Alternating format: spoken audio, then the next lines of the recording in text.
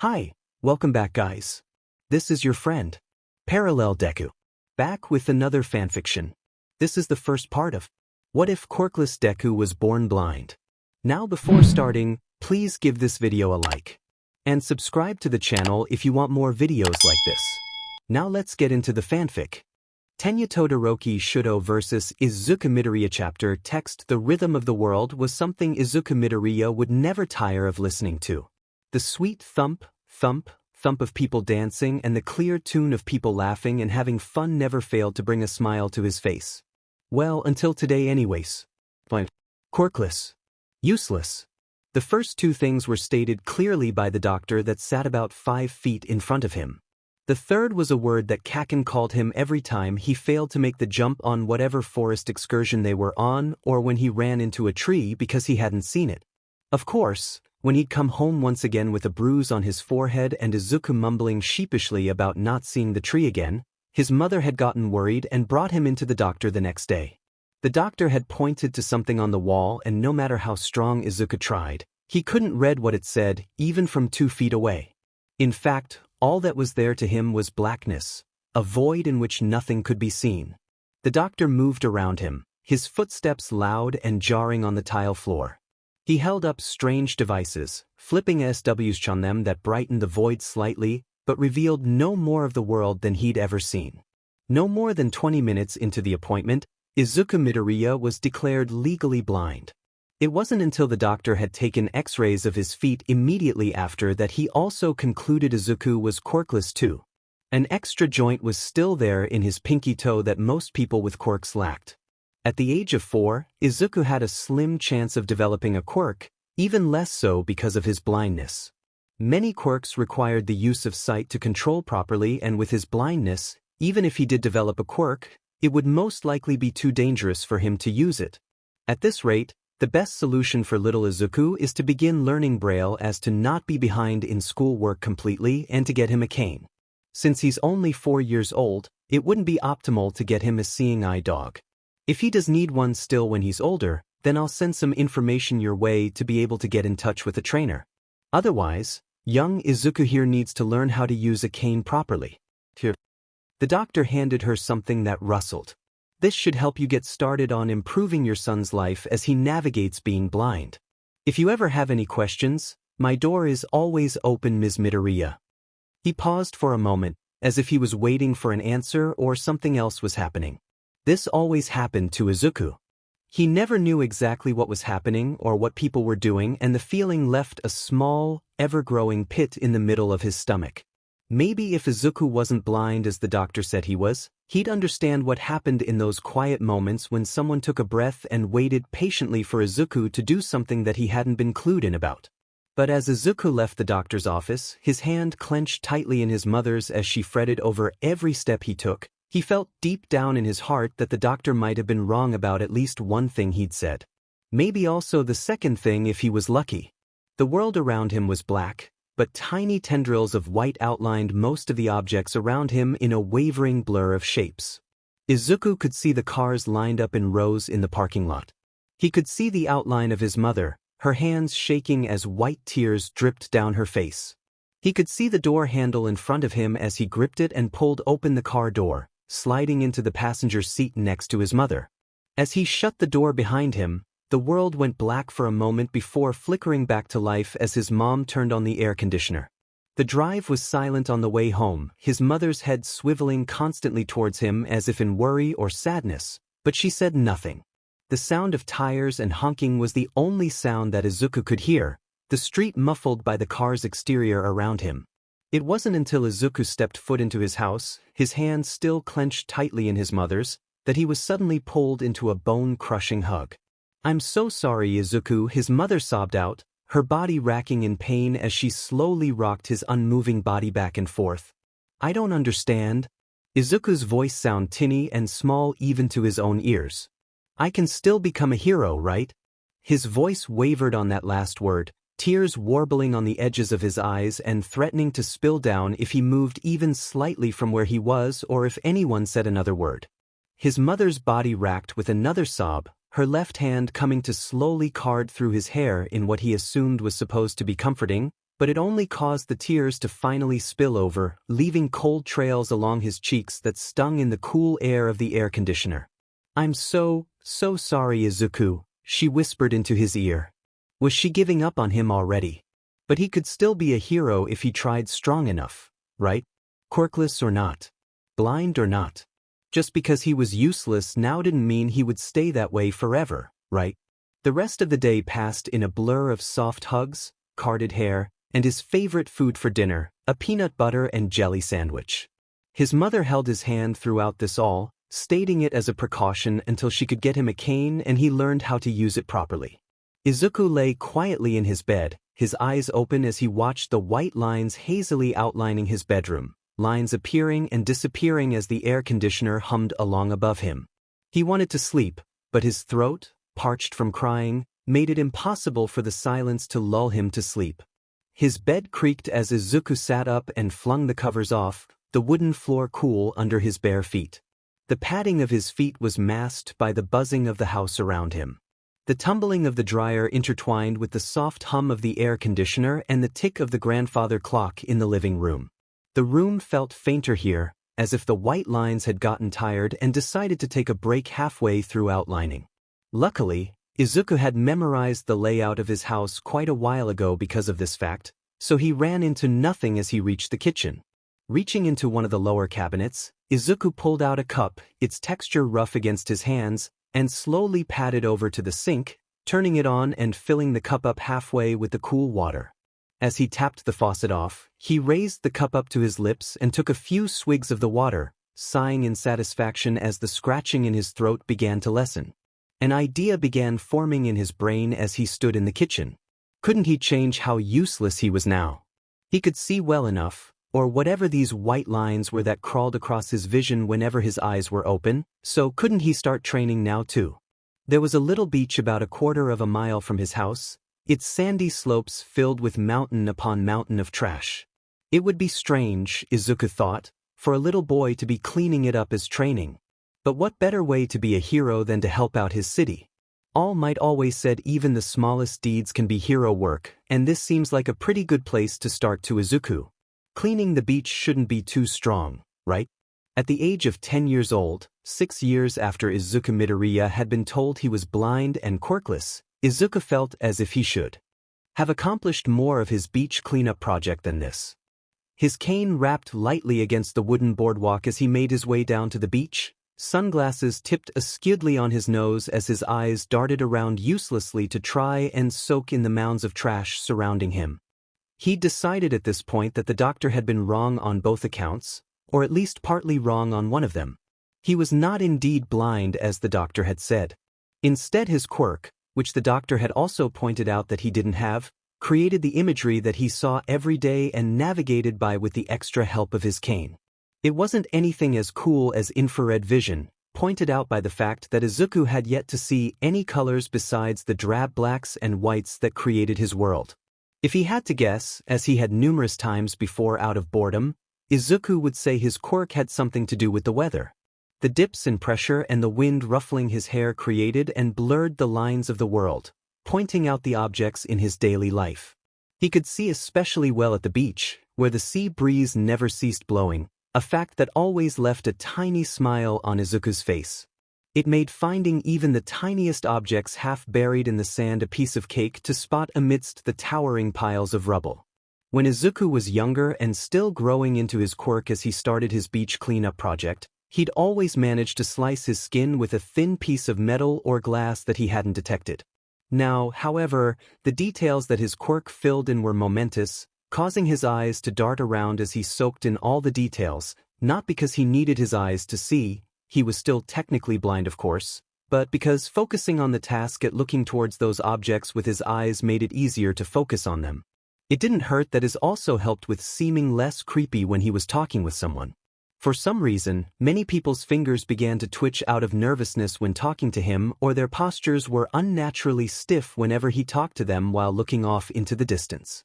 Izuku could just feel the pity rolling off of people like that in waves, and he hated it. Hated when someone's head tilted slightly in sympathy as soon as he told them he was blind. Hated the way their spines stiffened in surprise when he stated he was quirkless. Hated the way they always found a way to slink off after that, pace quickening once they assumed they were far enough away that Izuku wouldn't notice. But he always noticed. Every little detail of his black and white world was always noticed by him. How nobody believed him when he said he could see with his quirk, because who would believe a little 4-year-old that had just been told he was blind? How his mother's footsteps had become heavier with guilt for not noticing his predicament earlier. How his classmates jeered at him from afar. The only good thing that had come out of this was that Kacchan never tried to push him down anymore or leave him behind. In fact, Kacchan had become one of his closest friends after he came back to preschool with a cane in his right hand and his dark sunglasses perched precariously on his nose. While Kacchan didn't show it with his tone of voice or the words he said, Izuku could tell by his posture how protective he'd become of his Deku. His shoulders always stiffened when someone was near Izuku, and he'd always walk right in front of Izuku whenever they were in a new setting or one that Izuku didn't visit often. The insults were the same, and Kacchan's temper had only grown more explosive, but he knew that Kacchan didn't mean a word of what he said. Every snarky comment of Deku and useless left a smile on Izuku's face that only made the other boys stomp away in anger, muttering profusely about idiots that couldn't take an insult even if it slapped them in the face. Izuku folded up his cane and stored it in the backpack slung across his shoulders. He bent down to pick up the broken microwave below him, taking extra care of the warped metal on the sides that could slice his hand open if he wasn't careful. His mind always seemed to wander when he was trying to find a piece of trash he knew he could lift without trouble. Yet as soon as he spotted his target, a mind-numbing calmness stopped whatever tangent his brain had gone off to and instead focused his mind on the task at hand. Hugging the broken microwave as close to his chest as he dared to, Izuku slowly weaved his way through the trash piles, taking care to pay attention for any glass or metal hiding beneath the sand. Just because he wore thick-soled shoes as a precaution against that happening didn't mean it couldn't. He'd sliced the soles of his feet up enough times for that concept to stick in his brain. His eyes darted around as he walked the length of the boardwalk up to the dumpsters he'd convinced one of the garbage men in the city, Hoshino, to set up there just for him to use for cleanup. Apparently being a blind kid with an admirable goal had some perks when he needed something, with the bonus of minimal questions asked most of the time. With a grunt, Izuku heaved the microwave into the dumpster, the twisted hunk of metal crashing loudly into the rest of the trash already in there. Hopefully, Hoshino would have the time to swing by and empty the dumpster. The trash had almost reached the top of the 5-foot-tall container, and leaving the trash on the side was not something Izuku wanted to do. It just left more work for the garbage man that he'd get chewed out for later. Although Hoshino was never truly mad at Izuku for long. He was mostly just disgruntled by the prospect of the extra work of it. Izuku turned around, cane still in his backpack, and traveled back to the mountains of trash on the beach. With every piece of trash he carried over to the dumpster, his limbs became heavier and heavier until he finally called it quits when his stomach let out a loud gurgle of protest and his arms and legs screamed for a break. Reaching into his backpack, Izuku pulled out his cane, the snap of it straightening loud in the soft breeze, and slowly made his way down the boardwalk towards his house. The wind had quieted for the day, leaving him feeling more blind than usual. The occasional white blur of another person walking by startled Izuku and left him anxious to get home. It was at moments like these, when the outlines were gone or when he was sitting in a room with the air dead and unmoving, that he hated being blind. Sure, he wasn't really blind what with his quirk and all, but he really wished sometimes that he could see everything around him with his own eyes and not because of his quirk. Sometimes Izuku wished he'd been born quirkless, but that he could see. At least then he'd have a better chance of achieving his dreams. He'd always wanted to be a hero as long as he could remember. Ever since he'd listened to that first video with All Might. Although he wasn't sure what All Might looked like, listening to him proudly announce his presence in every video Izuku had played always left him feeling safe and content. His interviews were no different. His booming laughter and confident answers made it certain to Midoriya why he was considered the #1 hero. One day, Izuku wanted to be exactly like him. When Izuku got home, his mother was waiting at the door. "It's 5:30, Izuku," she scolded, pulling him into her arms once he got close enough. "You promised no later than 5. When you went to clean the beach." Just because I'm allowing you to do this even though you're technically not blind because of your quirk, it still worries me for you to be out this late. What if you don't sense another person sneaking up on you? What if you fall and are injured and I can't find you? It's a dangerous world out there, Izuku, and I'm scared for you. I know, Mom, he said softly. I'm sorry for making you worry. Next time, I'll make sure to bring my braille watch next time.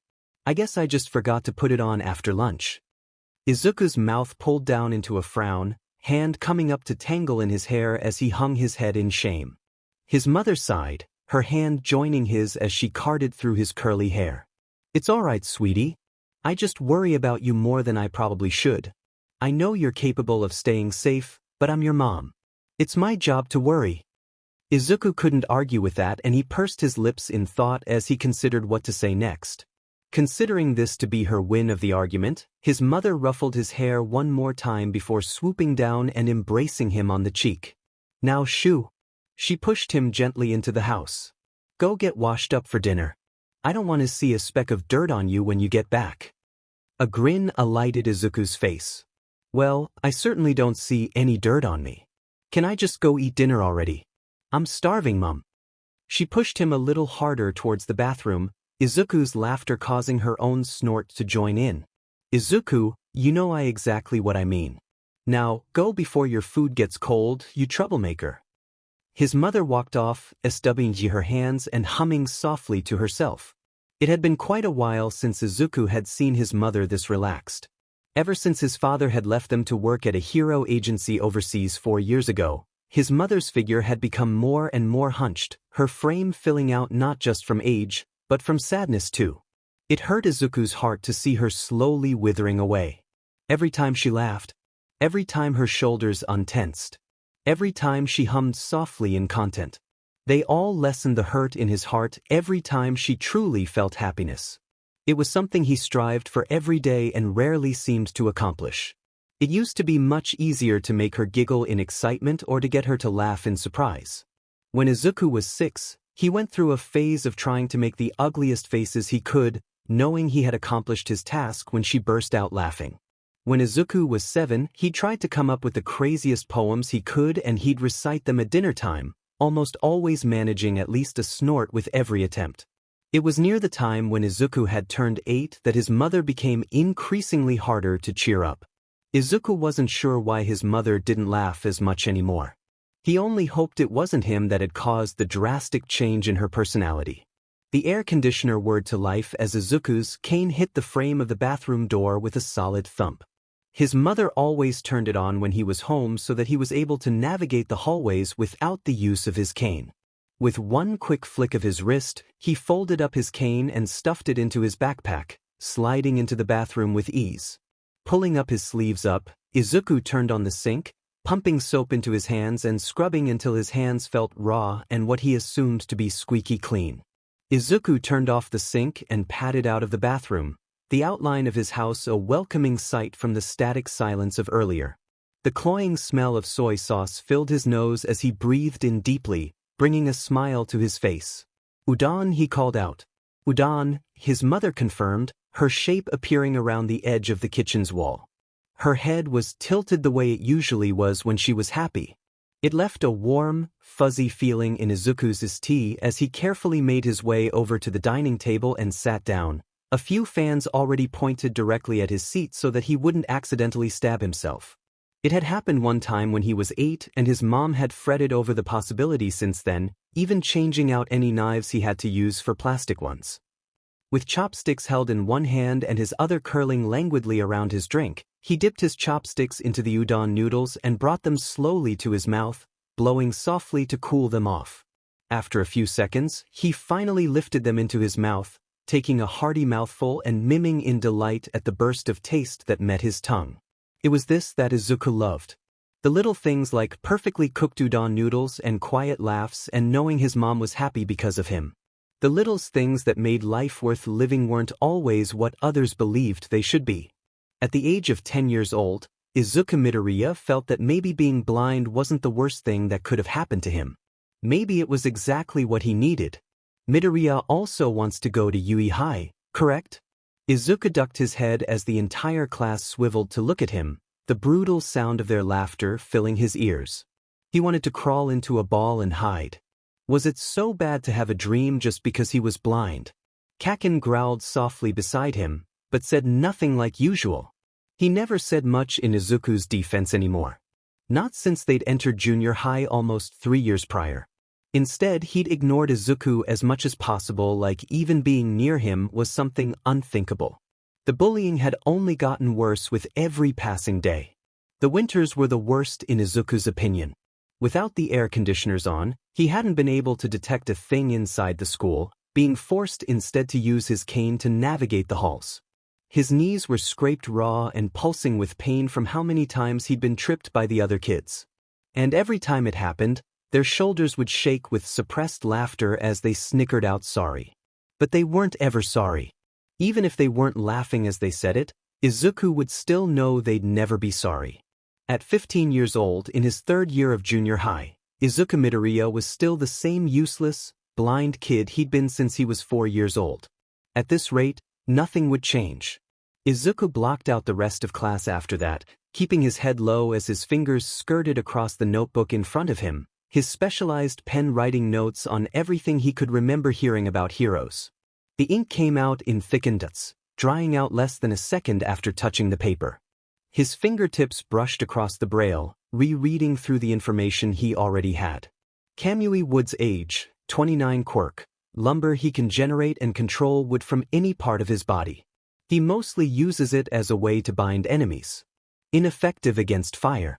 Recently found fighting an enlarging Quirk villain near Tatooine Station this morning.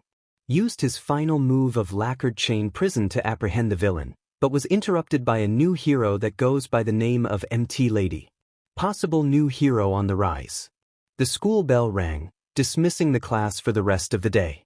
Izuku sighed, shoving his pen and notebook into the unzipped pocket of his backpack and unfolding his cane with a flick as he stood up. A white blur suddenly appeared in front of him, shoving him back into his seat. Wadash, you'll never become a hero, Deku. The rough voice of Bakugo Katsuki grated against Izuku's ears. He held Izuku down with one hand, the sound of popping. Sparks coming from the other. Just because you can see outlines, doesn't mean you aren't still blind. You're more likely to get killed than be helpful in the state you're in. I'm going to be the only person from this crappy place to get in, and I'll become the greatest hero too. You're lucky to have even known me at all. So don't even think about applying to UE, got it? With one final shove against Izuku's shoulder, Bakugo walked away, sparks now flying from both of his hands. Kacchan, Izuku had never seen his childhood friend act that way. After 3 years of silence, all he got was a big screw your dreams speech from Kacchan, and for what? So that he could feel better about himself. Izuku already knew that Kacchan had everything he'd always wanted. An amazing quirk. Eyes that actually worked. A place in this world. The air felt stale as Izuku walked out of the school and down the streets towards his house. His surroundings were pitch black, and it left Izuku with an anxious, squirming feeling in the pit of his stomach. The only sounds he could make out on the quiet streets was the tapping of his cane and the faint gurgling of the sewer system below. When could Izuku also hear the sewer system? You look like a kid nobody's going to miss. Izuku flailed his head around, hoping for a breeze, but seeing nothing but black still. The faint sound of something slithering up from the ground surrounded him, and the feeling in his gut tightened a little more. He held up his cane, swinging it around frantically. His backpack slipped off his shoulders, crumpling to the ground below. "Stay back," he squeaked out. "I'm armed, you know." The person chuckled and something wet trailed down his right cheek. Izuku swung his cane in that direction, but felt no resistance. His heartbeat sped up. Badump. Badump. Badum badum badum badum badum badum badum badum. Where was this person? "Don't worry. I'm just hijacking your body. Calm down. It'll only hurt for about 45 seconds, then it'll all be over." Something cold and slimy forced its way down Izuku's throat, and he immediately felt tears springing into his eyes. He couldn't breathe. He couldn't see. He couldn't speak. He couldn't do anything. Maybe Izuku couldn't become a hero. If he couldn't even save himself, then he really was a useless, sightless kid that was more of a nuisance than a hero. Izuku's hands scrambled against the sludge, filling his mouth to no avail. This was it, he realized with a shock. This was how he was going to die. Alone with no one but his mom to care that he was gone. If only he'd been able to see the villain and escaped earlier. If only he had a quirk that would help him fend this villain off. If only he wasn't useless. If only. If only. If only. The world went silent. When Izuku came to from a hand lightly tapping his cheek, his throat felt parched and wrecked, as if he'd just gotten a cold. "What's happening?" he croaked out. "Oh good," someone's voice boomed out. "Thought I'd lost you there for a second, kid." Eyes widening, Izuku bolted up, hands fumbling around for his cane as he recognized whose voice it was. Of course he'd meet All Might when he couldn't see a thing from his quirk, and he'd just become knocked unconscious by a villain. His hand finally connected with the head of the cane, and Izuku immediately scrambled up, leaning heavily onto the cane as the world stayed black. Where was the wind when you needed it? All Might, Izuku breathed out, head spinning around as he tried to listen to where the hero was. A booming laugh could be heard to his right, and he immediately swiveled around to the hero's general direction. It's an honor to meet you. Of course, kid. I'm glad I could save you in time too. Slippery villains like these are always the worst." All Might paused for a second, as if waiting for Izuku to do something. He nearly smacked himself in the forehead. Why hadn't he realized that he was blind? Izuku cleared his throat. His face felt bare without his sunglasses on, and he wondered when he'd dropped them. Was it before or after the sludge villain had almost killed him? "I'm sorry, but if you're expecting me to do something, I'm not entirely sure what it is, All Might. I'm blind." He waved his free hand in front of his face for emphasis. "So, yeah," Izuku wasn't sure what else to say to explain this. Thankfully, All Might seemed to know exactly what to do. "I'm sorry, my boy," he said sheepishly. "Here, I have your backpack and sunglasses in my hands." Izuku smiled gratefully, reaching out his hands and waiting for All Might to place said objects in them. Once he felt his backpack straps securely in his right hand, he swung it up onto his shoulders, taking his sunglasses next and perching them onto the tip of his nose. "Thank you. It's truly an honor to meet you, sir. I was wondering if you could, answer a question for me." A breeze blew by then, outlining All Might's form, and he nearly gasped in excitement and awe. The hero's figure was tall and large and foreboding, yet comforting at the same time. It was the body of a hero that people looked up to. It was the opposite of Midoriya's own stunted body. And it was crouching down as if he was ready to speed off, something splattering off the side of his lips in droplets that fell quickly to the ground. "I've got to go drop this villain off to the police. See you around, kid." This could be Izuku's only chance to know. He couldn't let this opportunity slip through his fingers. If he did, Izuku wasn't sure he'd ever get a second chance. Right before All Might leaped into the air, Izuku made a split-second decision that changed his life forever. He lunged for the man's hazy outline of a leg, clutching tightly as All Might took off into the sky. Wadash, the wind whipped through Izuku's curls, outlining the entire space around him in a blur of white that seemed to burst in the darkness. His eyes roved back and forth, the maximized sight too much for his mind. Even after Izuku squeezed his eyes shut, he could still sense everything around him. Why did he do this again? For answers, he told himself firmly. He needed to know, and this was the only way to do it. Otherwise, he was bound to stay useless forever. And that was something he truly didn't want to be. Of course, who in their right mind wanted to be useless or even called that? Kid. All Might's shocked voice shook Izuku from the trance-like state he'd been in. A rough hand started to shove him off from the hero's leg. Panicking, Izuku's grip tightened, a shocked mumbling bursting from his mouth. "If you push me off now, I'm going to fall to my death." The hand stopped in consideration before finally gripping onto his backpack firmly. Alright. "Let's set you down somewhere then." Another white streak flew from the corner of All Might's mouth. BLD, Izuku realized with dawning horror. Was this from the sludge villain or something else entirely? The world turned black for a moment as All Might touched down on the roof before flickering back to life again in tiny, white tendrils that flowed with the breeze, outlining the rooftop and the door that led down to the building below them. Realizing this might be the only chance he got, Izuku quickly spoke up before All Might could utter out a word. "I'm blind. All my life, the world has been black, save for the occasional white outlines created by my quirk. I can see the world, but only through the help of a stray breeze. Most of the time, I can't see anything and I have to navigate the world with a cane and hope I don't run into anything or anyone. All my life I've been told I'm useless. Without my sight and without a useful quirk, will I ever be able to become a great hero like you?" Izuku kept his head bowed low through this whole thing, eyes squeezed tightly shut in fear. Yet only silence greeted his little monologue. He looked up with a start only to find a different figure in front of him. "Where's All Might?" The figure sighed in a tone that sounded exactly like the other man's voice. "This couldn't be All Might, right?" Izuku Midoriya was left on the building's rooftop, tears threatening to spill from his eyes. He'd listened to the other's story, of a battle that had left the hero scarred and broken for life. His career had been broken. Broken, but not destroyed. Not destroyed like Izuku's dreams in that moment. All he could hear was that one destroying phrase over and over again in his head in a torturous loop. "Without your sight. No, I don't think you can become a hero. Sorry, kid." All Might had said sorry with so much pity and sympathy in his voice that Izuku wanted to scream. Or cry. Or maybe take a nap, he thought tiredly, his arms hanging limply at his sides. His cane lay forgotten on the ground in front of him. Maybe he should just go home, crawl into bed, and try to forget he'd ever dreamed of being a hero. Izuku stooped down and scooped up his cane with a sigh. It was time to go home and figure out what the heck he was supposed to do with his life now.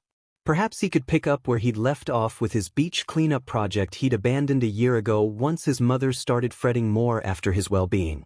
Yeah, that was a good start. Taking the stairs down slowly from the building, he finally reached the ground floor. The distant sound of explosions and screaming filled the air, causing Izuku's shoulders to tense. Another villain attack already. But that made 3 today. Izuku turned towards the sounds without a second thought, the wind finally picking up again in the early evening to help him navigate the increasing crowd of people. He stopped on the outskirts of the fight, dread filling his stomach as his quirk filled in the scene before him. A twisting mass wavered in the center of the scene, a hand that was certainly not the mass's own reaching out in panic from it. The tinny crack crack crack of explosions sprouted from the hand before blowing up into a massive burst that crashed into the buildings in front of the hand. There was only one person whose quirk sounded like that. "Kacchan!" Izuku screamed out, the panic scratching up his already raw throat. A circle appeared in the mass that Izuku was almost positive now was the sludge villain that had almost killed him earlier. Kacchan's head turned towards him, struggling against the tendrils of white that held him in the sludge. Izuku's eyes darted across the scene uselessly, searching for the heroes that would save his childhood friend.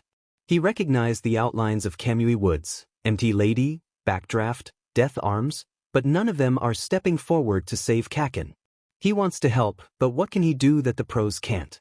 His feet seemed to think otherwise as they slowly moved forward, dodging through the crowd faster than his mind could think. Yet it seemed his quirk was keeping in time with his feet and maybe even a little more than that. A different color threaded through the white, the explosions from Kacchan's hands and dotting the irises of his eyes.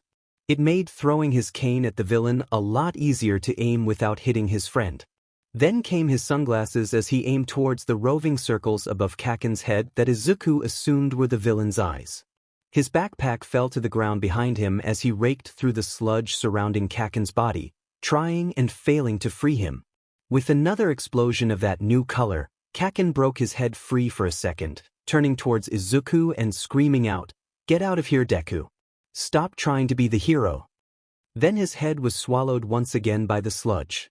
What happened next was a blur of white that filled up his vision and made it impossible to discern between the outlines of the scene. Something solid grabbed a hold of the scruff of his shirt as a powerful wind created a vortex that broke up the sludge until the pieces were only white stakes that confused his quirk and left him blind to whatever had just happened. After a few seconds, the wind died down and was replaced with rain that trailed from the sky in white blurs. Gazing up, Izuku followed the shape of the arm holding onto him tightly and connected it to All Might. He held onto Kacchan with his other hand, fingers tensed around the other boy's wrist.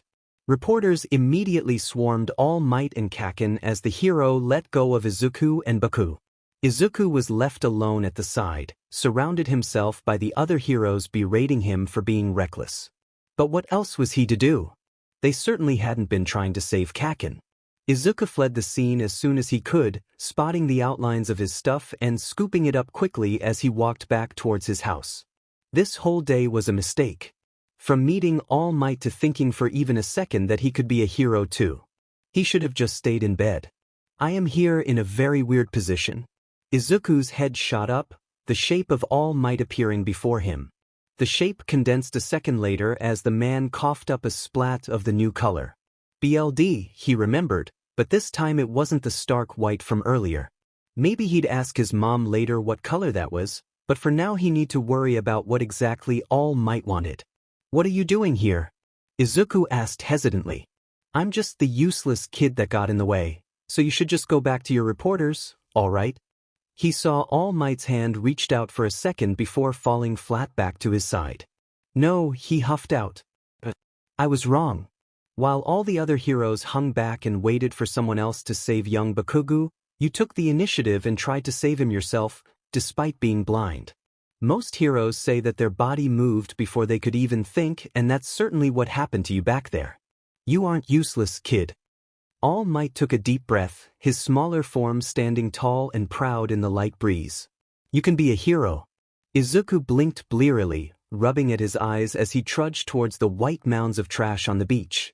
His cane was tucked carefully into his backpack, the natural sea breeze making it easy to sense his surroundings.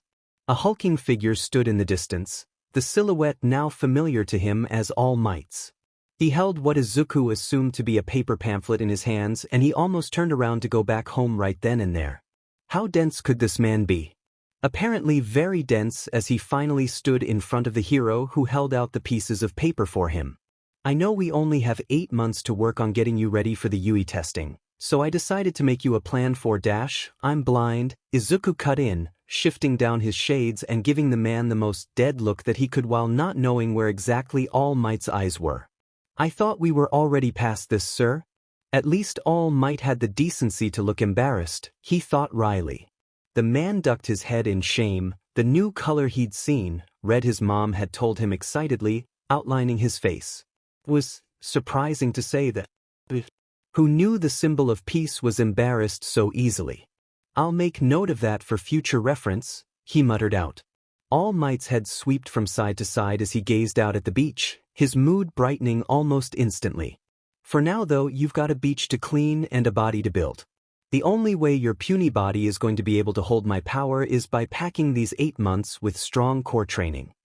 Izuku resisted the urge to roll his eyes, knowing the gesture would be lost on All Might from where they hid behind his glasses. Instead, he pursed his lips shut and listened to the rest of his speech, suppressing the urge to scoff at his words. What this man didn't know about him could fill up at least 2 books. Bending down, All Might loomed closer to him and placed a heavy hand on his shoulder. If I'm being honest, this is going to be super tough. Think you're up for the challenge? This time Izuku did scoff, dropping his backpack off his shoulders to the ground and flinging off the slightly large sweater he'd put on earlier to combat the cold morning. Although he couldn't see it, Izuku had a feeling that All Might had a flabbergasted look on his face as he stared at him. He felt his lips curling into a mischievous smirk as he stood there, his workout tank top tight against what was clearly a chiseled Z. His arms were just as muscular, if not more so than his E, and his legs were of the same hardened mass. Overall, puny didn't quite describe what Izuku looked like one bit. If I'm going to be honest, sir, Izuku chuckled out. I've been cleaning this beach up slowly since I was 5 years old, and all that's left is what my mom wouldn't let me clean up from a year ago. It turns out that being a blind kid leaves a lot of extra time to work out without being disturbed by anyone else. All Might's head tilted to the side in question. Why would a young kid like you want to work out when you could be doing a number of things that are more fun? I've always wanted to be a hero. Izuku said this simply, as if no other dream existed for his future. And it was true. He'd never once thought that he would be anything else, and now that his dreams had even a smidgen of a chance to come true, Izuku couldn't have been happier if he tried. All Might cleared his throat, hands resting lightly on his hips as his face turned towards Izuku and his posture changed into something resembling confidence. And that is what we will make you. With how your body is right now, I believe that cleaning up the rest of this beach will take only 3 of the 8 months we have until the entrance exams. Now, I hadn't planned to do this, but I think you'll be ready to take on my quirk by then and we can work on adjusting the quirk to your body with minimal damage to it in time for the exams. I believe in you, young Midoriya. And that was that. For the next 3 months, Izuku cleaned up the rest of the beach.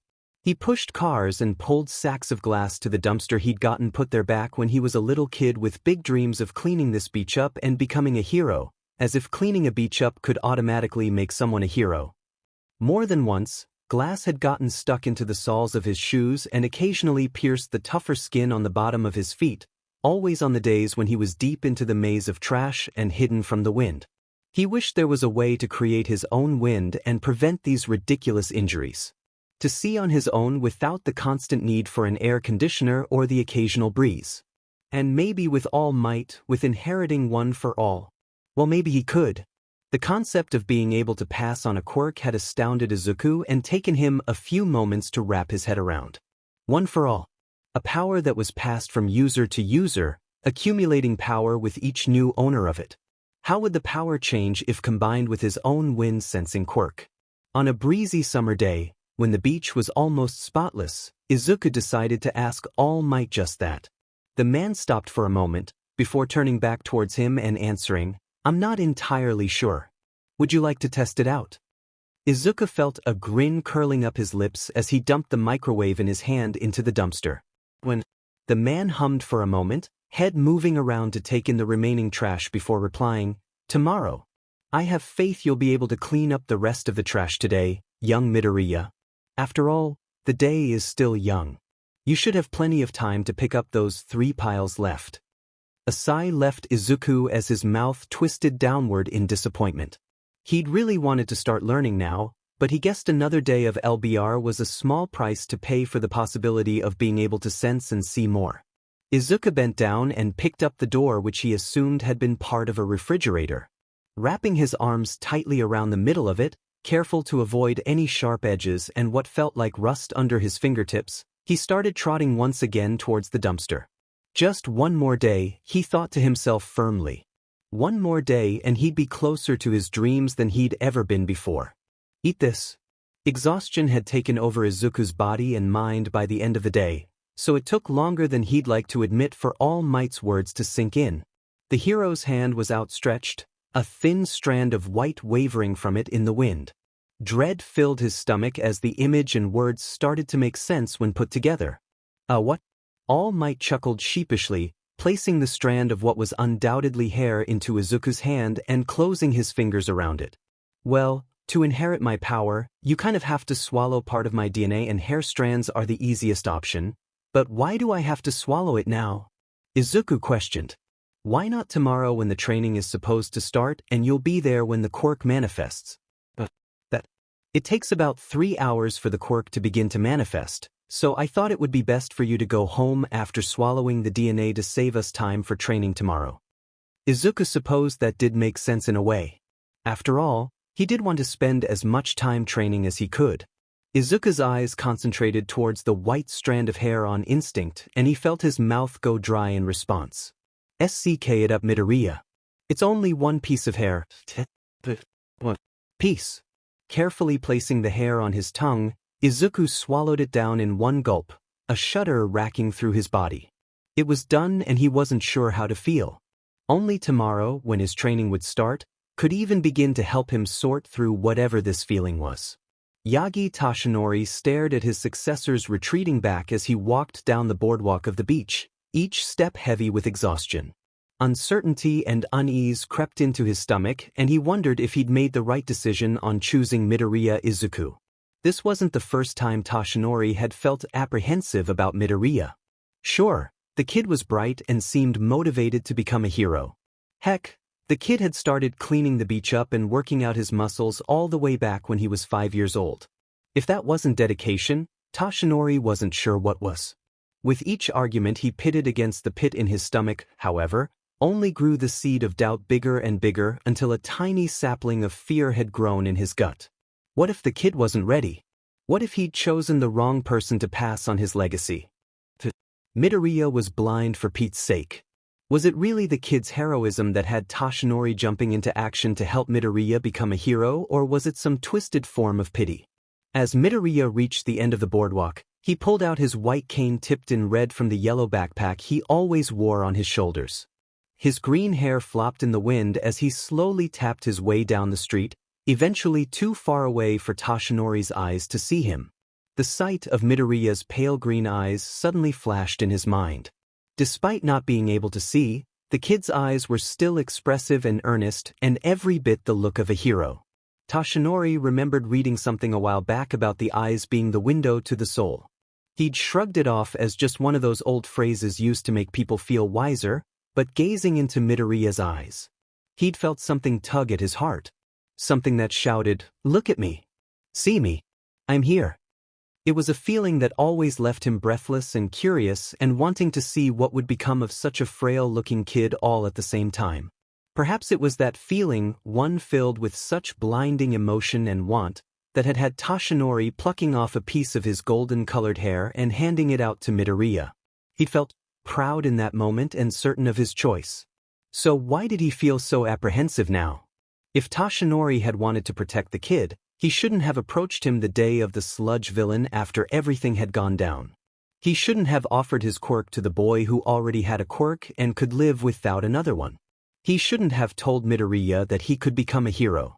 If there was one promise Toshinori had promised to keep to himself though, it was that he wouldn't lie to those who needed the truth. And Midoriya Izuku, a blind 15-year-old kid who showed more courage and bravery than many of the pro-heroes he knew, had needed to hear that truth. Had needed to hear that he wasn't some useless kid that would amount to nothing.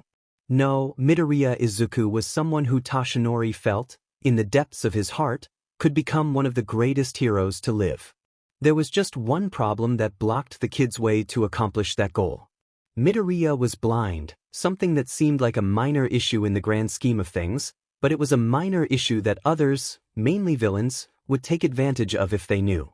The kid was pretty good at acting like he wasn't blind, something Toshinori found quite impressive, but there were still moments that it seemed painfully obvious Midoriya couldn't see what was happening. Whenever someone smiled at him or held something out for him to take when it wasn't windy, the boy always stood there patiently with this confused look on his face as if he couldn't fathom what was happening. Hopefully, Toshinori could also work through this problem in some way so that the kid fit in perfectly with the rest of the class and no one found anything amiss. Yes, his first order of business would be to work with Midoriya on how to act normal, while simultaneously teaching the kid how to harness one for all. Toshinori couldn't let him go all out for his first use of the power either. What would the healers at the hospital think if they saw such an injury? He shuddered to even think about how much they'd chew him out for recklessness, especially if it was Recovery Girl who attended to his wounds. No, he'd have to slowly ease Midoriya into this new power. Hopefully the combination of him already having a quirk and his built-up muscle will help to hone his new quirk. If it didn't, well, Toshinori would deal with that if it came to that. Toshinori let out a yawn, smoke surrounding him in wisps as his form decompressed into what he considered his weak civilian form. He needed to get home and rest. Tomorrow was going to be quite the big day after all. Izuku woke up feeling strange. Not the sort of foreboding strange that he always felt creeping up his spine when the wind died down or he was indoors, but the kind where he knew something was different and couldn't put a finger on what exactly it was. The house was silent at 6 o'clock in the morning as Izuku made his way on his room, hastily pulling on his clothes to get to the beach as soon as possible. It wasn't until he was sitting on his bed, cramming his feet into his red outlined shoes, that something dawned on him. He couldn't hear the telltale whirring of the air conditioner or the faint swishing of the fan overhead on his ceiling. The air was completely dead, but his vision certainly wasn't. In fact, it felt more heightened than ever before. Every single twitch of his fingers, every single exhale of his breath left a tiny trail of outlined objects near him. As Izuku stood up from his bed, he felt a faint wave of air push off of himself, creating a pathway to the closed door in front of him. This new way of seeing was exhilarating and overwhelming at the same time. Tiny specks of white dotted the air the way people described stars and the constellations in the sky. It was a sight he'd never seen, yet he knew it must look something like this. Appealing and hanging perfectly in the still air. As Izuku moved through the hallway as quietly as he could in an attempt to not wake up his mother, the particles of white moved around him to give him space. He giggled at the sight. Later he'd ask All Might what these white specks were, but for now Izuku was content to watch them without knowing what they were or why they were here. Once Izuku was outside, the white specks vanished, leaving a street full of tumbling trash and fluffy white outlines hanging above him that were definitely new. Maybe they were those things called clouds that Kacchan used to point out when they were kids, back when Izuku wasn't sure what his childhood friend had been talking about, nodding along to it all the same without even thinking about questioning Kacchan. So many new things filled his senses that Izuku stopped for a moment, crouching down right in front of his house and just breathing deeply. Izuku paused as his quirk filled in the outline of All Might jogging towards him in his condensed form. What are you doing here? He called out once the hero was close enough to hear him easily. I thought it would be best to show up at your house. Since you're technically not allowed to use your quirk out in public, I decided it might be best to take you somewhere a bit more private than the beach. It would be a shame if your career ended before it could start due to my own carelessness. All Might let out a low chuckle. I also wasn't sure what state you'd be in with your quirk combining with One for All, so I thought it might be best to meet up here in case there's any trouble. The man's head bobbed up and down as if he was taking in the scene in front of him. The sight must have troubled him as he muttered out a quick, "Good thing I did show up," and clasped his hand onto Izuku's shoulder. "Let's go, young Midoriya. You can tell me what's troubling you along the way. Time is of the essence." Izuku's eyes darted around. He needed to break this useless habit soon, and, finding nothing amiss, he stood up to join All Might, the other's hand still latched firmly onto his shoulder. It was almost like a comfort with the warmth that seeped through his sweater from that small point of contact. It grounded Izuku in the turmoil of the world around him that had sprouted up overnight. "What's wrong?" All Might asked quietly. Izuku hesitated at that. How did he describe this new feeling of excitement and pain rolled into one? "The world's different," he began slowly. "It's different and more and overwhelming." He paused for a second to gulp down the extra saliva that had filled his mouth in his nervousness. "I don't know what to look at or where to direct my attention to or even what half of what I'm seeing is. Every time I move, a thin wave of air exudes from my body and I see things that would normally take an air conditioner or strong wind to see, but only take a second now. And the puffs in the sky. I think they're clouds. I've never seen them before, but now that my quirk's been combined with One for All, it's like I'm seeing a whole new layer to the world that I've never been able to sense before. How do you survive? Seeing all these different parts of the world and focusing on just one thing at a time. It feels impossible." Frustration had crept into Izuku's voice as he spoke.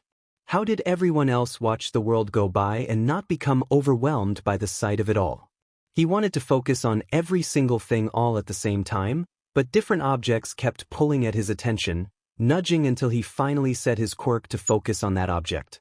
His attention kept jumping and jumping and jumping until his head was spinning and he just had to focus on taking one step after another without running into anything or anyone. It had been so easy to focus on the bigger picture his quirk showed him before, so why was now so different? "I have a friend whose quirk used to overwhelm her." Izuku started at the sound of All Might's voice and how soft it sounded. "You see, she has an information quirk that constantly floods her with facts about the world around her and she used to become overwhelmed to the point that she couldn't move for a while. Eventually she started to realize that she shouldn't try to focus on one thing at a time and bounce from fact to fact, but instead to just let it wash over her and to accept every piece of information as equally important. She built a world of information around her until everything fell into place with her quirk, and she no longer felt overwhelmed with all the new information flooding into her mind." All Might turned his head toward Izuku. "Do you think that you can try to do that too? Accept all the information as one and see the bigger picture as just one big puzzle to put together?" Izuku took a deep breath, then let the information his quirk was flooding him with just wash over him until he felt like he was drowning. Except he wasn't. The white and red lines felt crisp and steady in the light breeze of the morning. The clouds flew by overhead in a slow, steady pace as early joggers passed by them without a second turn of the head towards them. Birds swooped between the houses and settled on the telephone wires above, ruffling their feathers calmly in the quiet street. He knew he should feel overwhelmed. He knew that he'd never sensed this many objects at one time or that far away without obtaining a pounding headache for his efforts. Yet he felt none of those things. Izuku felt calm as he watched everything around him. He acknowledged his surroundings. He saw every little thing around him with a reverence of awe. Izuku Midoriya saw the world more than he ever had before in his entire 15 years of living, and he didn't panic. His eyes didn't dart out wildly towards every object, and everything felt okay. "Thank you," Izuku whispered out. He felt All Might's hand, still on his shoulder, squeeze softly in response. It was nothing. No, Izuku wanted to shout out. It wasn't nothing. None of what All Might had done for him was nothing. It was everything in Izuku's eyes. But Izuku's tongue knotted up and his jaw locked up tight, so he said nothing, staring ahead of him at nothing as they walked side by side down the street. One day, he told himself firmly. One day he'd tell All Might just how much he'd done for Izuku, but today was not that day. Today, he took one more step closer to becoming a hero. Yui High School was a large, formidable-looking building with its high gated entrance and facilities that Izuku could sense went on for quite a few miles. The wind weaved through the students as they made their way through the front gates and towards the entrance exams. Izuku was glad that the weather had decided to comply today. While All Might had been working with him for the past 5 months on his new combined quirk, sometimes it was strong to keep focused when the air was idle and lazy. The swift breeze seemed to concentrate his mind on what to focus on, and his eyes idly followed along in an attempt to look like he was actually able to see. Now, that had been a huge problem in and of itself, Izuku thought wryly. Faking sight was a skill he'd never managed to acquire as a child, too busy with cleaning up the beach and learning Braille to do anything else. All Might had suggested they start training him to fake sight as a precaution against those who might try to use it against him. After mulling it over for a few seconds, Izuku had agreed. It wasn't a useless skill after all. So had begun the 5 months of intense quirk training, now including human gestures and tone inflections. Izuku had run into the problem of determining expressions and mood even after being 2 months into the lesson, so All Might had brought in one of his detective friends to help out. Mr. Tsukachi, or the lie detector as he was better known as, taught Izuku to listen intently for the slight inflections in another's tone to determine their mood and how to read body language with the outlined forms that Izuku could see. It was exhausting work, paying even more attention to the littlest details, but he'd finally mastered the basics the day before. And none too soon too, he thought, as someone bumped into him and began to apologize profusely without stop. In most cases, Izuku would have let them go on as he shuffled on his feet nervously, but with his new skill drilled into him, Izuku had a faint idea of what to do. "It's fine," he cut in bluntly, flashing the person a tiny smile. "No harm done ya." The other person let out an audible sigh of relief, their long hair wavering slightly from the puff of air. "As long as you're sure." Their voice was raspy and scratched like an old record, but still held a feminine air to it. The girl held out her hand to Izuku, and it took him a moment to focus in on exactly where it was and firmly grip it with his own. "I'm Freya Stellar. It's nice to meet you." Izuku widened his smile in what he hoped was an appropriate response. "I'm Midoriya Izuku. It's nice to meet you too. Out of curiosity, are you from a different country? Forgive me if I'm wrong, but your accent sounds a bit different." Freya laughed. "If my blonde hair and tallness wasn't enough, of course my accent would tip it off," she giggled out. "My brother and I are from the United States. Our mom went here back in her day and she wanted us to at least apply to you. I'm trying for the heroics course and my brother is trying for the support department. How about you?" Her head tilted slightly in what Izuku acknowledged as a questioning manner. "I'm trying for the heroics department as well, although I don't know if I'll make it with my quirk, After a moment of silence, he realized she was waiting for him to explain what he meant. Oh, well, my quirk is that I can generate air when I move around and sense objects around me with it, so no one can usually sneak up on me from behind. But I'm not sure if I'm strong enough. Oh, she sighed out. I totally understand how you feel. My quirk is called poison control, but it's really the opposite sometimes. It's why I have to wear this mask actually. She wrapped her hand against the front of her face and the sound of metal rang back, surprising Izuku. He hadn't noticed the metal wrapped around the lower half of her face. Well, it's actually a filter, if we're going to be technical. My body naturally pulls off an extra non-metal molecule off of the product compound of whatever gas I'm breathing, so instead of carbon dioxide, I breathe out carbon monoxide. It caused quite a few problems when I was younger. She took a deep breath. I guess I'm rambling a bit, but what I'm trying to say is it's not always your quirk that's going to define whether or not you're strong. Freya. A tall boy with close-cropped hair slowly sidled up to Freya, slinging an arm over her shoulder. The practical exams are about to start.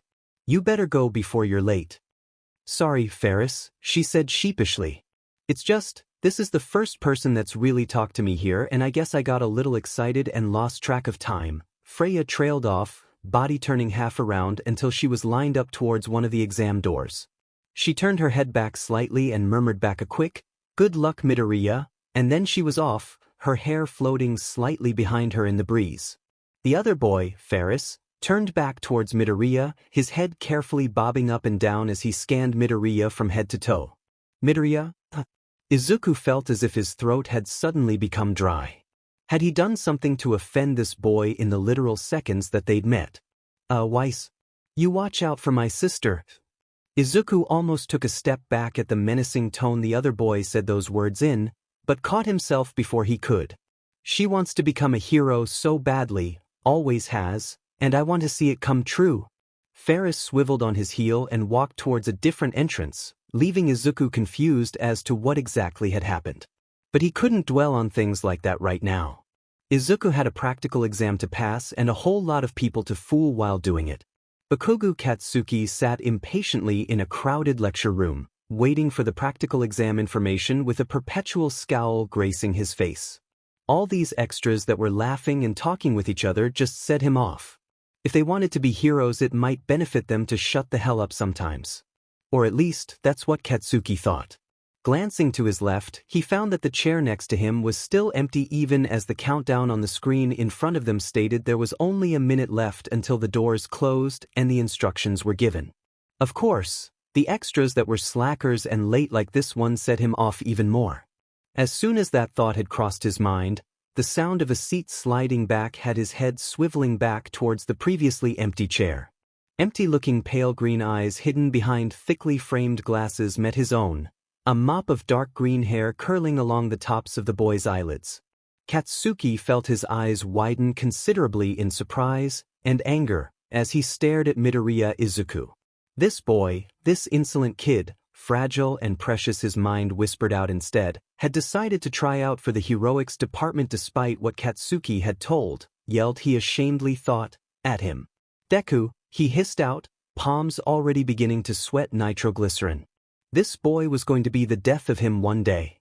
Me, Deku calmly replied back, a vague smile creeping onto his face. Katsuki narrowed his eyes at the messy-haired teen. Where had this sass even come from? The boy he'd known when they were younger had been meek and shy. But this person to his left was a complete stranger. He wasn't even sure when Deku had switched from his traditional sunglasses to regular glasses.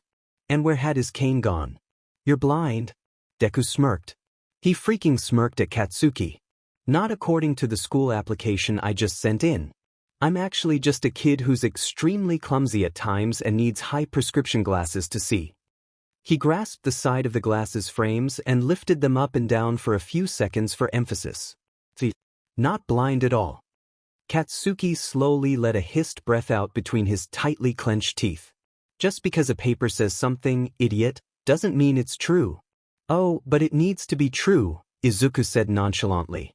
They'd never let a blind kid take this exam, But he paused for a second, his pale green eyes locking unnervingly onto Katsuki's red eyes. How the heck was he even doing that? This kid was blind for Pete's sake. Becoming a hero is my dream, Kacchan. Do you really want to destroy that? And the immediate answer was no. Katsuki had never wanted to destroy his dreams or even harm them in any way. He just didn't want his childhood friend to get hurt because of this. Why shouldn't he stop Deku, Izuku, his mind rebelliously whispered, from getting into harm's way? There were no possible outcomes that Katsuki could see where Deku wasn't hurt as a hero. Of course, his mind would argue back, he would also most likely get injured as a hero too, so what was the difference? Deku was blind and Katsuki wasn't. That was the difference and something he always failed to remind himself of. And yet, Deku could see, couldn't he? With that quirk of his, the wind was his guide and could help him sense if anything was coming towards him, no matter the direction. Perhaps he wasn't as weak as Katsuki saw him in his mind's eye. Perhaps, just once, he'd been wrong about Deku not being able to become a hero. Of course, Katsuki would never admit that aloud in a million years. Instead, he let out a small grunt and turned his head to face forward once more as the lights dimmed and the timer went off on the screen in front of them. The sound of people talking slowly pattered off until the only sound left was the occasional shuffling of seats as people tried to get more comfortable. Promise not to say anything about my, impairment. When Katsuki didn't respond after a few seconds, Deku let out a sigh of relief as he took the silence as agreement. It was, but he'd never confirm it. Thanks, Kacchan. I knew I could count on you just like old times. Katsuki peered at Deku out of the corner of his eye, spotting the genuine smile that was now on the other boy's face. All the other smiles had been fake so far. Or, at least not heartfelt like this one was. He felt something akin to happiness beginning to blossom up inside him at that fact, but quickly squashed it down so he could focus on the man standing on the stage. Welcome to today's live performance. A pro hero, Present Mike, screamed out. How's everyone doing today? He flung his fingers out at the audience as if waiting for a response, but the room stayed deathly silent. Present Mike cleared his throat, unfazed by the lack of response. Well, my examinee listeners, I'm here to present the guidelines of your practical. Ready? Yeah. Katsuki swore he could hear crickets chirping in the background. Alright. This is how the test is gonna go down, my listeners. You'll be experiencing 10-minute-long mock battles in a cityscape against. Present Mike paused dramatically for a second, thumping his hands against his legs in lieu of a drumroll. Robots? Robots? Katsuki questioned. How much money does that even cost? The heck? Deku had decidedly ignored his little outburst, much to Katsuki's chagrin. Present Mike continued in the same overly exuberant tone. Bring along whatever your little hero heart's longing. After this little presentation, you'll each head to your assigned testing location. Let's get right into this. Katsuki tuned out the rest of his speech after the first few sentences. Blah blah blah robots. Blah blah blah points. 3-pointers are worth more than a measly free throw in basketball after all. Why would robots with giant numbers on them prove to work any differently? Soon enough, the examinees were sent out in buses to their testing sites. Deku, fortunately for the kid, and unfortunately in Katsuki's opinion, was at a different testing site than his. After a brief goodbye, they parted ways onto the separate buses, a nervous yet confident look on Deku's face. Perhaps Katsuki wouldn't have to worry so much about him. Deku seemed to have something up his sleeve and he had a feeling the other boy would be just fine. He had to believe that. After all, Katsuki had his own mock exam to destroy. Burning up robots seemed like a better alternative to destroying his friend's dreams anyways. Izuku's hands itched to hold onto his cane as he stood before the massive cityscape, but that had been tucked carefully in the backpack he'd accidentally left at home. He felt unstable without the reassuring weight of his cane in his hands, but it wasn't a feeling easily rectified in this situation. The wavering outlines of the other examinees surrounded him, making him feel even queasier with the thought of what he had to do. He was going to have to fight giant robots, giant flipping robots, and he was competing against all these other teens who probably had much more useful quirks than his. Sure, Izuku had one for all combined with his own airy eyes quirk, but the power of it had yet to show itself to Izuku, much to his annoyance and despite his efforts to try and summon it. All Might had told him not to be worried about it, that it was because one for all had combined with his own quirk so completely that it would take a lot of dedication and training before the full strength of it manifested. For now, he'd told Izuku that being able to create the semi-powerful whirlwinds from his arms would help him through the exam and that they'd have enough time after Izuku got into UE to work on improving his combined quirk. Izuku just hoped the whirlwind blast was strong enough to break through metal. Taking a deep breath, Izuku scanned the crowd slowly, letting his gaze focus what he sensed. Many of the people had extended parts to their body as an account to the mutantness of their quirks. There was also quite a lot of people trying to calm down and focus like he was, but those people kept their heads bowed and hands held up above their head as if to pray to one of the gods for help. They wouldn't come, Izuku thought wryly. They never did for him, so why would they come for someone now? A large buzzer sounded over what Izuku assumed were speakers above the cityscape. Go, go, go examinees. In a real battle, there is no countdown to a battle. You have 10 minutes to collect as many points as possible. Good luck. And that was that. The examinees looked at each other for a second before rushing forward in a frenzy. Izuku was left to the back of the pack, which was fine by him. With this quirk, it would be much easier to hunt the robots down, and a few seconds wasn't going to change that fact. As soon as he stepped inside the cityscape, the wind pressure seemed to increase tenfold.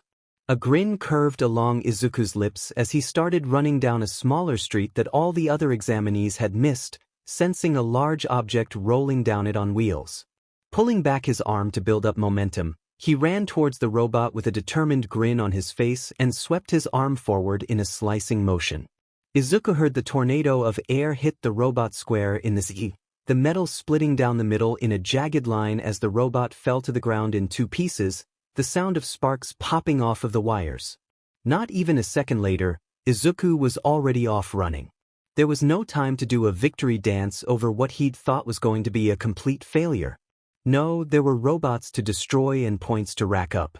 Izuku could distantly sense the wheels and outlines of more robots, so that's where his body took him. Later, Izuku wouldn't recall how many robots his tiny whirlwinds had smashed through nor the satisfying crunch the metal would make as it twisted and fell against the ground. He would recall the deep boom of another robot down the main plaza of the cityscape instead, its giant wheels flinging rocks and debris into the path of the fleeing teenagers. It was the zero-pointer present Mike had told them to avoid and ignore. Izuku was about to do just that, but a cry for help pierced through the foggy panic in his head. He immediately sent a light wave of wind towards the area he'd heard the sound come from, freezing at the sight his quirk unfolded for him. A girl was trapped under one of the earlier destroyed and discarded robot parts. Her right leg melded snugly into the outline of the robot. She cried and cried out for help, but all the other examinees fled the scene, either to escape the robot or to rack up more points or because of both of those options. A sick, twisted feeling curdled inside his stomach. How could all those people hear her asking them for help and do nothing about it? Izuku wasn't sure about them, but the thought of leaving someone who was in danger to deal with it alone seemed rude and unforgiving to him. Without a second thought, his legs began to move on their own towards the larger-than-life robot and the girl about to be crushed below it. As he reached the hunk of metal where the girl was, he pulled back two of his fingers to his left shoulder and aimed the wall of air at the bottom of the metal in an attempt to cut off just the part where the girl's leg was trapped under, angling it just so in an attempt to not collapse the robot onto her more. Releasing his wall of air in a swift downward motion, he sensed the metal cutting cleanly through into a smaller, more manageable piece. He quickly hauled it off of her and held out his hand to help her up. Izuku could practically feel the smile tugging on her face as she quipped out a quick, thanks, and then ran away from the giant robot, her hands still enclosed in his for a second before pulling away as she ran off. The speakers came to life with a crackle. Time's up examinees. Head to the main gate you first arrived in as soon as you can. His heart seized at that. He'd been so preoccupied saving that girl that he'd forgotten all about how much time was left. Izuku could only hope he'd gotten enough points to pass the exam. If only he could seen the numbers on the sides of the robots and been able to count it up in his head, just as a precaution. But there was a problem he'd forgotten to take into account. Izuku couldn't see or read, so how was he going to take the written portion of the exam? As Midoriya Izuku got off the bus back from the practical exams, his shattered glasses held loosely in his left hand, he made sure to stumble a bit and keep a sheepish look on his face as an examiner overseeing the transition to the written exams came. Walking over. "Are you okay?" they asked, concern leaking into their voices. Izuku forced out a nervous laugh. "I sorta broke my glasses during the practical exam and my vision is super bad, so I'm not exactly sure how I'm supposed to take the written portion of the exam. Was it convincing enough? Did he seem like a trustworthy enough kid to believe this hastily put-together story?" The person nodded in response. "That would pose a slight problem. I suppose that you could take the exam verbally in a separate room." Their voice trailed off uncertainty. Izuku mentally let out a sigh of relief. "That would be perfect, thank you. Follow me then." And so he did, hand fumbling onto the edges of their jacket and holding on tightly as he followed them into the building. Their footsteps echoed with every step they took down the ginormous halls until the examiners stopped in front of an open classroom, empty except for some desks and another person standing with a bored posture at the front of the room. The examiner left him at the door with a quiet, "Good luck?" The person's head flicked up as Izuku walked into the room. "So," the man drawled. Or Izuku assumed it was a man from the deeper voice anyways. "Why are you in need of a verbal examination?" Izuku held up his glasses in response, hoping that would be sufficient enough as an answer. The person just sighed in response. "And what is your quirk?" Hesitating for a second, Izuku pondered this question. In the official quirk registry, he'd dubbed the name of his quirk Airy Eyes, but it had become so much more with the combination of one for all. He couldn't keep the man waiting for long though, so he decided to just forego fanciness and try his best to describe his quirk. "I can generate strong air currents when moving my limbs and am also able to sense any object around me for a considerable radius from the wind. It also works to sense objects in just regular wind too, or an air conditioner's current." "Does it also sense words on flat surfaces?" he inquired. If only, Izuku thought wistfully. Instead he responded with a curt, "No, it only senses the outlines of objects." "Name?" "Midoriya Izuku." The man's head nodded once before he gestured to one of the desks in front of him. "Sit down so we can begin." Izuku scrambled to comply, carefully placing the crushed glasses on the desk in front of him. "The test is 112 questions. All of your answers will be verbal and recorded for future grading. If the answer is multiple choice, please state both the letter of the choice and the actual choice itself for clarification. If you would like to skip the question and go back to it after I ask all other questions, please say skip and I will skip it and go back to read that question after all other questions have been read through. You will have 3 hours to complete the verbal version of the entrance exam once I say start. Do you have any questions?" Izuku slowly breathed in, then out. No. He could do this. He could do this. He could do this. He could do this. He could do this. He could do this. He could start. Aizawa Shoyuda wasn't sure how exactly he'd gotten stuck with being a verbal testing examiner. With school starting in 3 weeks and his workload piling up over the summer until even staying awake for 3 hours on a free day had been a struggle for him, he wasn't sure if it was to bring the most likely to fall asleep candidate to read a test for 3 freaking hours. Of course, he had a feeling on who it was that recommended him. Hizashi, or more properly known as Present Mic by the public, always seemed to drag Shoyuda into the worst situations possible with a smug grin on his face and the loudest laughter he'd ever heard before from anyone. If Hizashi was seen anywhere in public, Aizawa could usually be found nearby in his yellow sleeping bag, dark circles ever prominent under his eyes. So Shoyuda stood there at the front of his empty classroom in the off possibility that a student couldn't take the written version of the exam, whether this be from an injury or their quirk prevented it. He'd almost just left after standing there with no students showing up for 30 minutes, for he wasn't a very patient person, but some gut feeling told him to wait a few minutes longer and so he did. It had never failed him before and had kept him safe many a times in the field, so why should he ignore it now? Footsteps echoed softly in the hallway after a minute or so of waiting. Shoyuda immediately stood up from where he'd sat down on the teacher's desk, attention focused raptly on the small boy with curly green hair who had walked into the room. The examiner that had brought the boy gave Shoyuda a little wave and then was off once again to oversee some other aspect of the exams. Slowly taking in the appearance of the boy, he felt underwhelmed by the image that looked back at him. With pale green eyes and freckles dotting all along his body combined with his short height and faded clothes, Shoyuda knew he looked twice at this boy if they had passed each other out in public. Perhaps that was why he peered closer at this unassuming teenage boy who, upon closer inspection, shared many of the traits that Aizawa himself had.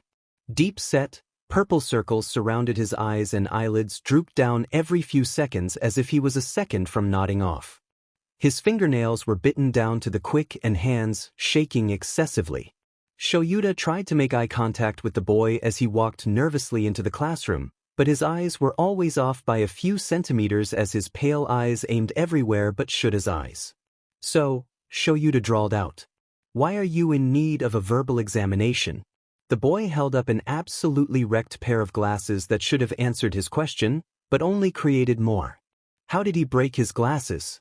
He didn't look injured and the cracks in the glass looked to be focused on the outside, as if someone had squeezed them too strong and shattered the lenses. Did he break his own glasses then? But it didn't make sense, so he decided to ask another question. "And what is your quirk?" Maybe this kid was trying to cheat by using his quirk. Luckily, Shoyuda had read through the list of students trying out and their quirks. If the kid tried to fabricate a quirk, Shoyuda would know immediately. But the quirk the boy described was one that Shoyuda distinctly remembered reading about. An interesting quirk called airy eyes that allowed the user to accurately sense their surroundings from all 360 degrees. The user could also create semi-powerful whirlwinds by moving their limbs. To say it was a strong quirk would be an understatement to say the least. There was one thing that would make it even more powerful and great for reconnaissance. Does it also sense words on flat surfaces? No, it only senses the outlines of objects. The boy's words were laced with pain as he said those words, another fact that left Shoyuda even more confused than before. This boy was getting more and more mysterious the longer they talked. Name: Midoriya, Izuku. What a plain name that fit his appearance perfectly. But if Shoyuda was right, and he usually was, there was something more to this ordinary-looking boy. He just needed to find out what exactly that something was. The carpet was bent down in a circular pattern in Izuku's room, courtesy of said boy pacing constantly in the days after the exam had ended. By his calculations, he had barely passed the written part of the exam. The practical part of the exam, however, was a bit trickier to tally up in his head. Izuku wasn't sure how many robots he'd brought down, but something told him it hadn't been enough. What was he going to do if he didn't get in? Fear flashed through Izuku like lightning and his heart stuttered for a moment. He didn't want to let All Might down. If he didn't get into Yui? Well, it was a thought he didn't want to expand any more than he already had, which was a lot if Izuku really thought about it. Izuku had to relax, and what better way to do that than to take a stroll through the city. It was already 11 at night and Izuku knew his mom wouldn't let him leave the house. It was a good thing his bedroom was on the first floor. Pushing his window open, he carefully shimmied through the narrow opening and tumbled into the bushes right under his window, backpack clutched tightly in his left hand. Stopping for a moment outside his window, Izuku reached into his backpack and pulled out his cane and sunglasses. Just because he didn't need to use either of them anymore didn't mean a thing to him. They were like a kid's stuffed animal to him, unnecessary but a security blanket to his fear and anxiety. Besides, who would disturb an armed, canes hurt, person with an upturned hoodie at this hour? He zipped up the backpack again and threw it around his shoulders, ready to take on the city streets. His steps were languid as he walked around the hushed city, the only people on the streets at this hour passing by him without a second glance. It was nice in a way, to be able to go by unnoticed and not cared about for once in his life. And maybe if he got in, Yui would be like that too. No longer would he be looked down upon for being the odd kid out. No longer would he be seen as weak because of who he was and how he'd been born. This would be a new beginning for him and a well-deserved one at that. The bench creaked under him as Izuku finally settled down at the edges of a park, fingers skirting over his braille watch and indicating that it was now midnight. He sagged into the wooden frame, exhaustion finally catching up to his body. Of course this couldn't have occurred when he was at home. No, his body just had to start crashing so far away from his house. As his eyelids started to droop in exhaustion, a silhouette of a boy with hair half outlined in red appeared in front of him. Izuku could hear the voice, the sweet, calming voice, of the other boy, but his mind refused to comprehend it. "Hi," he mumbled out, hand reaching out blindly towards the bright red color. The boy leaned in closer, allowing him to sift his fingers through the red strands.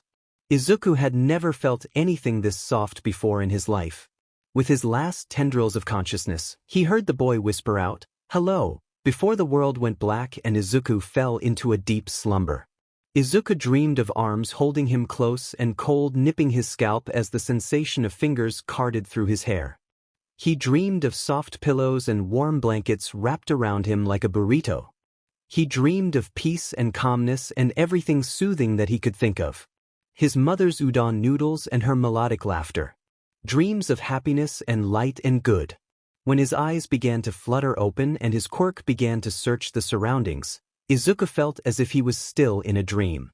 The room around him wasn't his. Instead, the objects were more boxy and neat. Not one piece of it felt cluttered or messy in the slightest. "Oh, you're awake?" Izuku startled at the new voice, limbs locking up as his head turned towards the boy standing in the doorway. "I was wondering how long you were going to sleep." "Who are you?" he stammered out through clenched teeth. His hand fumbled out to grasp his cane that had been left leaning against the side of the bed he lay in, bringing the aluminum object up until it was clutched tightly to his ear. The boy let out a soft sigh, creeping closer until he could finally sit on the edge of the bed. His bed probably, Izuku thought with a twisting feeling in his stomach. "I feel as if I should be asking the same question. I happened upon you in Tapioca Park, just as your eyelids were fluttering closed. You looked about my age and it didn't feel right to just leave you there. I hope you don't mind that I brought you back to my house. A bed is better for your back to sleep upon than a park bench." What a sensible and sweet boy, Izuku thought, blushing immediately at the thought. Oh, how he wished to be anywhere else but here. "Your name?" Izuku looked up from where he'd buried his face in his hands, a confused look on his face. The boy repeated his question again, this time a little slower. "What's your name?" Izuku hesitated for a second, indecision locking up his lips for a moment before he just shrugged it off. It was just a name after all. "Midoriya Izuku," he muttered out. "Todoroki Shudo," the other boy, Todoroki, responded, reaching out his hand as a friendly gesture. Izuku grasped Todoroki's hand in his own after a moment, fingers squeezing softly against the other boy's in a handshake. A sudden thumping had Todoroki's head whipping up and staring towards the door, his posture now rigid and tense. "You have to go now." Izuku opened his mouth, ready to ask why, to protest, but the other boy quickly cut him off. "There's no time to explain, I'm afraid. Can you climb out through the window and down the lattice with, your visual impairment?" He'd been wondering when that was going to be pointed out. His cane left little to the imagination on that subject. "I'll be fine," Izuku said curtly. "But why do I have to go dash, no time?" Todoroki pulled Izuku out of bed, carefully placing his shoes and backpack into his lap. "Quickly, put those on and leave. I'll try to stall, but I just hope for your sake that you're gone by the time I get back." "Got it." What was happening? "All right," Izuku stuttered out, pulling on his red outlined shoes. But as the door shut softly behind Todoroki, everything felt like the opposite of all right. This quiet boy who had brought him in out of kindness had sounded so worried and fearful at the mere idea of Izuku being found in his bedroom. It didn't sit well in Izuku's stomach one bit. Backpack straps tightened around his shoulders and shoes snug on his feet, Izuku made his way over to the window and climbed out onto the lattice, climbing up the wall. Flowers creeped between the slatted strips and wove intricate patterns all the way down to the street 2 stories below.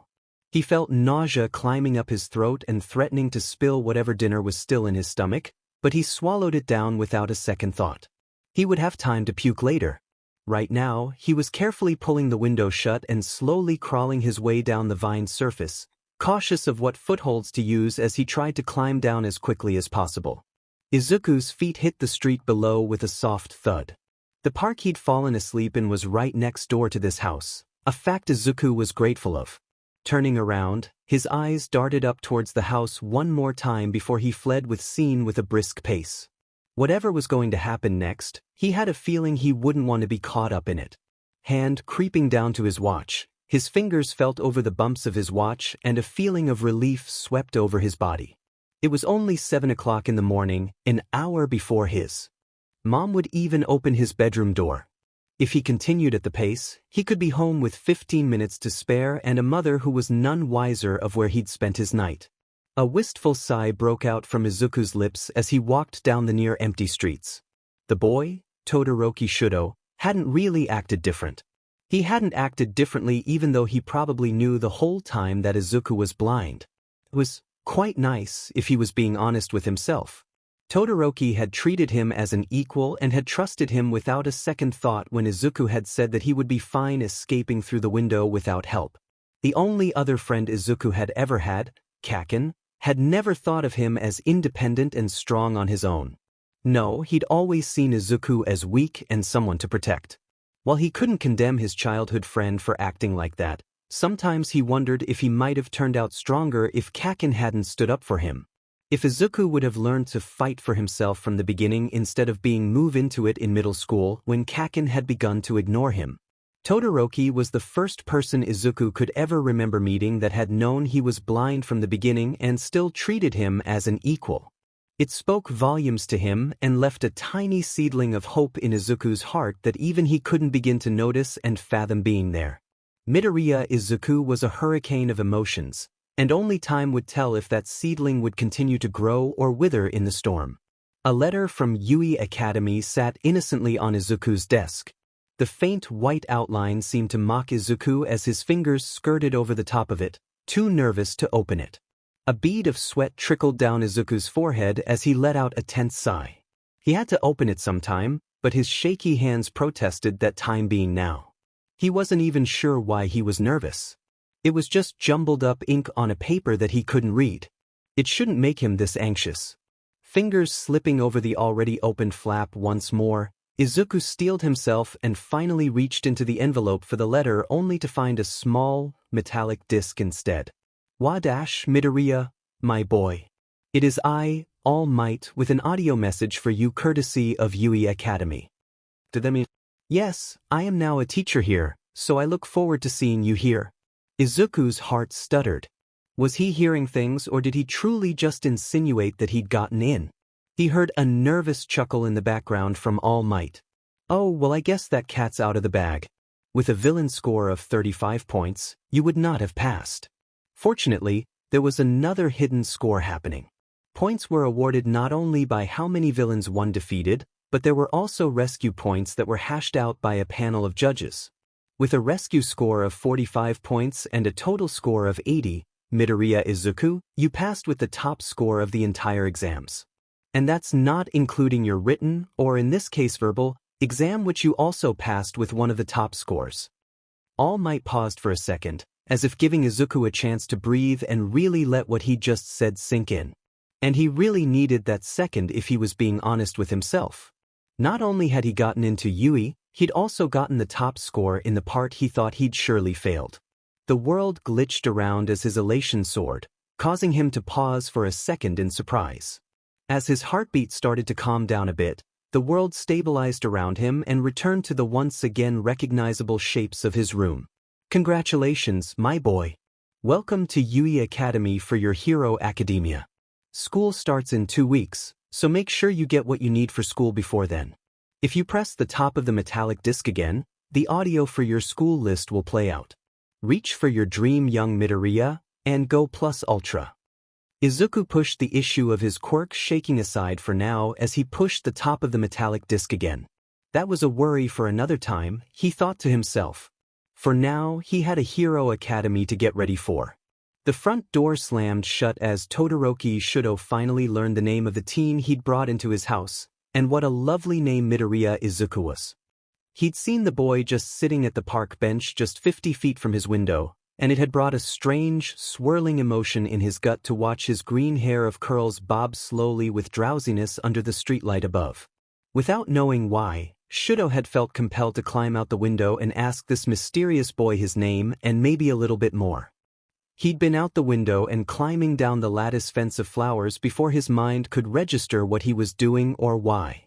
Feet softly thudding against the ground, he'd slowly made his way over to the boy, trying not to seem suspicious, but knowing he was probably failing miserably at that. As Shudo's vision finally sharpened on the boy, he noticed a cane hanging loosely in his right hand and sunglasses on the tip of his nose despite it being the middle of the night. Blind, his mind helpfully supplied for him. The boy was blind and out at night with no one else around. He was around at night as a teenager by himself PRD. That didn't sit right in Shudo's gut, no matter the circumstances. Shudo approached the boy, his pale green eyes disappearing every few seconds as his eyelids pulled over them like a blanket. "Are you all right?" he asked, the churning feeling in his stomach increasing with the verbal contact. The boy's hand that wasn't holding the cane reached out towards him in response, fingers twitching towards his multicolored hair. "Hi," the boy muttered lazily, fingers now stretching specifically towards the red-colored strands. He hesitated for a second before moving closer and crouching down, letting the green-eyed boy sift his fingers through the red strands. The sensation was like nothing Shudo had ever felt before in his life, warm and oddly nice despite the circumstances of how it was happening. He let out a breathy, "Hello," in response, content to just stay there and let his hair continue to be carded through by such thin, nimble fingers. Shudo would have probably been content to stay there all night if the other boy's hand hadn't fallen with a soft thud from his hair to the park bench below, his breathing even and a clear indication of sleep. So instead of just leaving him there like a reasonable person, Shudo took the green-eyed boy home bridal style like he was a lost kitten that needed a home. He set the boy into his bed and pulled out an extra futon on the side for himself. This was either the stupidest decision he had made or the best decision. Blinking back to the present with that thought still in his head, right now it seemed like the stupidest decision, Shudo's head whipped towards his bedroom door as the sound of footsteps downstairs became louder with each ticking second.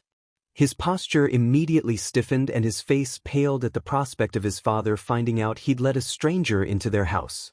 "You have to go now." Midoriya opened his mouth, ready to ask why, to protest, but Shudo quickly cut him off. "There's no time to explain, I'm afraid. Can you climb out through the window and down the lattice with, your visual impairment?" Midoriya's nose wrinkled for a second at the mention of his blindness. Was it a touchy subject or had he been wrong in his assumption? "I'll be fine," Midoriya retorted. "But why do I have to go no?" Shudo pulled Midoriya out of his bed, carefully placing his red shoes and bright yellow backpack into his lap that he'd set aside for the boy. "Quickly, put those on and leave. I'll try to stall, but I just hope for your sake that you're gone by the time I get back. Got it?" He couldn't let this innocent-looking teen get hurt too because of his mistakes. "All right," Midoriya stuttered out, pulling on his red shoes and flinging his backpack onto his back. Pulling open the window, Midoriya quickly scrambled through the narrow opening, green hair disappearing as he climbed down the lattice to the ground below. Shudo reached out for the door handle, ready to open it and face the wrath on the other side when it swung open from the other side. He could feel the heat coming off of his father as his face appeared on the other side of the door, brows furrowed in his perpetual scowl and beard of fire already twisted in anger. This was the certain mood Shudo tried to avoid whenever he saw his father like this. The kind of mood left from the strong scent of smoke after a night of crime fighting and a distaste for working with others. He could also smell alcohol on his father's breath, a clear sign that work hadn't ended well for father. Or perhaps he was just always this angry and drunk off his but whenever he came home at 6 o'clock in the morning to beat the CRP out of Shudo for no reason. He hadn't yet decided what the reasoning was, but no matter what the reasoning behind it was, Shudo always ended up the worse for it. Today seemed like it would be no different. Father glared down at him, fist already reaching towards the white side of his hair and clenching tightly into the pale strands. "Shudo, why aren't you downstairs and training yet? It's already 6:15. His icy blue's eyes were cold and emotionless as he slowly brought up his other hand not clamped in Shudo's hair and grabbed onto the upper part of Shudo's arm, fingers heating up until he could hear more than feel the sizzling of heat burning his skin. "I'm sorry, father," he murmured out, head bowed down as a show of SB. "I had practiced later than I expected to last night and had not gotten up until 10 minutes ago. It won't happen again." Father yanked Shudo's head closer to his own until they were nose to nose. The pungent smell of beer was more prominent than it had been from 5 feet. He wanted to GG at the stench and the lividness in his father's eyes, but he couldn't. Not without getting in trouble, anyways. "I'll guarantee it won't," his father hissed out, yanking Shudo out of his bedroom and through the house. "We'll train through the morning and lunchtime. When you're knocked down, you better get your dmed butt up as soon as I say so. Got it?" "Yes, sir." "Louder." Father rumbled out, his tone darkening with rage. "Yes, sir." He'd been wrong. Today felt like it was going to be worse than his father's usual hissy fit. It left a foreboding stain in his mind as his father flung him to the ground, then demanded he get right back up and fight.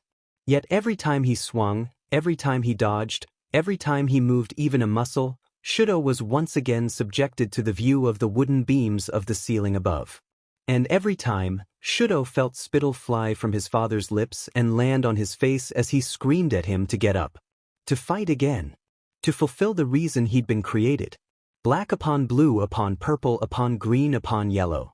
Shudo looked at his Izzy in the mirror as sweat glistened on his skin. His stomach rumbled in protest from the lack of food. Training had ended mere minutes ago, just after 3 o'clock in the afternoon. Almost 9 hours of beatings and screams in his face, and all Shudo felt was numb. He should have felt pain or anger or fear or sadness or anything except this lack of feelings and haziness that filled his head. As he watched his expressionless face in the mirror, he wondered if he ever would. Midoriya Izuku stood once again in front of Yui Academy, his tie, hopefully, knotted neatly around his neck and his signature backpack slung onto his back. A new pair of thick-rimmed glasses sat askewly on the tip of his nose, and his cane was tucked neatly into the bottom of his bag out of sight. It was always good to have it with him, just in case. Izuku's heart fluttered anxiously as he slowly walked towards his new school. Should he be excited? Nervous? For all three. He wasn't sure how he felt, and that indecisive feeling continued to grow with each step he took. And then his foot caught on an edge in the sidewalk he'd somehow failed to notice. As Izuku fell, all he could think was how fitting of a start to his high school career this was. He squeezed his eyes closed and tensed up as he waited for the pain of the strong concrete meeting his body, but instead was met with the feeling of weightlessness. "Oh good. I caught you in time," chirped out a cheery voice that Izuku felt like he recognized, but he wasn't sure until the outline of her body was filled in by his quirk. It was the girl he'd saved from that giant robot in the practical exam. "I was worried you'd fall flat on your face there for a second." She let out a nervous giggle as she took him by the arm, set him upright, then pressed her fingers together and whispered out a quiet, "Release." Instantly, Izuku felt the weight of his body return as his feet were once again acquainted with the ground. "Thank you," he stuttered out. The girl let out another soft laugh. "It was no problem at all, though I'm sorry about using my quirk on you without your permission. Falling isn't really the best way to start your first day of high school.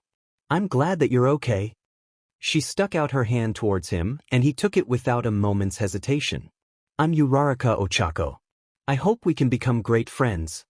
"Midoriya Izuku," he stuttered out after a second.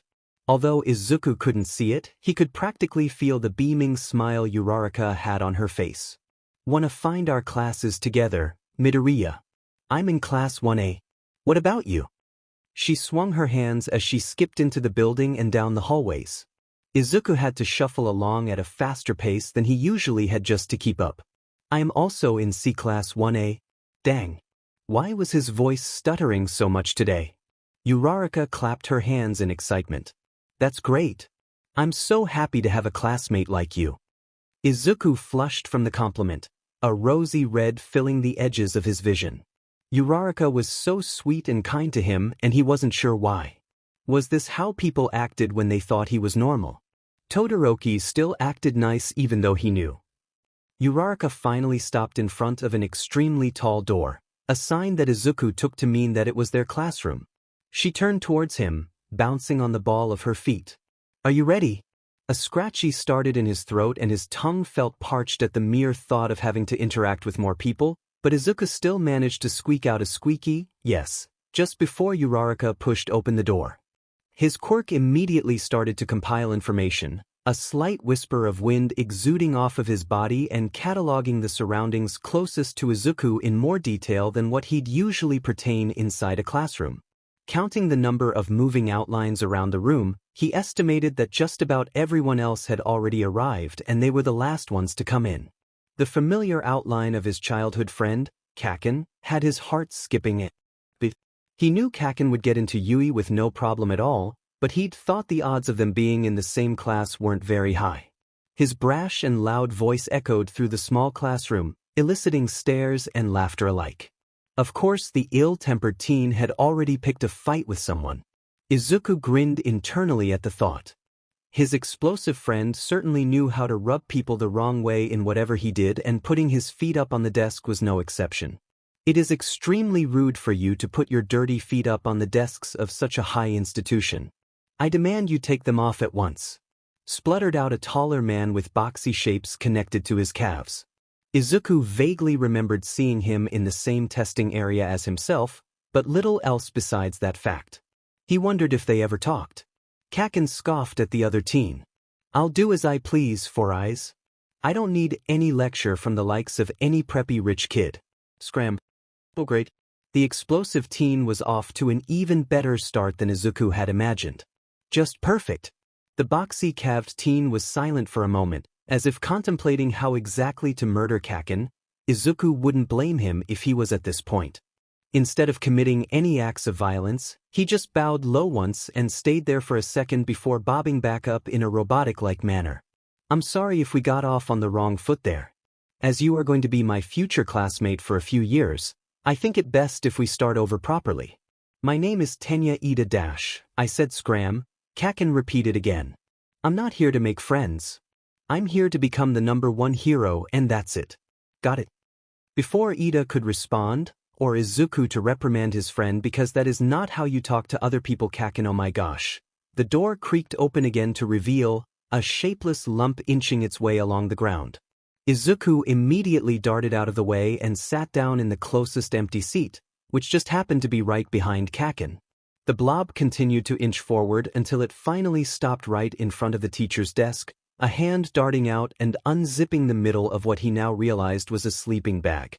The figure that slowly climbed out and stood up with a sagging posture and loose scarf was a figure Izuku knew. It was his verbal exam instructor. "I know him," he whispered out. Kacchan's head whipped around so fast that Izuku wasn't sure how the teen didn't injure himself in the process. "Deku," he screamed. "When the heck did you get here?" "Soon enough to see you arguing over something as petty as having your shoes on the desk," Izuku responded, a tiny grin appearing when a reddish tinge took over Kacchan's face. Seeing red was fantastic, especially to tell whether someone was blushing or not. "Shut up," Kacchan grumbled out, and he probably would have said more if the exam person in front hadn't cleared his throat to get the class's attention. His childhood friend let out a few choice words, albeit rather quietly for once, then turned back toward the front with his ever-tense posture. The chatter of the class dimmed around Izuku until it was dead silent and everyone was facing towards the man. "Hello, my name is Aizawa Shoyuda and I am your homeroom teacher this year." He pulled up his sleeping bag and fumbled around inside it for a moment before pulling out a jumble of clothing. He tossed it towards the nearest student with little regard. "These are your gym uniforms. Put them on and meet me out by the training fields. No questions asked, no excuses. Now go." The classroom had felt stifled and condensed to Shudo, the low hum of his new classmates doing little to calm the rising panic in his New environments combined with new people all in one day was something Shudo should have been used to, but this felt different. Different age group. Different expectations. Everything was different. Just as it seemed that his heart was about to burst out of his everything froze for just a moment as Shudo's eyes caught sight of familiar green curls. His breath stuttered to a halt. It couldn't be possible. He couldn't be lucky enough to meet that mysterious pale-eyed boy again. And yet there Midoriya was, an exasperated smile curling the corners of his lips as he watched the angry blonde and that engine Quirk boy argue with each other. Something was different though. As Shudo peered closer, he realized that Midoriya had neither his cane nor his sunglasses with him. Instead, his hands were empty and caramel-colored glasses were perched on the tip of his nose. Why would he be wearing glasses if he was blind? Unless he didn't want to be seen as blind. Shudo couldn't understand where that thought came from, but it left him even more confused than before. There was nothing wrong with being blind. Perhaps Shudo would catch Midoriya later in the day and ask him. Now, the homeroom teacher, Aizawa-sensei, was corralling them into putting on what looked like their gym uniforms and ordering them to go outside. Later, he thought to himself, he would talk to Midoriya later, when he could catch the other boy alone, and figure out what exactly was happening. Shoyuda Aizawa was tired and his trudging footsteps certainly showed it. But he had a job to do, and it was unfortunately teaching a bunch of teens that would more likely than not turn out to be another batch of brats that he could expel without a second thought. So instead of going to the entrance ceremony like the classes were supposed to do, Shoyuda had instead forced them into donning on the gym attire and coming out to the practice fields in what he considered to be a weeding of the week. Many of his coworkers disagreed with his methods, but it was just a little quirk testing. If Shoyuda didn't find out the limitations to his class's quirks now, then he'd learn them too late. He stood in the little throwing circle at the edge of the training field, his class as shapeless blob in front of him. He scanned each face carefully, not quite glaring them down but close enough to assert authority over them. His eyes snagged for a second on a boy with pale green eyes hidden behind thick-rimmed glasses and curly green hair, but he moved on without showing even a glimmer of surprise on his face. Midoriya Izuku and his quirk-airy eyes. To say Shoyuda was pleased to have such a promising kid placed in his class was an understatement and something he'd never mention to anyone else if he could help it. Maybe this year wasn't going to be as tiresome as he'd originally thought. Line up. Shoyuda barked out at the students, and they scrambled to comply. Once they were in two neat lines, he pulled a baseball out of his pocket and threw it towards Midoriya Izuku. The kid's hands came up a second later than most would when a ball was tossed to them, but he caught it nonetheless. Today we're conducting a test of quirks with your previous gym tests, but in this instance, quirks are allowed and encouraged to try and get the best score you can. A bobbed-haired girl with wide eyes let out a small squeak of protest. But Aizawa-sensei, what about the entrance ceremony and all that? It's a waste of time if you want to become a hero, he retorted. Her mouth snapped shut quickly at that, as did many others. Shoyuda continued on with his explanation anyways to avoid any future protests. Yui is known for its mort freestyle education methods. This idea applies to us teachers as well. His gaze snapped towards the green-haired boy. Midoriya. The kid startled, hands fumbling to keep the ball grasped between his fingers. Yes. How far could you throw in middle school? Midoriya's eyes narrowed in thought for a second before he responded with, 56 meters. Shoyuda crooked his finger towards Midoriya and beckoned him forward. Try throwing it again with your quirk, but don't leave the circle. Give it all you've got. As Midoriya passed by Shoyuda, he tried to catch the boy's eye, but the boy just walked past him and into the circle as if he hadn't noticed Shuda's gaze at all. Could it be possible? No way, he thought to himself.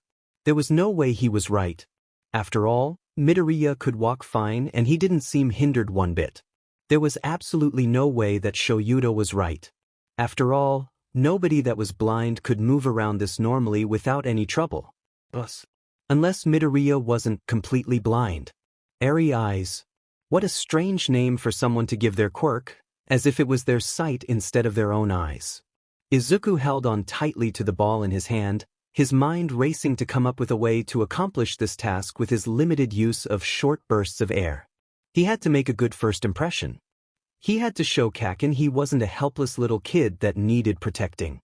Stepping into the slightly raised circle, he started winding back his arm to throw the ball, Quirk working overtime to show every single detail Izuku could get out of his surroundings. He wondered if there was a way to use his quirk to see how the air currents were moving. Maybe if he concentrated strong enough. Izuku spotted a streak of thin, strangely colored strings tugging against the sky in beautifully curved patterns moving in the direction just slightly to the left of himself. Reaching up towards the strongs with the hand not holding onto the ball, Izuku pulled. And pulled. And pulled until the air current straightened out and was now flowing swiftly away from him. There was murmuring behind him as Izuku wiped the sweat off his forehead that had appeared and finally pulled back his arm and shot the ball into the sky, adding a bit of extra wind to the end to help it along the newly straightened air current. He sensed the ball for a while, riding the current like it was surfing a wave in the ocean, but lost feeling of the ball after it was about half a mile away. Aizawa-sensei's head swiveled towards him, his posture unreadable. He held a box out towards Izuku that he assumed was to measure how far the ball went. 1,200 meters. The teens behind him let out a gasp of awe as Izuku slowly walked back towards them, head bowed in embarrassment. Maybe he should have held back a little bit. Attention wasn't something Izuku seeked out, and there was a reason for that. That was so cool. What an amazing quirk. I'm not even sure what happened, but it looked amazing. Did you see how fast that ball went? It was like whoosh, and shwum, and then it was out of sight. But these comments weren't what Izuku had been expecting. These comments were encouraging. Everything that the usual comments weren't. He felt his cheeks flush in gratitude instead of embarrassment as a few people clapped him on the back as he joined his classmates. One in particular with longer hair and a tall physique leaned closer and giggled. "That was amazing," the girl whisper yelled. Something metal touched the tip of his ear, and he let out a small puff of breath as he realized who was talking to him. "Thanks, Freya. It's nice to see you made the hero course too." Izuku let out a genuine smile, happy to see the raspy-sounding girl again. "I know," Freya gushed. "It's so cool that we both made it and into the same class too. And my brother, Ferris, made it into the support department too, so it's even more exciting. This school year is going to be fantastic." Izuku opened his mouth to respond, but the clipped sound of Aizawa-sensei calling out, "Miss Stellar, you're up next to throw," had both of them lapsing into silence. As she walked over to the throwing circle, Izuku called out a quiet, "Good luck." Freya paused for a moment, turning around and sending a peace sign towards him. "Thanks." And then she was off, ball grasped tightly in her hands and shoulders pulled back in a show of what Izuku felt was false confidence. He hoped she did well. It wasn't often that Izuku met she a sweet person, although he might just have to change his view on the often-ness part. If he really thought about it, there was Todoroki, Uraraka, Kacchan, he considered the angry teen to be kind anyways, Freya, and if how everyone had been acting today was anything to go by, everyone else in his class seemed super nice too. It left a fuzzy feeling in Izuku's heart. The rest of the assessment left Izuku feeling tired and his breaths hollow. He'd used his quirk more today than he'd probably done in a week of training with all might, and the backlash of it left his legs wobbling and ready to collapse at a moment's notice. Before he could stagger off to go home and sleep this exhaustion off, a hand clamped tightly onto his shoulder and held him back. The thick, shoulder-length curls and long, thin scarf made it clear just who it was. He turned around with a nervous smile on his face. "Aizawa-sensei, did you need me for something?" His homeroom teacher let out a deep sigh. "I'm sorry to do this to you, but I need to confirm something." Aizawa's voice was laced with what Izuku could only assume was remorse and regret, but for what he didn't know. "Sorry for Wadash," Izuku's voice cut off in a strangled yelp as everything around him went dark. All the shapes and outlines that he'd been constantly surrounded by with the combination of All Might's quirk were gone. Every stray breeze, every strangely colored air string he'd been able to see since this morning, this were all gone. All that was left was a suffocating darkness that had Izuku choking on his own spit and collapsing onto the ground in terror. "Give it back," he rasped out, fingers scrambling and pulling at his hair until he felt a grounding, dull pain in his head because of it. His legs curled in on himself as he lay there in the grass, tears prickling in the corners of his eyes. "It's all I have. Please." His vision returned a second later. Izuku sobbed out a sigh of relief as the familiar white outlines of his world returned back in their place and he could siege once more. He didn't want to move though. Or rather, his body refused to, so he decided that staying slumped on the ground was the better, only choice. A voice spoke up above him, and it took Izuku a second to focus his quirk on the outline of Aizawa above him. I was hoping my hunch would be wrong. Izuku let out a harsh chuckle. And what hunch was that? That you were blind. Aizawa sat down on the grass beside him, sighing as he placed a gentle hand on Izuku's knee. I'm sorry. Turning his head to look at his teacher, Izuku let out a small snort. His heartbeat had finally calmed down from the scare of losing his quirk for a few seconds. Sorry for what? That I'm blind. That I'm useless without my vision. The sharp intake of air from his teacher had him questioning whether or not what he just said was maybe, just maybe, a little too self-deprecating. No, Aizawa responded gruffly. I'm sorry that I took away your quirk just to test whether or not you were blind. I should have just asked. So, why didn't you just? Would you have said yes if I asked whether or not you were blind? Izuku let out a non-committal hum. You have a point there, he admitted. It wouldn't have hurt to try though. I guess. Aizawa-sensei shifted himself down to the ground until he was lying parallel to Izuku, his legs crossed languidly in the opposite direction of Izuku's own. What are you doing? Izuku inquired, baffled by the older teacher's behavior. I have absolutely no idea what you're talking about. I'm just lying here in the grass, and if you try to tell anyone else anything different, I'll make your homeroom life miserable. Got a kid? When Izuku had first met Aizawa-sensei back at the exams, he'd considered the man to be guarded and just a bit irritated at everyone and everything. While both of those things still seemed completely true to him, he also found the man to be secretly caring and protective of others. Of course, sensei. I won't say a word if you don't mention I'm blind. Aizawa scoffed at that. And how's that going to work, huh? You can't read. I'm pretty sure you can't write, unless it's in Braille. What are you going to do every time there's a test you have to take? You can't keep breaking glasses and hoping it'll get you out of taking a written test. I know. His teacher's head turned slightly at that. Then why pretend you're not blind? It seems like a waste of time to me. How did Izuku explain this? This helpless feeling that overwhelmed him every time he thought about telling someone he was blind. The pain and sadness of his middle school days and the bullies that had made his life a living hell, all because he'd lost his sight as a young child. Useless and weak and unwanted, the three things Izuku never wanted to be seen as again. Have you ever just felt waves of sympathy rolling off someone because of something you couldn't control? Or been bullied because of a physical impairment? Or just felt useless because no one trusted the blind kid to function properly without the use of his eyes? Izuku let out a bitter laugh. It isn't a good feeling in the slightest, and I never want to be put in a position where I feel like that again. Is it so wrong of me to want people to see me as a functioning, independent being? Aizawa was silent for a while after that. Izuku stayed quiet too, satisfied with watching the clouds shift in the air as his teacher contemplated what to say in response. After a few minutes of silence, he finally spoke up, voice tinged with guilt. It's not wrong. His mind blanked for a second at that. He'd been expecting a lot of different responses, but empathy was not one of them. What? If you believe hiding your blindness will give you the chance to help people see you as someone equal, then I won't stop you, Aizawa said softly. I understand completely the feeling of wanting others to treat you as an equal. However, I do have a condition if you want me to help you keep this a secret. Izuku let out a sigh of relief. Anything, sir. I would do anything for this opportunity. Silence. Then, tell your teachers as soon as you can, so they can help you out. And, while I respect your decision to keep this a secret, tell your classmates before the first year is up. That gives you at least 10 months to build up whatever independence you want them to see in you, but you can't hide the truth forever.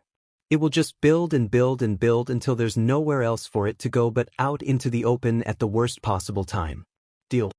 Izuku let out a shaky breath. This was better than nothing, and he truly did need the teacher's help. Deal. Bakugo Katsuki let out an angry huff as he shut the door of his empty household. His parents wouldn't be home until late that night, so he was on his own for dinner. It suited Katsuki just fine too. He considered himself to be much better cook than his mom, but the woman was too stubborn to admit it and give up her position as feeder of the household. That stupid woman's pride had left Katsuki and his father's stomachs many a times in bad shape after a particularly horrible meal or what he liked to call a typical Tuesday night. He turned on the stovetop as he stomped into the kitchen, opening the cupboard above it and pulling out a frying pan to cook upon. Luckily, Katsuki had bought udon noodles, soy sauce, and some vegetables on the way home from school, so a stir-fry was completely within his vicinity to make. He pulled out a chopping board and a knife and immediately got to cutting up the vegetables until they were minced into small enough pieces for quick cooking, but still big enough to pick up with chopsticks afterward. Katsuki did all of this on autopilot as his mind whirred through the day's events one more time. Deku had been in his class today, sitting just behind with that smug little grin of his and those useless glasses of his that he really wanted to take off of Deku's face and crush them between his fingers. The green-haired idiot had acted calm and, dare he think it, normal the entire day that it left Katsuki feeling as if he'd imagined the other boy being blind the whole time. But he hadn't imagined it, that he knew for certain. There were still telltale signs if Katsuki watched him close enough. He hadn't been if anyone decided to ask him. The nervous tick of his fingers whenever anyone got too close to his face. The way his eyes were always a few centimeters off whenever he looked at someone. The way he was always a second later to watch or notice when something was thrown to him. It left an ache in Katsuki's heart that he wasn't exactly sure why it was there. Did he worry for that idiot? There was absolutely no way he did. He couldn't worry for Deku because if he did, that would mean admitting what Katsuki had spent years burying under anger and frustration, and there was no way he was going to willingly open that mess of shitty feelings he'd been trying to get rid of for years. That was a problem for a future Katsuki to worry about, not the current Katsuki. For now, he would sit down and enjoy some quality stir-fry that wasn't poisoned by his mom. He had plenty of time to psychoanalyze himself later. Or, never. Katsuki had been getting pretty good at killing off any emotions besides anger. Izuku sat on the cold park bench, cane laid across his legs in an attempt to seem casual, but he felt like he looked anything but casual. Sweat had started to accumulate on the back of his neck despite the cool night breeze chugging along in the sky. His free hand was tapping a constant 1-2-1-2 pattern on the wooden bench that did nothing to expel the worry in his gut. Why? The question was a simple one, Izuku supposed, and one that the boy sitting next to him should probably get an answer to. He must have had rotten, or amazing, he hadn't decided yet, luck to find Todoroki Shudo had also gotten into Yui and was in his class on top of all that. It wasn't that he was annoyed to see the teen again, on the contrary, he was ecstatic. And yet, you wouldn't understand? Todoroki huffed out a laugh at that, crossing his arms in annoyance. Try me. Izuku hesitated for a moment, unsure of how to start. Heck, he wasn't sure how he'd even told Aizawa-sensei earlier that day. A slide of luck. A word vomit. Izuku had little of the first, yet plenty of the second, so it was probably just because of another word vomit on his part. But really, how strong could it be to divulge what he considered to be his greatest weakness and the reasoning of hiding it? Well, when he put it that way, it just sounded stupid. Was he overanalyzing it again? That also seemed to be a problem of his. Midoriya. You're mumbling. Izuku felt his face flush heavily at the pointed out fact. He immediately started to stutter out an explanation. I'm sorry. It's a bad habit of mine. I'm not exactly as sure how to explain this. I guess I'm a bit self-conscious that I'm blind. If that makes sense. I don't like people knowing what my biggest weakness is and, I guess lying about it was the only solution I could come up with. The glasses, Todoroki cut in helpfully. A tiny grin curled at Izuku's lips. Yes. Exactly that. A sigh escaped through his lips as he thought about the implications of what he was so happy about a moment earlier. I don't like lying though, despite what it might look like with my actions. Izuku growled in frustration. How did he describe this crushing feeling that threatened to overwhelm him every time he wanted to tell someone he was blind? Todoroki's fingers wrapped around Izuku's shoulder, giving it a comforting squeeze. You just don't want others to see you as something less or different because of something you can't control. So the other teen did get it. Yes. That. Okay. Izuku felt his eyes widen at that. Okay.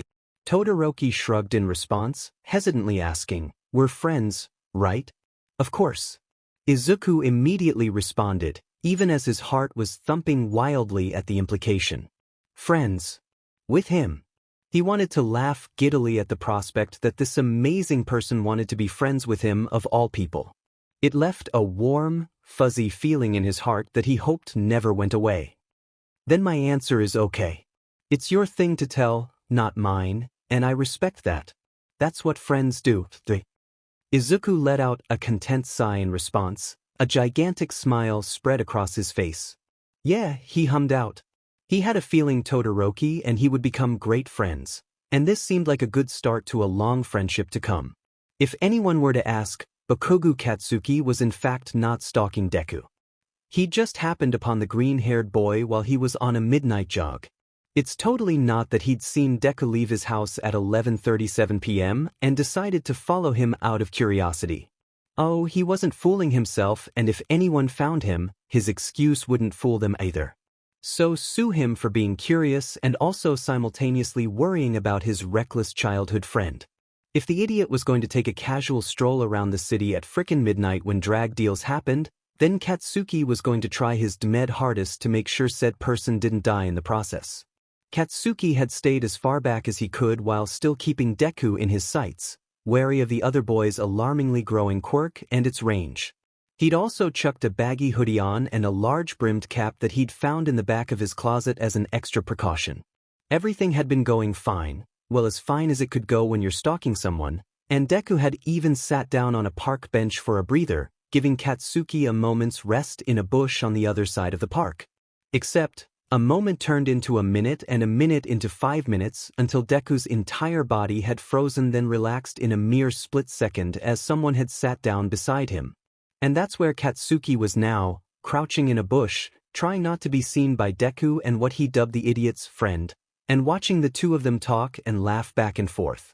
The other boy's hair was half white, half red, a combination that Katsuki remembered seeing in class earlier that day. It was the half-N half-BSRD that had shown off with his stupid, flashy ice quirk, but hadn't used his fire quirk at all, much to Katsuki's annoyance. How the heck did Deku know this scrub? They seemed quite familiar with each other, if half-N half's hand perched on Deku's shoulder said anything about it. The sight left a tartness on his tongue that had him wanting to leave the area immediately and punch that BSD at the same time. It felt like a nail was being hammered into his head the longer he watched, and while it would be nice to punch the other teen, he didn't want to risk getting in trouble at Yui for any reason, even if that smug smile he swore he could feel on that BSDRD's face was just asking to be punched. Katsuki slowly stood up from the bush, turned around, and left the park to go back home.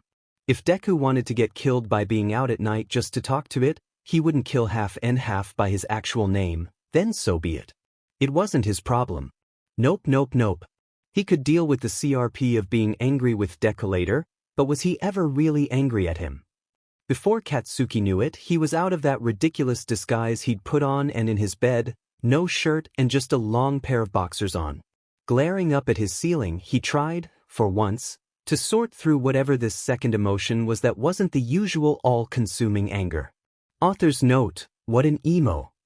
It was different, yet so similar to the sizzling flare of anger.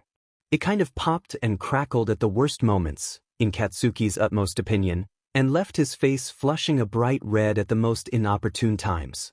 It left him feeling frustrated and lonely and just a bit angry whenever Deku, Izuku, even glanced at someone else for too long.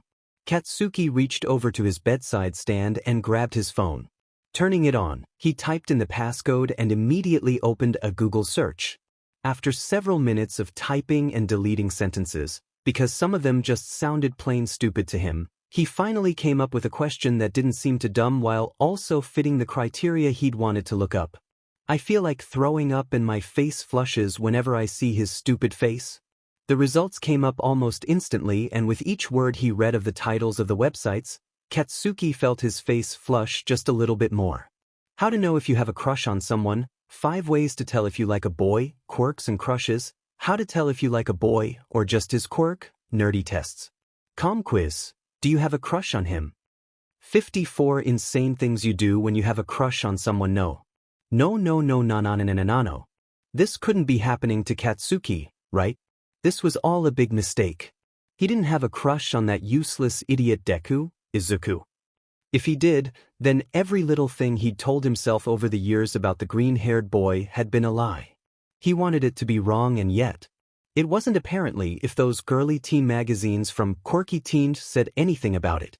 Your life revolves around them, okay? It wasn't like Katsuki's life revolved around Deku or anything. So what if he always wanted, to know where that idiot was? Or that he always wanted to talk to Deku anytime he could without it looking overly suspicious? Or that he wanted to beat him and was maybe a little too over-fixated on every aspect of Deku's life? Maybe this one was right, but not in the crush way. You've started stalking them online. This one Katsuki could say with certainty he had not, in fact, stalked Deku online. Ever. Only in real life, so it didn't count, right? Your body will have annoying reactions. This was definitely a checkmark, but anything could give someone's body annoying reactions, like, say, a flu. Or sunlight, sunburns hurt, man. Or poison ivy. Have you ever touched that sheet? Don't. It's this, and the itching's just a constant annoyance. Like stupid Deku. You start talking about them a lot. Katsuki could try to deny this one, but all he complained about to his mom was Deku this and Deku that, her words, not his. But what else was he supposed to do? That little bugger was always doing something to annoy Katsuki, whether it be forgetting his cane at home or beating him for the top score during midterms. Your eyes slowly turn green was that churning, sickening feeling in his stomach Katsuki always felt whenever Deku, Izuku, started talking to someone else, actually something as petty as jealousy. Probably, his mind argued at the time it barked out an adamant no. Maybe Katsuki did have a crush on Deku, but he'd be dead before admitting that to anyone else. Freya Stellar was what some people called overly perky, while simultaneously looking as if she'd just been ran over by a truck and put on life support. She couldn't exactly condemn them for thinking that second part, even though her brother certainly would. With her washed-out blonde hair, dark circles under her eyes, the metal gas filter covering the lower half of her face, and the dark brown, almost black outline of her veins, she would have been surprised if they told her she didn't look like death. Of course, she never let those comments get her down. What was the point of living if she couldn't have fun and make sure everyone else was having fun too? Moving from America to Japan had been quite a culture shock in that department, to say the least. Freya knew that Americans were considered brass and rude compared to other countries, but she hadn't thought it would be so true. Since coming to Japan, not one person had sneered at her or gave her a nasty look in even the slightest way.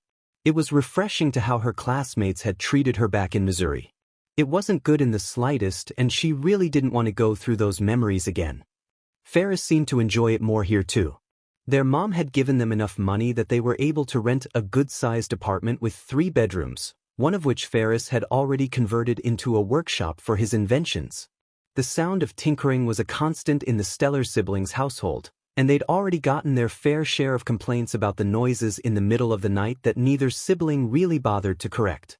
After all, Ferris couldn't stop being Ferris, and all inventors knew the best ideas came at night.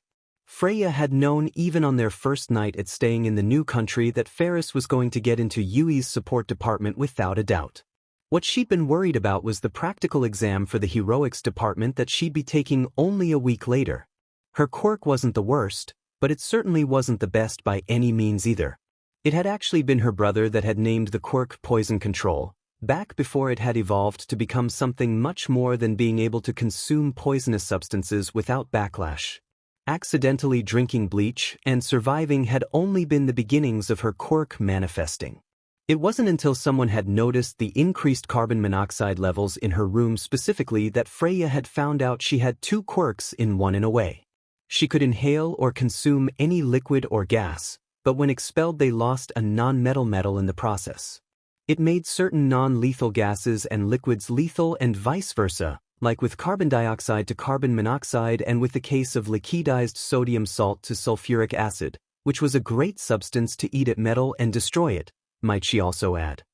For Freya's dream of becoming a hero, it seemed like a fantastic quirk. Well, except for a tiny problem. It turns out, Naturally, breathing out carbon monoxide in a home that can't process carbon monoxide like her quirk can cause a bit of a problem, with a bit being a huge understatement. While her brother could protect himself with his solid light quirk, their mother wasn't quite as lucky with her light manipulation quirk. It had led to quite a few dizzy spells and, eventually, Freya's own gas filter that would constantly convert the carbon monoxide back into carbon dioxide. She wouldn't exactly say that her metal filter was uncomfortable. Well, that wasn't quite the truth. The heaviness of it had been quite uncomfortable as a small child. The design had been atrocious for a kid's lifestyle. Freya couldn't remember how many times she'd complained to Ferris about how stupid the filter was and how unpractical it felt. It was around that time that her twin brother had gotten into building items, for her benefit at first, and then eventually just for fun. At the age of 7 years old, her brother had built Freya a metal filter far superior to any that other support company had made for her. The current model Freya wore, dubbed Halo 2-1, was barely noticed in Freya's daily life, except for when she had to eat. Oh, that was a whole different story right there that luckily had a simple solution. The amount of carbon monoxide that would accumulate in the air surrounding Freya was minuscule and caused no damage during a 30-minute PRD, so she was able to eat with little trouble and different people as long as she didn't breathe right next to them. Despite how much her mother and brother had encouraged her, she'd still felt quite uneasy going into the practical exam. Talking to that plain-looking kid though, Midoriya Izuku, had calmed her a bit though. It was always good to talk to someone else that wasn't her twin about what was troubling her. It left her feeling more in control of whatever was worrying her. As she'd sat through the explanation on the practical exam, she'd actually felt excited about the exam. Especially the part about going against robots. Ferris had helped her over the years concoct quite a few different liquids that, if kept in her mouth for a few seconds, would become extremely acidic and burn through most metallic substances. She'd even gotten the approval to bring her different formulas into the testing site, each kept in tight-lidded mini-metal flasks that were strung along her crossing belts like little bells. Along with her extensive knowledge about robotics and their wiring, courtesy of Ferris, the acids had worked like a charm. She'd burned through enough robots to get her a comfortable score of 35 villain points. With the addition of 30 rescue points she'd also somehow obtained during the exam, the memories were a bit blurry if she was being honest. When the acceptance letter had come a week later in the form of a hologram, Freya had never been happier in her life. Ferris hadn't gotten a letter though. No, the flipping staff of the support department had shown up at the apartment to congratulate him on getting on and also to ask a few more questions on the invention he'd brought in. She'd rolled her eyes at that, her hand automatically hiding the smirk that had started to form on her face. Ferris could be such an overachiever sometimes.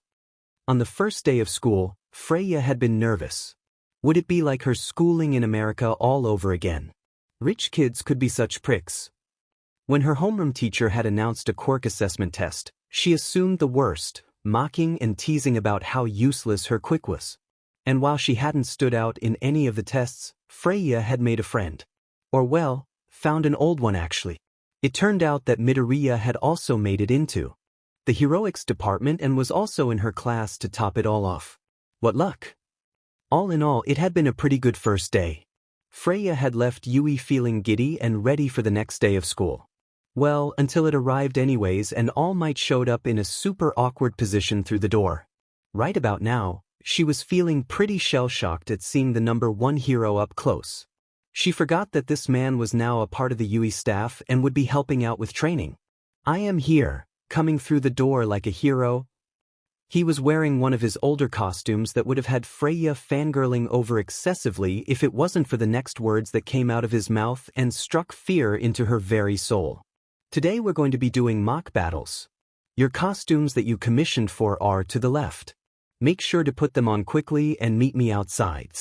Your future awaits. Well, this wasn't going to end well for Freya. That much she could say with certainty. Izuku just had a feeling this was a terrible idea, like a truly, might be the worst thing to ever happen kind of idea. He couldn't see the look on Kacchan's face, but he felt that the feeling was mutual between them. Kacchan's posture was tense and rigid as he was paired up with Ida, and then it stiffened even more, if that was even possible, when his team was drawn to fight against Izuku and Freya. "You're going down, Deku," he growled out, shoving roughly into Izuku's shoulder as he passed him on the way to the locker rooms.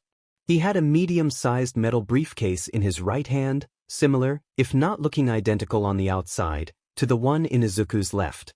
He decided to ignore the angsty teen for now, opting instead to quicken his pace to the locker rooms where he needed to change also. Just before the names had been drawn for the teams and matchups in the classroom by All Might, Izuku had been silently fanboying that his hero and mentor was going to be in charge for some of their heroics lessons. He'd also told them about how their costumes were in, and as soon as everyone had his or her assignment, they were to go put them on in the locker rooms. He wasn't sure how exactly his costume would turn out, considering he couldn't have actually handed them a paper with exactly his specifications. Instead, he'd had his mother help compile a list of things that were important to keep in mind with the outfit with his quirk, and had crossed his fingers and hoped for the best. Setting the briefcase down on one of the locker room benches, he reached down, unclicked the clasps keeping the case closed, and pulled the lid up in a fluid motion. His quirk immediately began assessing the contents in the box, each one mapped out in solid white lines in their little apartments. A smile curled onto Izuku's face as he recognized some of the accessories stored in there. A foldable staff and goggles were the first two items he recognized and was pretty happy about too, if he was being honest. The staff would not only make it easier to generate air during combat, it would also bring a sense of security to himself too, similar to his canes he supposed.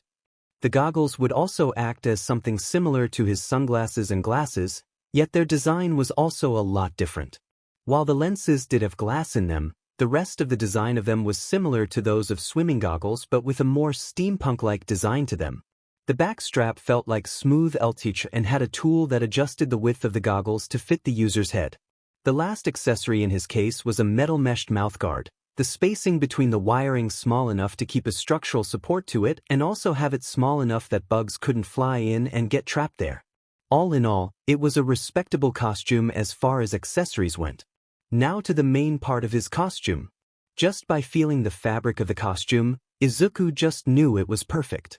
The suit was a one-piece and felt to be skin-tight, but the actual fabric itself was what made his heart speed up in excitement. Underneath his fingers, he could feel tiny, pore-like holes in the fabric, small enough that it wasn't noticeable, but big enough to let the air that now naturally flowed off of Izuku's boy out in a steady stream. The gloves that went with the suit were also made of the same fabric, but were built with a little more padding to help lighten the backlash on his arms. His boots were thick-soled and also padded. Izuku had a feeling this might change in the future if he gained more control of his quirk, but for now it was safety first for his feet. He'd stepped on too many pieces of glass to think otherwise for his first pair of hero boots. Izuku tugged on his boots and was out the locker room door, goggles already placed snugly on his face and mouthguard hanging around his neck. He felt pretty badass, but the feeling didn't last long as he heard someone snort behind him. He immediately pouted, turning around to face Todoroki Shudo. "What are you laughing at?" Izuku faked whined out. Todoroki just walked past him, letting out a non-committal hum in the process. "Oh, nothing. It's just..." He paused there, face finally turning fully towards Izuku. His shoulders were back and looked relaxed, which probably meant he was maybe also smiling just a little bit. Izuku wished he could see Todoroki's smile. "Your boots are on the wrong feet," he stated slyly, then just walked off, shoulders shaking as if he was trying to hold in a laugh. For a second Izuku thought the other boy had been joking because surely he wasn't stupid enough to put fricking RBB boots on and get them on the wrong foot, but of course they were on wrong. Of course he made a fool of himself in front of his new friend. Man, today wasn't starting so well. Should he fake a sickness and just leave? It seemed like there was worse ideas that could go down today than leaving school early at this rate. He slid to the ground and quickly suched the boots so they were on the correct foot, glad that the lacings were easy to tie. Just as he stood up and started walking out towards where the mock battles were being held, he sensed another presence coming up to him from behind. "Oh good. I caught up to you." Freya wheezed out as she stretched her back and took a deep gulp of air to steady for breaths. "All the other girls are already out there, so I'd assumed the boys were too, but I'm glad that I caught you. I really wanted to go over some battle plans." "Oh, sure," Izuku stuttered out. How could he say no to such an eager and honest-sounding girl? As they walked out to the training grounds, they exchanged ideas back and forth, slowly building up what some would call a plan, but Izuku called just plain suicide. This isn't a good idea. Freya laughed at that, reaching behind her to tie a eldritch strap around her hair to keep it back. Of course it isn't, silly. That's why Bakugo and Ida won't ever see it coming. It's so bad of an idea that it's actually good by default. That's not how it works. Pretty sure it is, she retorted, sticking her tongue out for good measure. Izuku would have said something back, because it really was a truly idiotic plan that only someone who was begging for death would ever even try in the first place, but All Might was beckoning them over with an overly enthusiastic shout for them to join the rest of the class so that the trials could begin. All Might belted out. The rules are simple. One team will be the villains and the other will be the heroes. Our first two teams up will be Team Midoriya, which will be the heroes, and Team Bakugo, which will be the villains. The villains will be given 5 minutes to hid their nuclear bomb from the heroes. The heroes will go in once the villains' time is up and will be given 10 minutes to either capture the villains with capture tape that I will provide or by touching the bomb that is, of course, just a prop for this exercise. He handed the capture tape to Izuku and Freya, then gave the fake bomb over to Ida and Bakugo. He also handed both teams earpieces for communication. Izuku put his on right away, the cool plastic fitting perfectly around his ear. Judging by how easily Ida carried the bomb, it was most likely hollow and extremely light at the top, with its only weight being at the bottom for a semblance of stability. If Izuku was going to take this scenario as seriously as he could, which meant not knocking over the nuclear bomb with his wind because that could end them all, then the only way they could win was, unfortunately, with Freya's amazing and totally not suicidal and idiotic plan. She had named it, not him. The rest of the students and I will be going over to the opposite building and into a surveillance room, so we can watch every second of the battle and evaluate everyone's performances afterwards. The villains will have 5 minutes starting now. All Might's voice echoed in the tight-nettedness of the surrounding empty buildings as Ida and Bakugo rushed into the designated mock battle building. The rest of the students followed All Might into the building right across the way, their excited chatter fading after a minute or so. You ready to execute Freya's amazing and totally not suicidal and idiotic plan, or what I call FATSIP for short? Izuku could just feel the excited energy exude off of her and couldn't help smiling in return. Freya reminded him of a puppy in a good way with how much she bounced around. Because dying seems like a nice thing to do today, he shot back with a small laugh. Oh, come on, Freya huffed out. As long as you don't stop puffing air off of your body, you'll be totally fine. And the effects of my quirk on Bakugo and Ida will most likely not be permanent.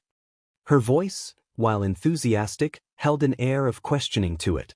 Most likely, he muttered out. She let out a breathy laugh as she took off her mask and left it hanging around her neck.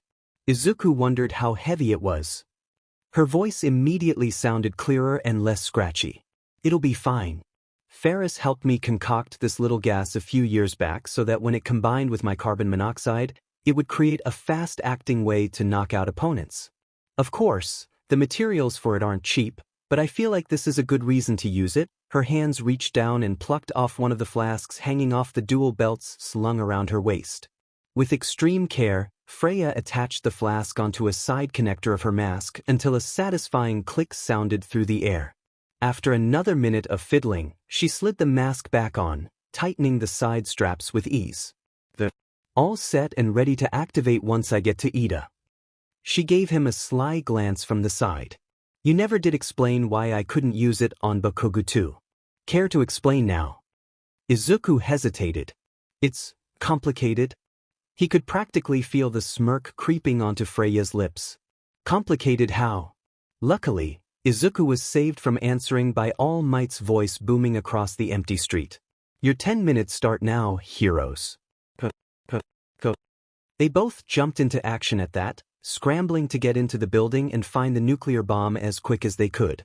Speed would be essential against Kacchan because if his childhood friend was going to do what Izuku thought he would, then Freya needed to get out of here as soon as possible. Go find the stairs. If I know anything about Kacchan, it's that he'll want to keep the bomb on the top floor. Go now before he finds us. With a brisk nod, Freya fled the opposite direction of Izuku at the next intersection, her long legs quickly eating up the hallway distance to the next corner until the sound of her footsteps faded into silence. Izuku kept his own footsteps as light and airy as he could, sensing that Kacchan was somewhere close by, but unable to spot him yet with his quirk. The amount of turns and corners in this place sure messed with his quirk's ability to spot other people. He had a feeling that he wouldn't sense Kacchan until it was too late, so he'd have to rely on his hearing a bit more than usual if he wanted to get the jump on the other team. After walking around for a minute or so and even climbing the stairs up to the second level after checking every room, Izuku could finally hear the soft squeak of brand new boots up ahead to his right, his quirk filling in the outline of the person a second later to reveal Kacchan, his arms engulfed in large gauntlets that seemed just a tad bit over the top, even by Kacchan's standards. Izuku only had one shot to get this right and he had to do it. Now. He pulled against the slight air current behind Kacchan as he started to walk around the corner, causing him to stumble for a second right into Izuku and his capture tape. With a quick and fluid move, Izuku knotted the tape around the other teen's arm. Kacchan just stood there, looking from the capture tape on his arm and up to Izuku's face in rapid movements that he could only classify as being shock. Wadash, the loud voice of All Might cut off the rest of Kacchan's sentence. And both Bakugo and Ida are captured mere moments from the other. What a clean sweep by Team Midoriya. All Might's voice faded away as Izuku watched Kacchan slowly grip onto the capture tape and rip it off his arm, fingers deftly blowing up the remains of the tape with a snarl. What the hell, Deku? What kind of petty trick did you just pull? Whatever remained of the joy of his and Freya's victory fled in the single instant it took Kacchan to pin him up against the wall, breath hot against his face as fear flooded into Izuku's system. Kacchan, Izuku bleated out. The trial is already over. Let me go. The teen's grip only tightened in response for a second before letting Izuku crash to the floor. Izuku winced, rubbing his back that had taken the brunt of the fall. Kacchan loomed over him, palms faced up and already crackling with sparks. You're not leaving until we have a proper fight, Deku. I spent 15 years thinking you were useless. Stand up and prove to me that I was wrong. Each word was snarled and so full of anger that it left Izuku with a sickening sense of worry, for himself and for Kacchan. But I don't want to fight you. Izuku slowly stood up as to try and not anger Kacchan further, but only found himself back on the floor for his efforts, a hand clutching tightly onto his now throbbing jaw. Did you just punch me? I damn well did. He could just feel Kacchan's manic grin. Now get up and fight me, you useless Deku. And so that's what Izuku did, but he didn't get up to fight Kacchan. No, he thought it might be better to go for a sweep at his legs first and then get up.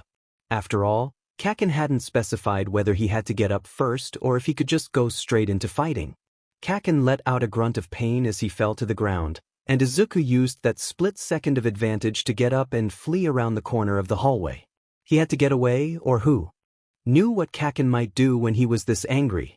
He heard Kacchan curse up a storm as he ran after Izuku, yet his legs never faltered for a second until he ran into what was admittedly a gigantic dead end that completely shattered Izuku's plans of escape. Throughout all of this, All Might had been yelling for the explosive teen to stop and that they both needed to leave the building because the battle was already over, but Kacchan clearly hadn't heard the pro-hero. Or he had and decided to ignore him, which was the more likely option and also the one that had Izuku feeling a bit more scared if he was being completely honest. Kacchan had also been saying something else, but the fear of being cornered had muffled the air around him until everything sounded like his ears had been stuffed with cotton. The only warning his got was Kacchan's right hand coming up and resting on his left arm gauntlet and then the solid white outline of a grenade-like metal pin falling to the ground. The red that blasted towards him seemed muted and almost pretty.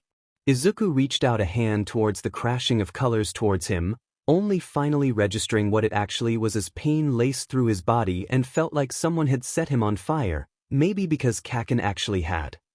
The last thought that ran through Izuku's brain was, this can't be good, and then everything went black. Katsuki stared down in horror at the twitching body of Midoriya Izuku. He hadn't meant to go that far, really he'd even shouted out a warning in advance and yet. And yet here they were. Guilt immediately swept through Katsuki as All Might arrived at the scene, cell phone already in his hand as he called for help. He gazed at his hands with unseeing eyes as he felt tears well up in his eyes. No, this wasn't how it was supposed to go down. Not the quick takedown nor the broken body he'd left in the wake of his anger and confusion. As Izuku was taken away on a stretcher to be healed by Recovery Girl, Katsuki couldn't help but feel ashamed for his actions. Unable to look All Might in the eye, he choked out a mumbled, "I'm sorry," then fled the scene before the pro-hero could see the hot, angry tears that had begun to stream down Katsuki's face. Destruction and anger. Katsuki laughed bitterly at his predicament as he finally reached the locker rooms and could slide to the ground without anyone seeing him break down completely. They seemed to follow him everywhere he went, no matter how far he tried to keep Izuku from it. Izuku hadn't been this useless one of the two of them. No, that title had always been Katsuki's and he knew it too. How stupid could someone be to harm the one they love out of fear of hurting their heart? Or was it from the fear of getting his own heart hurt? Katsuki wished he knew. Todoroki Shudo felt helpless as he watched Midoriya and Bakugo fight in the monitor hanging upon the wall. It wasn't until he saw the burst of fire that the feeling escalated into full-blown panic. He thought Midoriya would have dodged the blatant attack or at least used his quirk to lessen the blow, but he hadn't. Midoriya just stood there, hand slightly reaching out towards the explosive blonde. He watched as Midoriya's hand became engulfed in the crackling explosion. And then his elbows. His chest. His legs. His face. His pale green eyes widen in pain as the boy finally realized what was happening. The green was quickly swallowed up by red and orange until there wasn't a single part of Midoriya visible as he collapsed onto the floor in a heap of smoke. A gasp left Shudo's mouth. This couldn't be happening. Was Midoriya going to be okay? He'd only known the boy for a little less than a month, yet he felt protective over the smaller boy in a way he would never admit out loud. Something about his innocent manner and sweetness left a pleasant feeling fluttering around his stomach and a calmness to his mind. But this wasn't calm. This wasn't pleasant in the slightest. This was torture to watch, and he could only imagine the screams and pain that had been left in the wake of Bakugo's explosion. He didn't want to imagine it, but his mind had ideas of its own. Shudo felt queasy and faint as his legs seemed to get the memo and finally started moving towards the building across the way. He could barely feel the pain in his knees as he thudded to the ground next to Midoriya's collapsed body. A strangled cry escaped Shudo's throat as his multicolored eyes grazed over the smaller boy's body. There wasn't a section of skin that wasn't covered in either blackened spots or red blistering, bubbling remnants of whatever skin was left after the point-blank explosion. The wounds were shallow in most places, even with how painful they might have looked. What really had Shudo's face paling in fear and his voice screaming out hoarsely for help was the small slivers of white peeking through the charred muscles and BLD vessels on Midoriya's hands. Tears had sprung into his eyes as he realized with a sickening lurch that the slivers of white were bone. A hand was placed softly on his shoulder as Shudo finally registered the other sounds in the room. Looking up through teary eyes, he saw All Might there. The pro-hero was on his phone, urgently calling for medbots to arrive as quickly as they could and bring Midoriya to Recovery Girl. Flicking the phone shut with a weary sigh, All Might turned his gaze to Shudo and gave him a slight smile. "Everything will be all right, my boy." The next hour was a blur to Shudo. As soon as the medbots showed up with the stretcher, All Might gently placed Midoriya onto it and the bots left for Recovery Girl's office. Shudo's feet automatically moved to follow them. All Might held him back for a second, but as soon as he turned towards the pro-hero with an empty look in his eyes, the man let him go without a fuss. He had to make sure Midoriya was okay. He had to make sure. He wondered briefly if he was okay, but shook the thought from his head as he huddled into one of the seats outside of Recovery Girl's office. He wasn't allowed in when a major healing was occurring. He stared at the wall across the hallway, eyes unfocused and brain practically shut down except for that one repeating thought. He had to make sure Midoriya was okay. He had to make sure. The creaking of the nurse's office opening brought Shudo to his feet in an instant and whipping around towards the person stepping out who just happened to be Aizawa. He wondered when their homeroom teacher got there. He immediately bombarded the man with questions. Is Midoriya okay? How bad is the damage? How much could Recovery Girl heal? Is he going to have scarring? Can I see him? Aizawa put his hand up, silencing the teen immediately. Geez kid, I didn't realize you two are so close. Shudo patiently stared at him, waiting for the older man to provide some kind of information. He wasn't in a position to be picky. He just wanted the answer to at least one of them.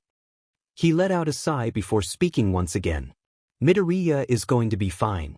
The damage was pretty bad, but Recovery Girl was able to heal most of third-degree burns back to how the skin originally looked.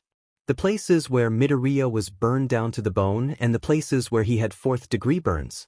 She couldn't heal them completely over. Scarring is inevitable from such a point-blank range, and Izuku has the proof to show it. Aizawa faltered at that, opening up the door for Shudo. It's best if you see it for yourself. I need to go meet his mother out front to go over some things. I wouldn't touch him if I were you, but it's all right for you to be in there, I guess. Shudo muttered out a quick thank you towards his surly teacher before rushing into the room. He barely noticed the soft click of the door shutting behind him as he sprinted to Midoriya's side with tears once more in the corners of his eyes.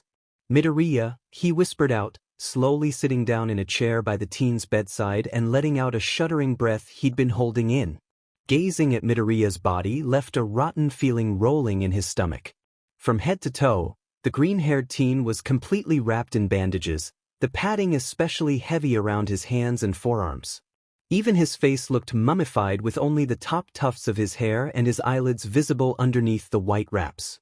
He really hoped Bakugo would get what he deserved for hurting Midoriya. Midoriya's head slowly turned over until he was facing Shudo, eyes slowly opening and staring even more off than usual from Shudo's face.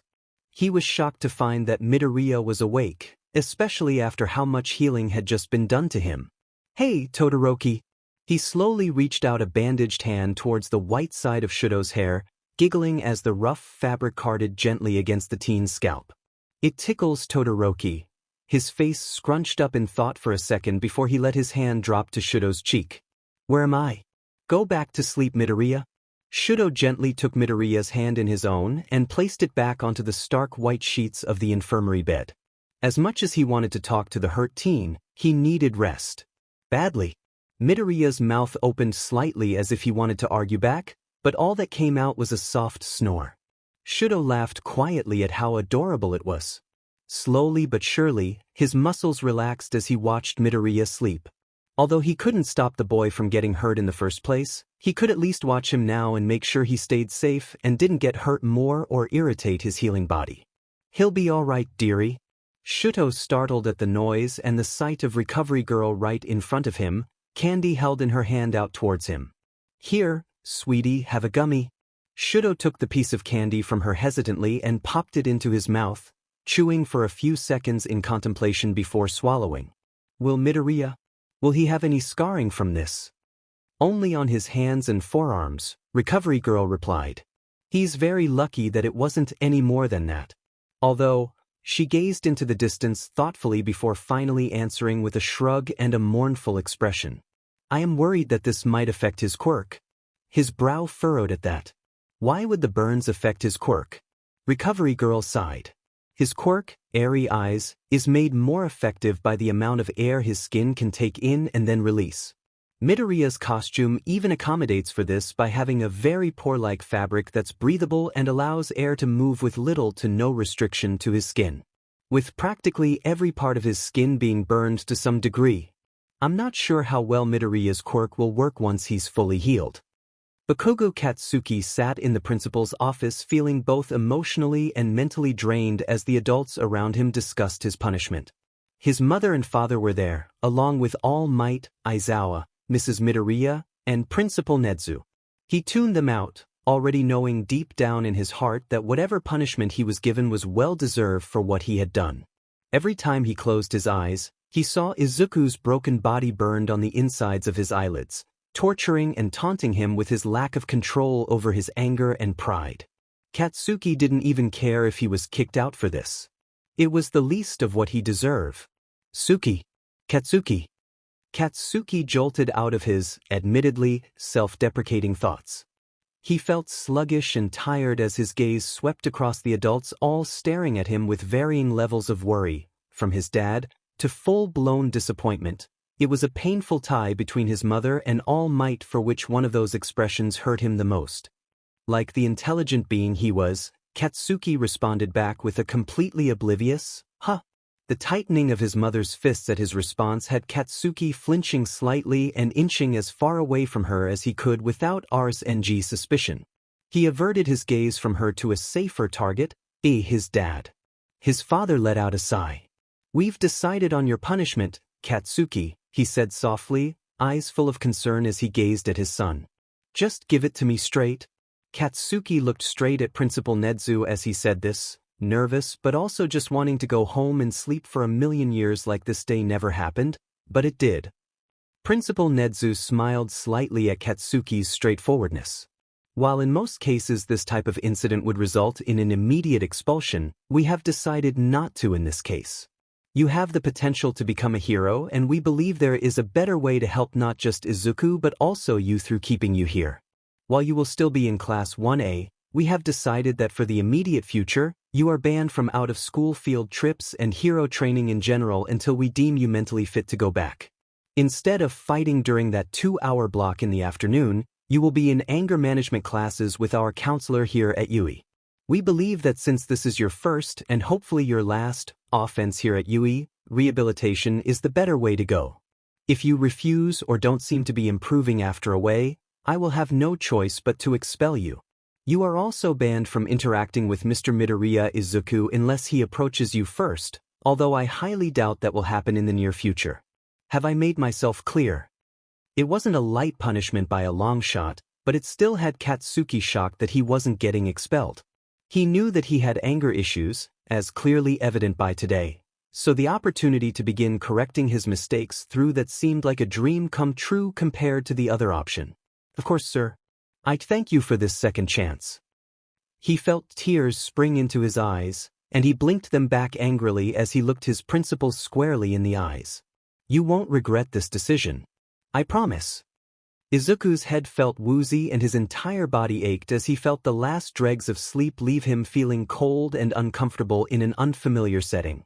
Water, he croaked out, trying to sense his surroundings and find some for himself, but all that met him was an encroaching darkness. He couldn't see any white outlines amidst the sea of obsidian, and it frustrated him to no end.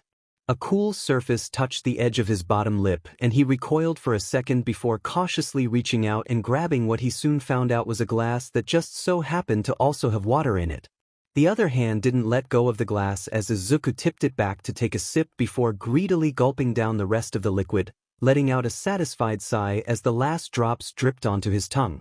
The hand moved the empty glass away before bringing it back once again full of water. Izuku drank this cup too. This process repeated itself 2 more times before Izuku pushed the newly filled cup back at the owner of the hand. No more, he mumbled out. Too much water. A deep voice chuckled as the hand pulled back the cup and the sound of glass settling softly against wood greeted his ears. Just tell me when you want it back then. You're not allowed to hold anything on your own yet, so I've designated myself as your personal helper for now. Izuku felt a warm smile curl on the edges of his lips. Todoroki, he cheered out as loudly as he could with the raspy feeling in his throat. It wasn't very loud, barely more than a whisper really, but he decided to ignore that insignificant fact for now. It was the thought put behind it that counted after all. If he wanted to be loud, therefore he was no matter how loud it actually was. That was obviously how logic worked.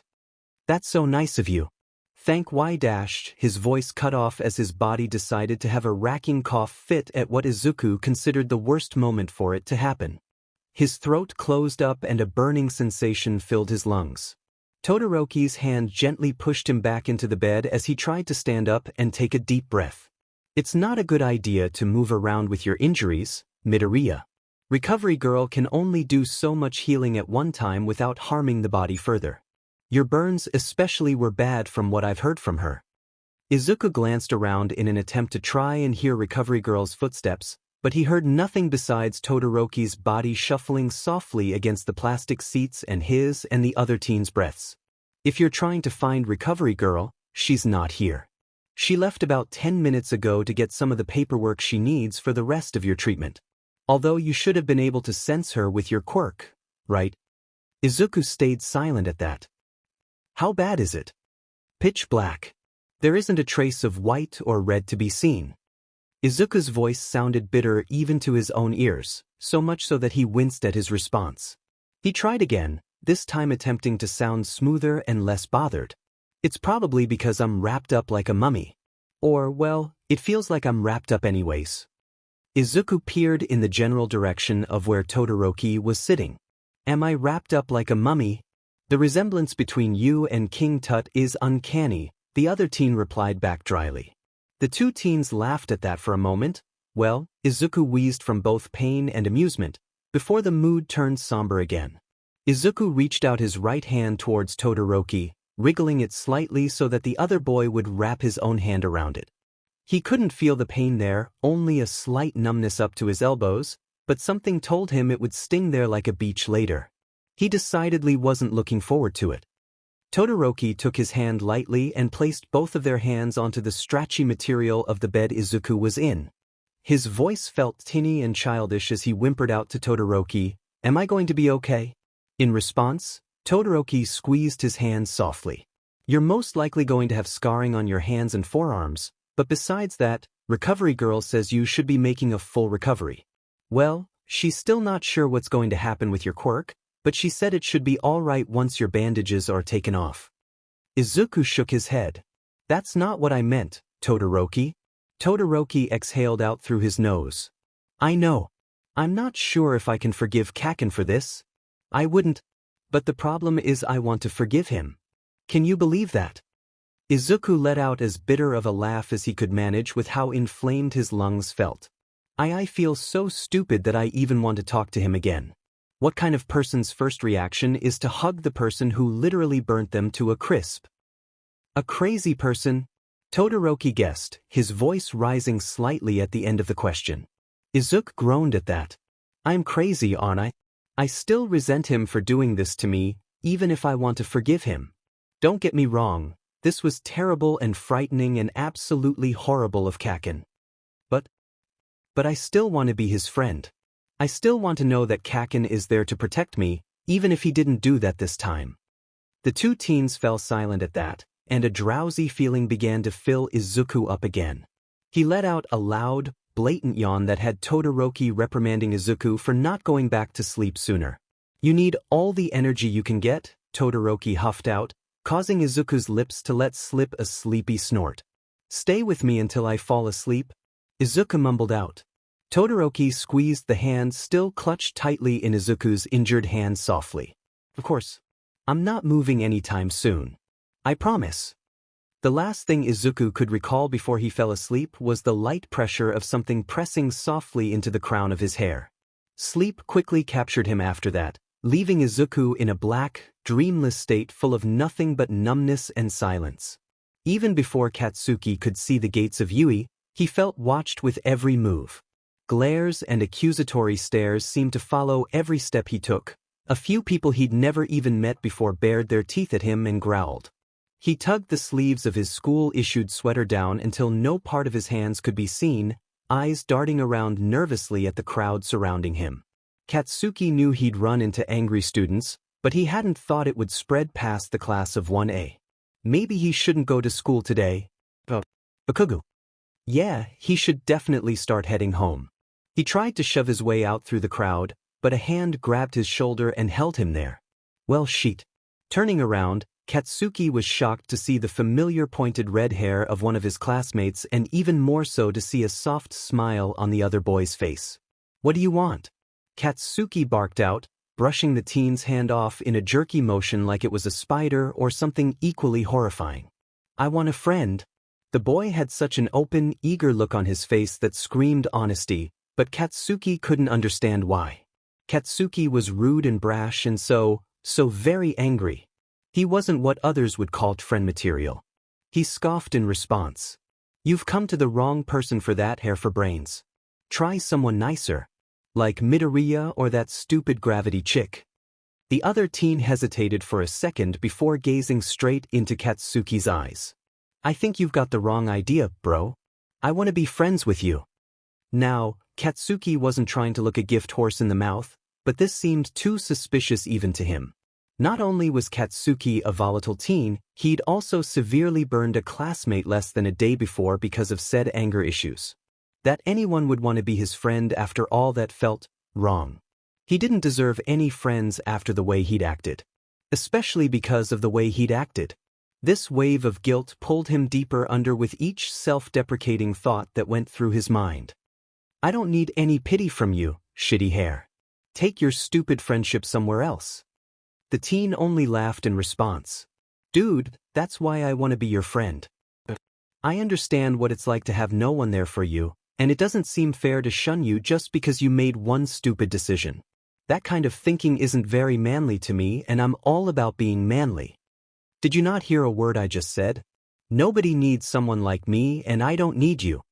The teen extended out his right hand for Katsuki to take, which he ignored. He chuckled at this instead of yelling at Katsuki like he thought the other teen would. Dang, this guy was persistent.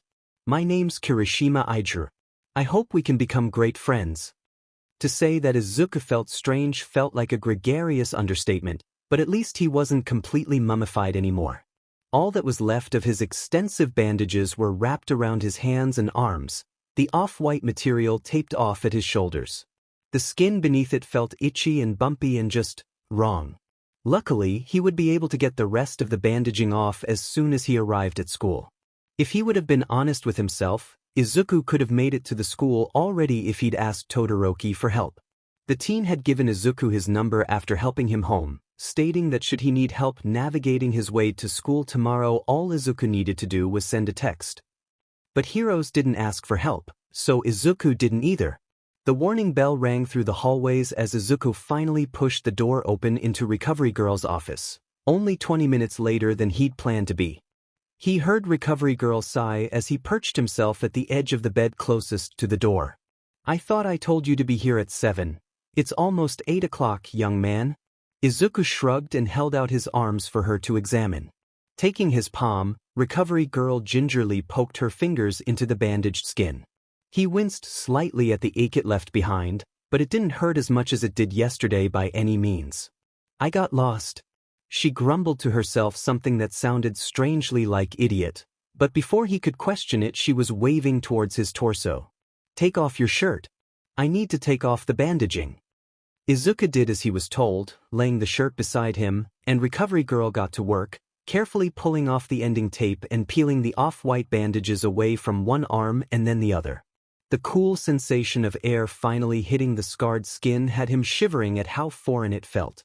Recovery Girl let out a whistle as she took it all in. Is it that bad? Izuku asked. His hands immediately started skirting lightly against the scarred skin in turn. The texture was a mottled array of rough and smooth patches with the smoother parts raised like a scattering of new veins. The raised hills of new skin pulsed in time with his heartbeat, and he wondered how exactly his arms now looked to those who could actually see. He assumed it would be shocking at the very least. Well, it's certainly not subtle by any means. There's nothing else I can do for the scarring, except give you this. She placed a squeezable bottle into his hand. Just rub this cream onto the scarred skin every night before bed and it should help with any lingering pain or sensitivity the skin may have to heat or cold. I want you to check in with me every few days or so too so I can check on you. Okay. Recovery Girl picked up his shirt and placed it into Izuku's lap. Now put your shirt back on and get back to class. I can't have you dawdling around here all day. Izuku quickly donned his shirt and left the nurse's office, backpack gripped loosely in his left hand as he walked towards his homeroom. He was going to be late, but he had a feeling Aizawa wouldn't be too harsh to him after yesterday's episode. He felt bad taking advantage of that, but it wasn't like he was doing it on purpose. Izuku really did get lost after all. As his footsteps echoed down the hallway, Izuku supposed he should finally accept how much the new scarring affect his quirk, or more importantly, his sight through it. At first glance, other people wouldn't see a difference in Izuku's movements. Or at second glance. Or third? Or fourth? He supposed that only those that had known him for a while would realize there was any difference at all. With the combination of one for all and airy eyes, Izuku had been able to sense quite a bit farther around him and with more details. Now though, his sight felt clogged and foggy, as if someone had given him the wrong prescription glasses. Sure, Izuku could still see, but the details weren't completely there. It was like fog spilling out of a doorway, obscuring the view right in front of him, but leaving the rest of his surroundings untainted and perfectly fine. Perhaps if he'd walked backward to school, he wouldn't have gotten lost, or maybe he was just terrible at telling time. Izuku would always check his watch whenever he used the trains. He had memorized how long it took for the train to arrive at each of his favorite stops. It took 22 minutes to get to the shopping mall on the outskirts of town, 18 minutes for the stop at Yui, and a mere 12 minutes to his favorite park near where Todoroki lived. Instead of getting off at the Yui stop, Izuku had gotten off a stop early and had to walk the rest of the way there. He hated getting back on the train after making such mistakes. It felt like admitting he made the mistake in the first place, which he certainly didn't like to do. Izuku finally reached the classroom just as Aizawa finished reading off today's schedule. "Nice of you to finally join us, Midoriya," Aizawa drawled out, but Izuku couldn't feel any real bite behind his words. "Take a seat so we can get started, eh?" "Yes, sir," Izuku stuttered out as he felt a flush begin to creep up his neck. He may not have gotten in trouble, but it was still embarrassing to be called out by the teacher no matter the circumstances. He quickly sat down in the nearest empty seat, expecting Kacchan to be in front of him, but he wasn't. In fact, once Izuku concentrated enough on exuding enough wind, he found Kacchan on the exact opposite side of the room of him, shoulders hunched down in a way Izuku could never recall seeing. His childhood friend's posture was almost guilty, remorseful. But it was a look he'd never seen Kacchan wear before, but maybe this was a good thing. Kacchan had needed a wake-up call and he sincerely hoped this would be it. Izuku knew his friend was a secret softie and the anger was just a front to hide something else in his life. Maybe this incident would help Kacchan realize just how unhealthy it was to bottle up his emotions. He hoped it would for the blonde's sake and for their friendship in the future whenever Izuku decided to forgive him. Todoroki tapped him softly on the shoulder from the seat behind him. "Are you feeling better?" he asked. When Izuku turned around slightly to answer him, he sensed more than heard Todoroki stiffen in surprise. He wondered why for a second, but then the teen slowly took Izuku's hands in his own and it all made sense. The long sleeves of his uniform had hidden the scarring up till now. "Your hands?" Izuku nodded. "The scarring goes up to just past my elbows, but I think it looked just about the same as what you can see on my hands." "Is it?" Izuku hesitated at this, but he needed to know. "Is it bad?" The sensation of Todoroki rubbing his thumb gently against Izuku's scarred hands left them tingling as if they were jolted with small shocks of lightning. He shivered but didn't pull his hands away. It was strangely nice. "I think it adds to that mysterious air about you," Todoroki finally answered after a minute of silence. Izuku snorted at that, but the bell interrupted him before he could respond. Mysterious air indeed. He was internally freaking out about this. What did he mean by that? Was it good? Or just something Todoroki had said offhandedly? It really ate at him too, but he was too cowardly to ask the teen what he meant. Todoroki let go of Izuku's hands as they stood up and left for their next class.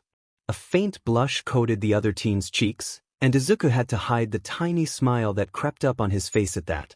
He'd forgotten Todoroki had still been holding his hands too, but he didn't feel like helping to alleviate the other boy's embarrassment.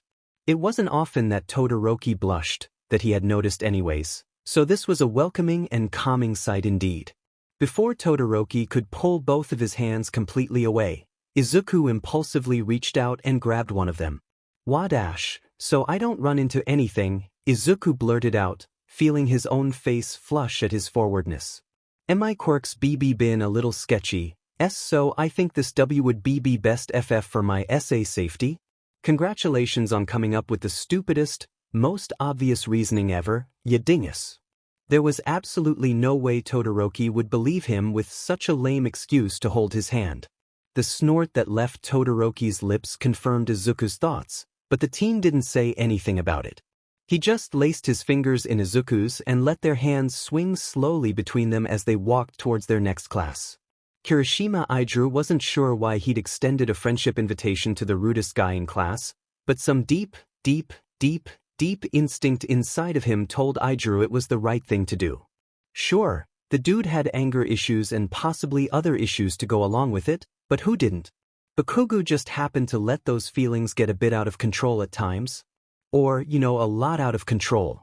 Izuku thought about being mad for Midoriya, and he had been for a few seconds after the explosion. The way Midoriya's body twitched with pain and then fell completely motionless to the ground had left him in tears, but then Bakugo had stared down at Midoriya with this look of...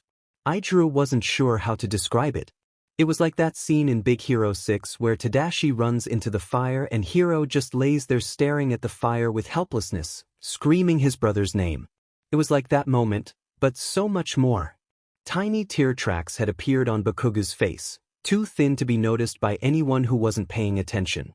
He had this dead look in his eyes, as if even he hadn't realized just how far he'd gone, like he hadn't meant for it to end in injury. It was such a wave of raw emotion that Izuku couldn't help but also feel bad for Bakugo. It wasn't until Izuku had spotted Bakugo just outside of the gates that he realized how much he'd hoped they wouldn't expel the explosive teen. Bakugo reminded him of someone else, someone who had been expelled for something that was an accident, and that small incident had changed them into a bitter and spiteful person. Izuku didn't want Bakugo to turn out like that too, so he'd approached him with a bright smile and an unwavering faith that when he did walk away, it would be with a new friend.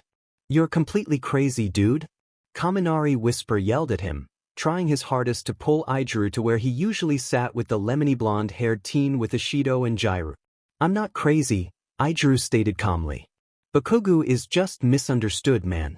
Whatever you might say about yesterday's fight, I know Bakugo isn't happy that Midoriya got hurt, and that's enough for me to want to try being his friend. We've all got issues, and I don't think it's fair to judge the man just because he's got the best of him yesterday. Don't you think so, Kaminari?" "Ugh, don't look at me with those puppy dog eyes." Izuku batted his eyelashes again at the teen. Kaminari let out a disgusted hiss. Fine. We'll give him a chance. Ugh. Just don't do that again. It's creepy and way too flirtatious for you." Izuku let out a victory laugh. "I'll go get Bakugo to join us. You won't regret this, I promise. He's a pretty cool dude underneath that gruff exterior. You'll see." And then he was off to find Bakugo and drag him over to the rest of his friends. Izuku felt like once they got to know Bakugo, they would also see that more vulnerable side of the teen that he'd seen yesterday. "No. Come on, man. You'll have a lot more fun sitting with us than by yourself." Katsuki flared his nostrils at that. "I said no, hair for brains. Take a hint and leave." Kirishima pouted at that, and he wondered once again how he was in this position in the first place. Everyone else had either ignored Katsuki or snuck glares at him whenever the teachers weren't looking. One kid in their class, a tall girl with ashy blonde hair, had even flipped him off, her bright blue eyes piercing into his very soul as she glared at him. Katsuki hadn't even had the energy to tell her to F off. He'd just gone back to taking notes. He knew he deserved much worse anyways. This was child's play compared to someone else's reaction to his behavior. "Please." Kirishima batted his eyelashes at Katsuki in what he assumed were supposed to be puppy dog eyes, but it only had him sighing in exasperation at how stupid the other teen looked. "Fine, but I'm only agreeing so you'll stop doing that freaky eye thing at me." Katsuki picked up his tray and followed Kirishima towards a table where 3 other people sat. While he was scowling excessively on the outside, he actually felt as giddy as a child during Christmas. Today was different than how he'd expected it to go, but this was definitely a good different, one he wouldn't mind getting used to. "When will we be ready, Mstr? All Might isn't going to kill himself after all." The boy glared down at his hands in irritation, but quickly schooled his features as he looked up at the computer in the corner of the bar. The screen showed nothing but a pitch blackness with the occasional crackle of static breaking up the otherwise monotone picture. The harsh sound of labred breathing could be heard through the mounted speakers on the sides of the monitor. "Soon, Shigaraki. Patience is key if we want this plan to work. The Nomu is almost ready. Dr. Tsubasa just has to tweak a few more genetic markers to make sure it doesn't try to fight us instead of the enemy. I'm also sending someone on the next day or so to get All Might's teaching schedule. It's imperative we catch him with the fewest amount of staff around, remember? Shigaraki rolled his eyes at that. Of course I remember, Sir. I just want that stupid hero gone already. I don't get why they idolize someone who's done nothing but cause pain to others. The only way to end such blind devotion is to kill him. In due time, my student, his MSTR responded smoothly. In due time. The office felt cramped from where Katsuki stood awkwardly at the door, random snow globes and other knickknacks crowding every available surface on the desk sitting in the corner farthest from the door. There were also plates hanging from the pink walls with designs of kittens and puppies etched into them in great detail. His eyes hurt just staring at the room for the 30 seconds or so that he was there. The smell certainly didn't help either, he thought with a wrinkle of his nose. It was like someone had tried to douse the sickeningly sweet smell of nicotine out with roses or some bullcrap similar to that. It hadn't worked. A woman sat at the desk gazing at him with warm eyes, her hands folded neatly in front of her in a little pocket she'd created on the edge of the useless junk piles covering her desk. Katsuki felt like there was this crazy cat lady vibe coming off of her, and the one-size-too-big sweater with 2 cats in Santa hats on it only added to his theory. So, you're Bakugo Katsuki, she said with a smile. I am, he confirmed. And then it was silent and Katsuki felt totally out of place, and why the heck was he here again? Because he had incredibly terrible anger issues, to say the least, and it was either this or get expelled and never have the chance to apologize to the love of his life. Can Katsuki still say Izuku is the love of his life after almost killing him? It was a question he asked himself daily, and he still didn't have an answer. I'm Katu Ayumi, but you can just call me Kat. I hope we become good friends. Katsuki nearly rolled his eyes at that. Yeah, like he was going to become friends with his counselor/therapist. She gestured towards the couch in front of her desk. How about you take a seat and then we can get started? Katsuki dragged himself over to what he considered an insult to fashion and beauty and sat down with a huff. The couch was a dull, washed-out mustard yellow that clashed with basically everything about the room. How was he going to survive this? Frickin'. It just didn't seem possible. Katu, or Kat as she wanted to be called, didn't say anything after that. She just gazed warmly at him as if expecting something out of him. Which, well, it made sense. But what was he supposed to say? Hello, my name is Katsuki, I'm 15, and I never learned how to deal with my emotions like a normal human being. That totally wasn't gonna work, but he had to say something or this was going to get even awkwarder than it was right now. Nice weather we're having. Wow, Katsuki. So smooth. Much wow. Couldn't have done any better breaking the ice. At least he didn't throw up. That's a good start at least. Kata sighed, the corners of her mouth finally tipping down from what he'd assumed was a perpetual smile. Thank goodness it wasn't. I understand why you don't want to just dive into the topic. Maybe it would help you if I talked about myself first. Katsuki shrugged at that. It was better than talking about himself and his screwed-up bottle of emotions. Be my guest. She tapped her finger against her chin. Where to start? I guess I'll start with my quirk and go from there. So my quirk is something I like to call pensive. I can see people's memories and even go into them.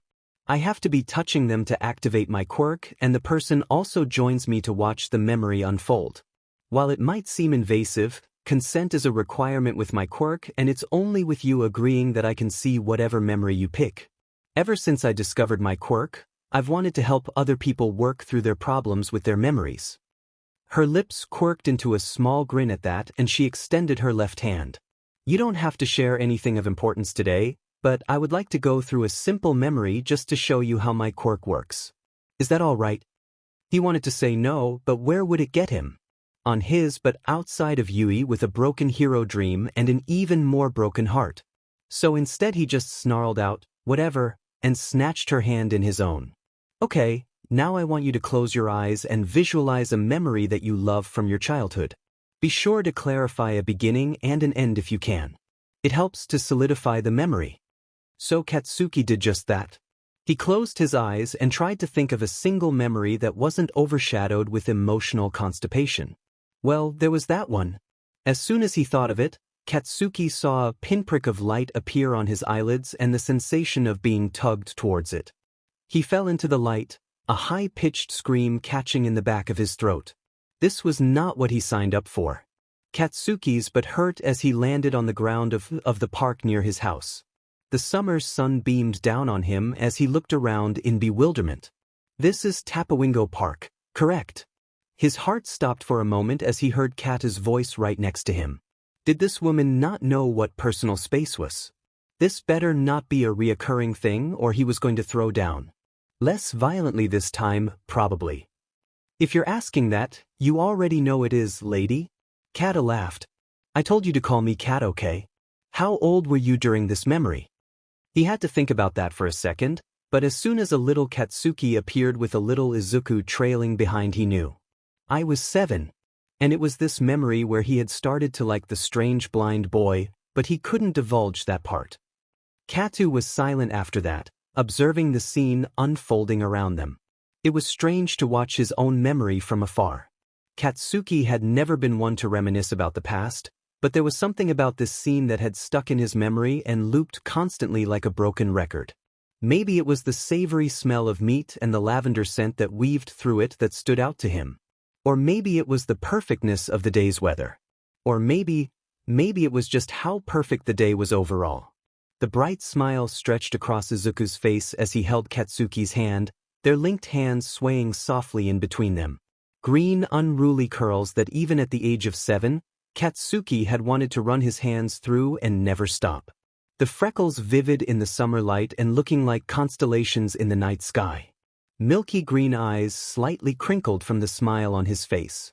Suddenly, Izuku's face brightened even more, if that was possible, and his hand not holding Katsuki's pointed towards a fountain in the middle of the park. Kacchan. Tell me what that is. Younger Katsuki sighed irritably at that, but a smile still tugged at the edge of his mouth. Man, small him was such a visible sap. It's a fountain, dummy. Izuku tilted his head at that. What does it do? It shoots water out of the top and all of that water goes into a huge bowl at the bottom where you can throw coins in and wish for stuff. My mom says wishing for stuff you can't have is stupid though and a waste of money. Oh, how Katsuki could fill a book about the things his mom thought were stupid. Did he include himself? It sure felt like that most of the time. The joyful look that took over Izuku's face had young Katsuki staring at the other younger boy with fond affection. Can we try that, Kacchan? Please, see. Izuku had this little pout on his face that Katsuki could never say no to.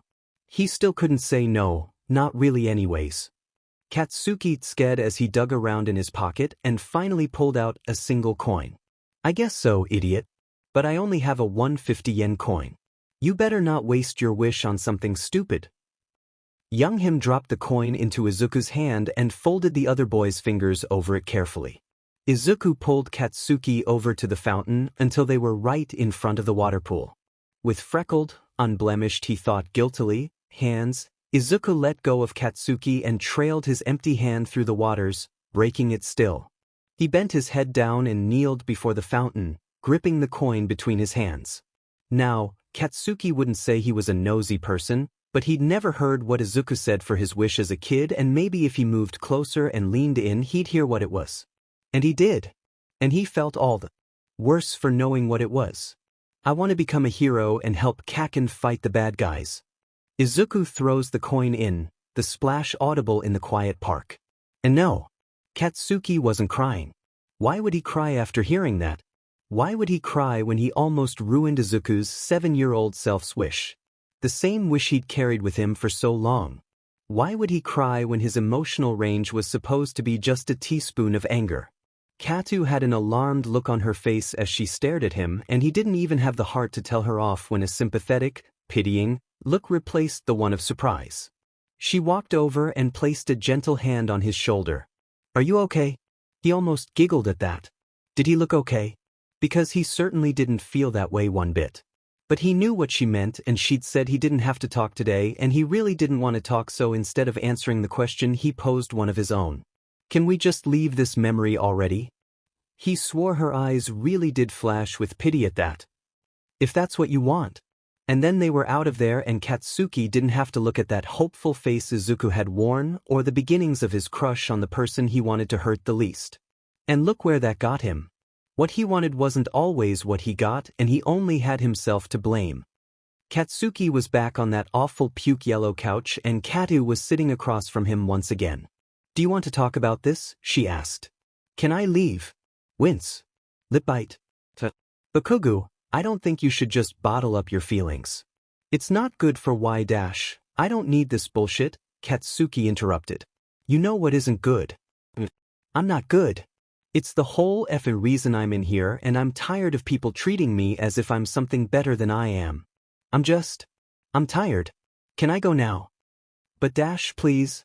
He hadn't meant to, but that single word sounded so raw and painful and so close to crying again when it left his mouth. As soon as the memory had ended, his tears had disappeared and he didn't want to cry in front of this lady again. Real or not. Katsuki had expected her to argue with him. Or to say no at least. But instead all she said was, get some rest and make sure you're here on time tomorrow. He felt a lump lodge into his throat. And he left.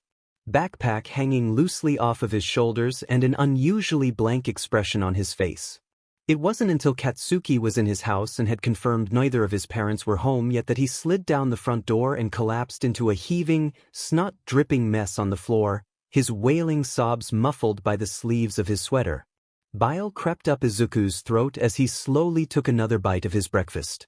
With all the thoughts swirling in his brain, his stomach didn't seem to want food at the moment. He sighed, pushing his chair out and standing up from the table. He couldn't eat, not when the same thought kept coming back to the forefront of his brain. He was avoiding Kacchan. Well, it wasn't like Izuku was avoiding Kacchan every time he was even slightly close to him. He didn't have to approach or even be near Kacchan until he wanted to. That was a lovely condition that Aizawa-sensei had added as part of the deal for the explosive boy to stay. Yet, despite it all, Izuku still wanted to forgive Kacchan and he wasn't sure why. As if reading his mind, his mother came up behind him and pulled him into a hug. It's okay to forgive people, you know. But remember that you're doing it for yourself and not for anyone else. Izuku gently broke the hug and turned around, taking his mother's hands in his own. I want to forgive him already, Mom, but I don't know if it's for myself or if it's for Kacchan's benefit. And I don't even know if he's really sorry about hurting me either. How do I even know what's real when I can't see someone's expression? Honey, Izuku's grip tightened around his mom's hands. He wasn't going to cry over this again, damn it. They always said the eyes are the windows to the soul. Will I ever know how people truly feel about me if I can't even properly see them? And there went the waterworks. Geez. It wasn't even 8 in the morning and he was already a bawling mess. What would his new friends think if they saw him now? His mom dropped their joined hands, opting instead to pull him in for a bone-crushing hug. Sweetie, you're one of the kindest, most considerate people I know.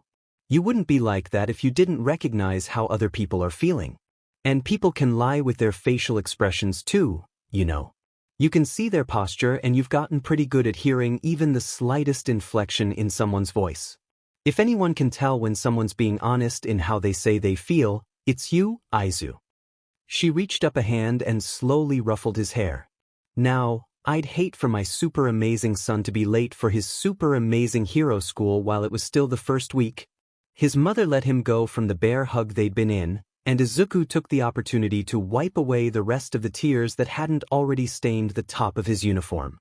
He gave her a wobbly smile as he picked up his backpack and clutched the top of his favorite cane in his hand. Sure, he was a stubborn child, but even he realized it would be best to use the cane at least until the train station. Especially in his weakened Quirk state. Thanks, Mom. She swooped down and embraced him quickly on the cheek, then shoved him towards the door with a laugh. Make sure you're home by 5, all right, Aizu?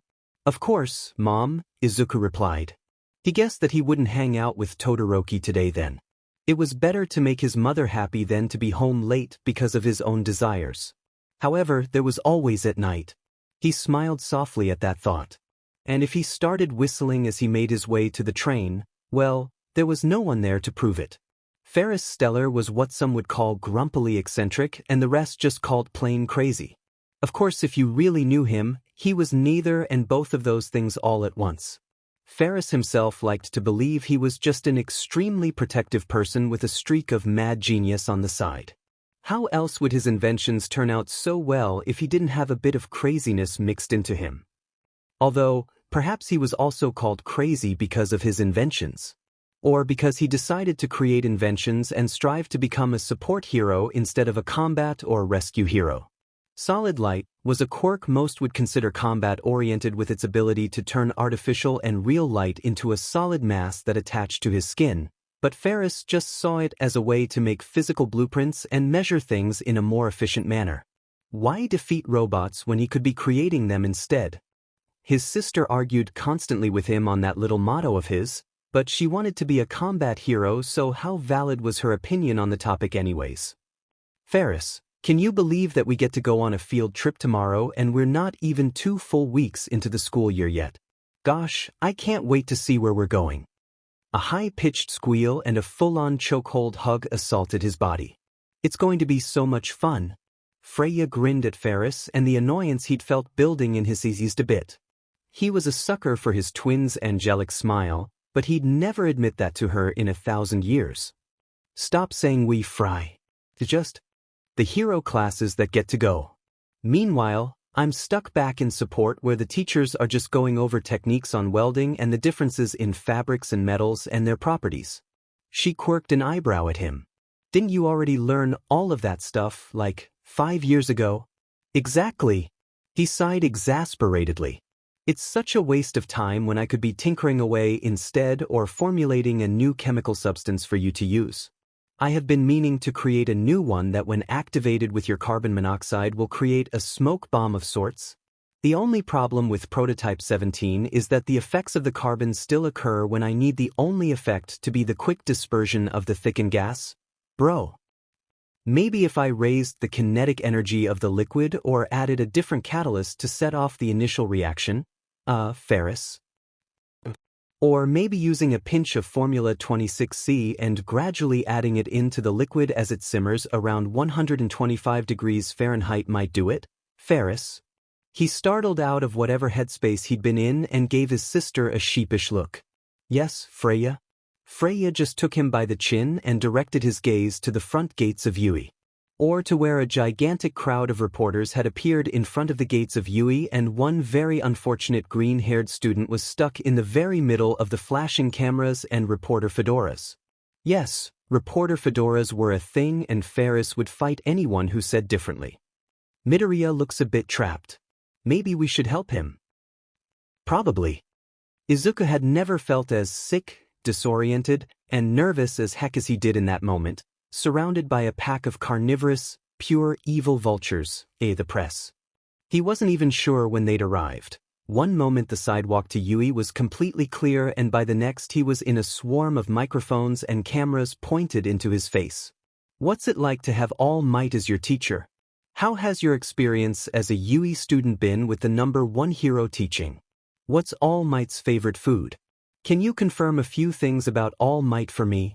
The questions kept coming in an endless onslaught of All Might this and All Might that until Izuku was literally bent over his knees on the ground and holding his hands over his ears tightly in an, albeit terrible, effort to block the reporters out. When a hand softly touched his shoulder he almost burst out crying again. Dang, he just couldn't catch a break today. But his fear changed to joy once he saw who the hand belonged to. Freya, he breathed, whimpered. Oh. Could he sound or look any more pathetic? Freya let out a soft laugh as she herded him up from the fetal position he'd been in and up until he was standing straight. She shoved her way through the crowd with her hand wrapped tightly around Izuku's shoulders. When the reporters shoved back, he was sure they'd be stuck there all day. Instead, a beam of white cut through the reporters and turned into 2 walls that shoved them back like the parting of the Red Sea. Wadash, Ferris Stellar at your service, ma'am. Did someone just call Izuku ma'am? How rude. Another hand latched onto Izuku's shoulder and he sensed the stocky, tall boy attached to it, the Red Sea wall flowing from his other hand. There's only so long I can hold this wall before someone yells at me for improper usage of my quirk, so hurry your butt up and get inside the gate. He shoved Izuku forward lightly until all three of them were scuttling quickly through the gates of the school and the reporters could no longer follow them. Izuku smiled gratefully at both of them. I wasn't sure how I was going to get out of that, so thank you both. I don't do well with crowds and it kinda makes my quirk go haywire when there's so many people. He trailed off as he realized both the twins' heads were staring at him. Oh, sorry. I guess that's not relevant information and it's probably not something you care to hear about dash. Oh hush, Midoriya, Freya said, cutting him off. I care lots about how you feel and I'll try to make sure you're not stuck in a situation like that again. It's not fun to be uncomfortable. I guess I might help you again. If I have the time, Ferris grumbled out as he let go of Izuku's shoulder and started walking towards the school. Later, losers. I've got robots to build. Freya's shoulders slumped and she let out a giggle sigh as her head followed Ferris until he was out of sight. My brother never really says what he means, but I guess many people don't to the ones they love. He's always insulting me and picking on me, but I know he's really just super protective and trying to act tough. What he was really trying to say was you're on his protective brother list now. Or I think that's what he meant. Izuku didn't mean to stop listening to what Freya said, but what she'd said really hit home. Kacchan acted exactly like that. He was always insulting Izuku and picking on him and trying to act like he was the toughest person in the room, but he was also insanely protective and caring about the safety of others. He wondered what Kacchan had really been trying to say that day he burned Izuku. It was almost too easy slipping into Yui amidst the crowd of reporters. Like, he wasn't trying to brag or anything but Demon, this job was way easier than Shigaraki said it would be. Well, he wasn't going to complain or anything because 1 million yen was 1 million yen. He kinda wished this would have been more of a challenge though. Like sure, Yui was pretty stupid it seemed if they couldn't even notice an out-of-uniform person walking around the school. Of course that little tidbit could be due to his quirk, but still. It wasn't his fault nobody was mentally strong enough to fight his quirk and notice him sneaking into the filing rooms. As he finally slipped the door shut behind him, he heard the faint crackling of his ear intercom and almost growled in annoyance. Shigaraki and his nosiness was a pain in the butt when it came to covert missions like this. He suched his mic to talk and hissed out a quick, "What do you want?" before turning to shuffle through the files. He had a limited amount of time to find the information he needed and he'd prefer to spend that time doing his job instead of bickering with the handyman. That was his second favorite nickname for Shigaraki, with the first being Whiny Baby Man. No need to be so snippy, Phantom, Shigaraki responded. I just want to know how the mission's going. Phantom grunted as he moved a rather large pile of files aside. It would be going a lot faster if you weren't breathing down my neck every other second. Just get it done and be out of there in 5 minutes, okay? He could practically feel the anger radiating off of Shigaraki and it made him giddy to know he'd gotten under the other man's skin. He saluted the empty air just for fun. You got it, boss. The comm cut off with a snarl and Phantom had to keep himself from chuckling out loud in glee. His hands shuffled through the files laid out in front of him until he finally found the one he was looking for. There's the little bugger. He felt his lips stretching into what the other villains he'd met considered an eerie and quite creepy grin as he opened the file and scanned the contents inside. It was a complete list of the quirks of Class 1A and the setup for the facility and teachers helping with a field trip happening tomorrow at the USJ. Phantom took out his phone from the folds of his faded gray outfit and snapped photos of each page in the file. Once he was done, he shuffled the file back into how it was when he found it and placed the rest of the files he'd gotten out into where they'd also originally been. In less than 48 hours, All Might would be dead. The thought made him chuckle as he slid the phone back into one of his hidden pockets and donned his hoodie again. The alarm bells that had started when he'd first snuck in had already been turned off by the time Phantom left the room, but no one noticed him as he slunk down the hallways and back out the main front gates of Yui. I heard there was class elections today. Katsuki glared at the woman in front of him, letting out a scoff at her words. What of it? Ida Tenya and Yaoyorozu Momo were the ones elected, right? Although I heard it was Midoriya Izuku that was class president initially, but he gave it up to Ida after lunch. I wonder why. Katu smiled in that way that just spoke of her knowing more of the story, But he wasn't going to fall for it. Obviously, the reason Izuku resigned was because he couldn't do any of the paperwork required of being class president, and when his name had been announced, Katsuki had seen a slightly panicked look flash over his face before he smoothed it into something more along the lines of nervous excitement. He wondered how many of the faculty knew he was blind and if Katu was one of them. Of course, that brought up the question of how she'd found out. "Hell if I know," he finally responded. He doesn't like being the center of attention though, so it wasn't like this was a surprise. He narrowed his eyes at the therapist. "Why does this matter anyways?" "Oh, it doesn't," she said flippantly. "Just thought I'd start with something lighter before we got into the deeper stuff.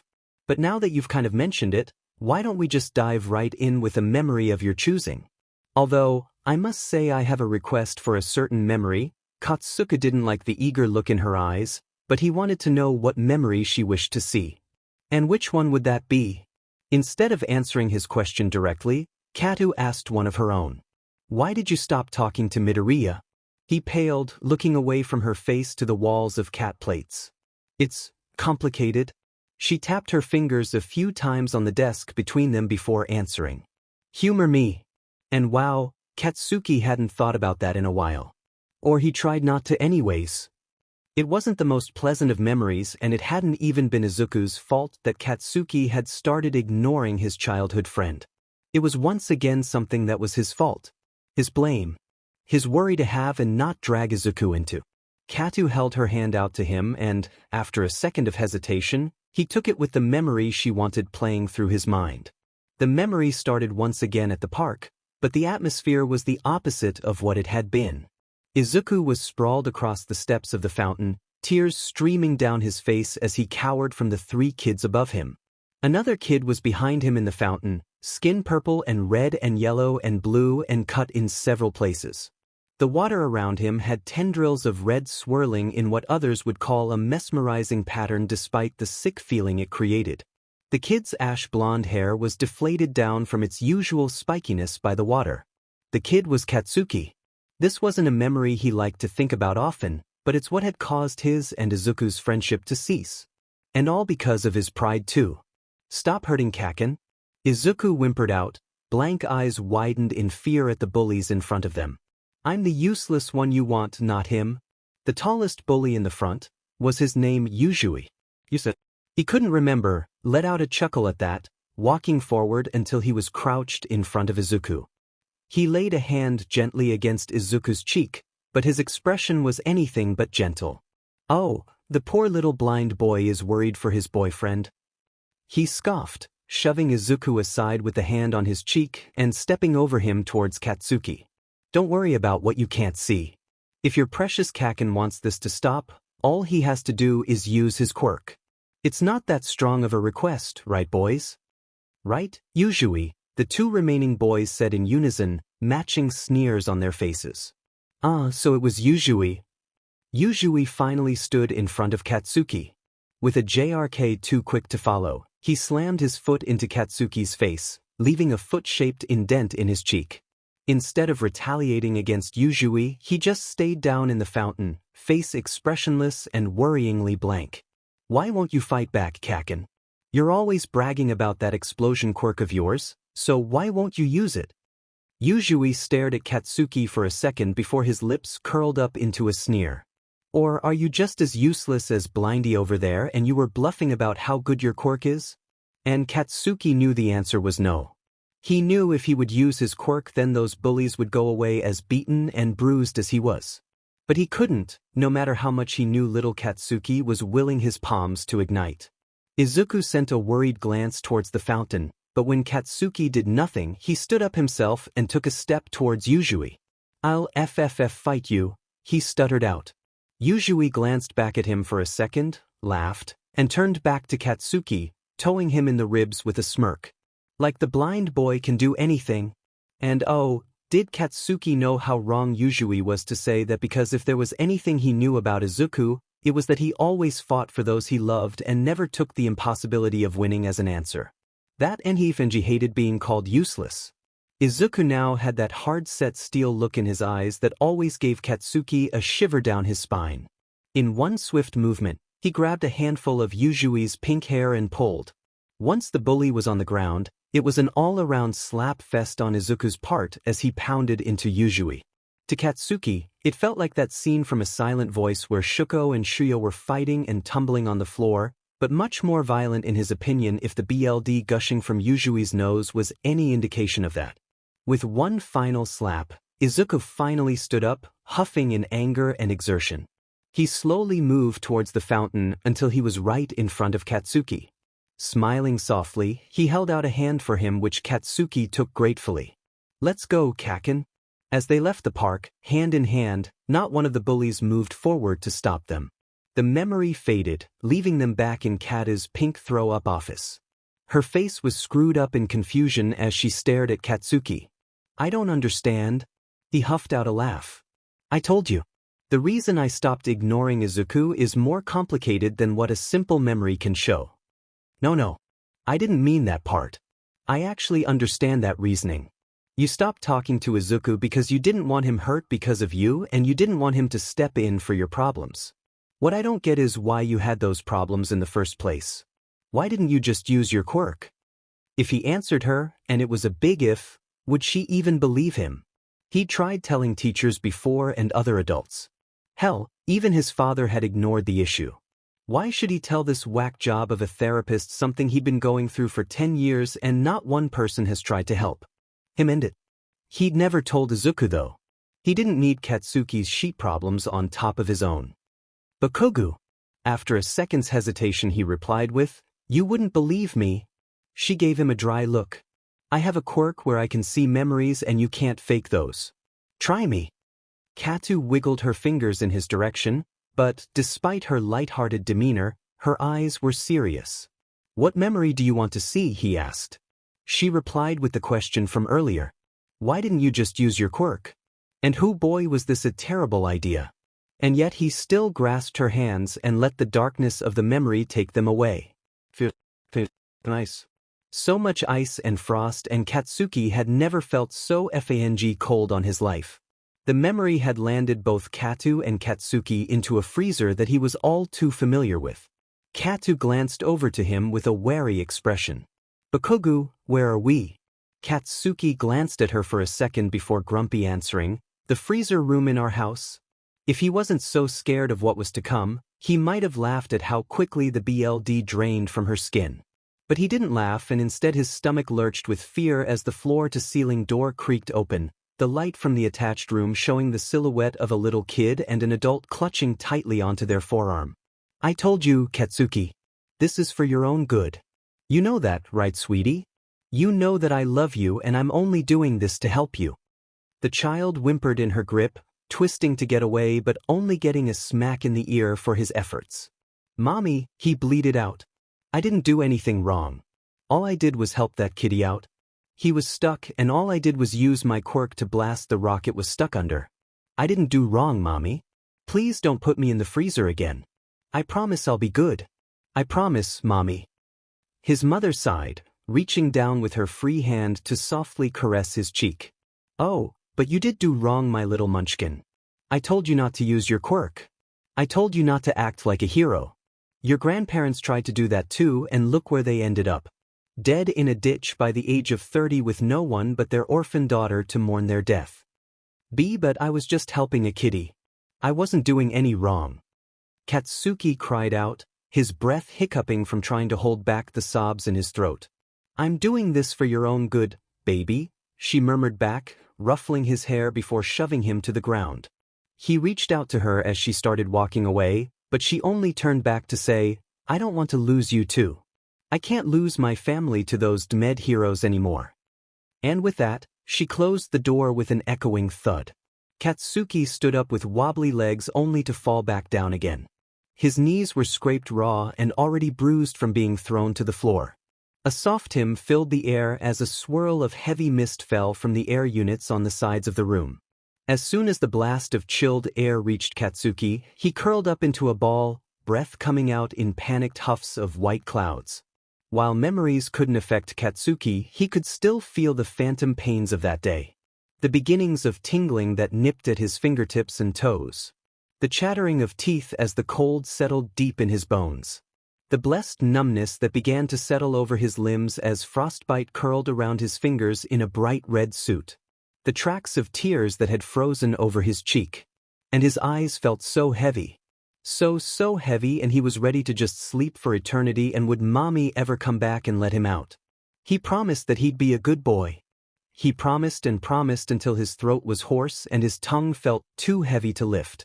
He'd be a good boy because he loved mommy too, and he never wanted to upset her. He wouldn't do it again if she'd only let him out. He wouldn't do it again if he could only have a blanket. It didn't even have to be his all-might blanket either. Mommy, please. Help mommy. He didn't like the cold. Please, mommy. He'd be a good boy. Katsuki could feel himself crying as he watched his younger self freeze half to death on the floor of the freezer. It wasn't until a few hours had passed that the door was finally opened and a meek-looking man shuffled in, hooking his arms under Katsuki and pulling him out of the freezer. The man, his father that never stepped in to help him until it was too late or already over, carded his fingers carefully through Katsuki's hair. "I'm sorry I didn't step in sooner," he whispered out. As they left the freezer, he took a blanket that had been folded up outside of it and wrapped it snugly around Katsuki. "She hid the key this time and it took me a while to find it." Katsuki craned his neck to look up at his father's face, eyelids drooping with each jostled step. "Am I a bad kid, Daddy?" His father looked shocked at that and immediately began to comfort the young boy. "Katsu, of course not. You're the sweetest little boy a father could ask for." "Then why does mommy keep hurting me? If I didn't do anything bad, why does she keep saying I did? What did I do wrong?" He was crying again, new tears emerging over the frozen tracks left from the freezer. "I just wanted to be a hero, Daddy. Why can't I be a hero?" "You know I love you," his father finally answered after a few minutes of silence. "If you want to be a hero, I won't stop you. But don't tell mommy about your hero work." Katsuki's bottom lip wobbled. "Why can't I tell mommy?" "Because, silly, heroes gotta keep their identities secret. So you gotta pinky promise me you won't let mommy see you doing hero work and don't tell her about it either, okay?" A few tears slipped down his father's face as he held out his pinky to Katsuki, but the younger version of him didn't notice. But he did, and that just made it worse in his opinion. Katsuki linked his pinky with his father's. "Pinky promise," he giggled out. He tried to bend his pinky down around the other finger, but it wouldn't move. And it was still feeling numb. "Hey Daddy, I can't feel my fingers. Or my toes." The two finally stopped in front of the bathroom. The bath was filled to the brim with water, small tendrils of steam reaching towards the ceiling every once in a while. "Good thing the bath's ready, huh?" He slowly set Katsuki down on the rug in front of the bath, reaching down and helping the boy undress. After the last article of clothing was off, he bent down and picked up Katsuki, then slowly lowered him into the bath. It took several minutes until Katsuki was finally able to wiggle his toes and fingers with just a bit of stiffness. His father sighed in relief. "They're moving, Daddy." "I'm glad, Katsu," he mumbled out with a tight, worried smile. "I'm glad you're okay." Bakugo, Katu's entire body language dripped with pity. He hated it. "Now you effing know it. Can I go?" Katsuki was tired. Tired of pain and anger and everything else. His voice had come out small and emotionless, despite the turmoil of fear and frost sitting in his gut. He just wanted to sleep and never wake up. Katu seemed startled by his words. "Bakugo, you can't keep pushing away your emotions. This isn't something you should lock away in a box and throw away the key. Your mother is abusing you."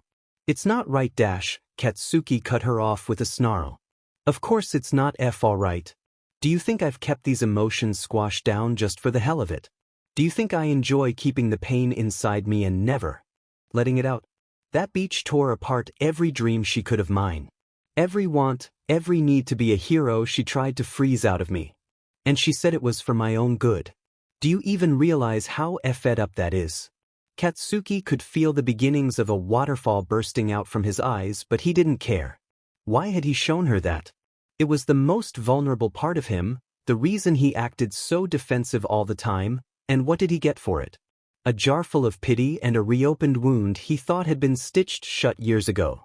"You know that's not what I meant," Kata pleaded out. I just want to help you, Bakugo.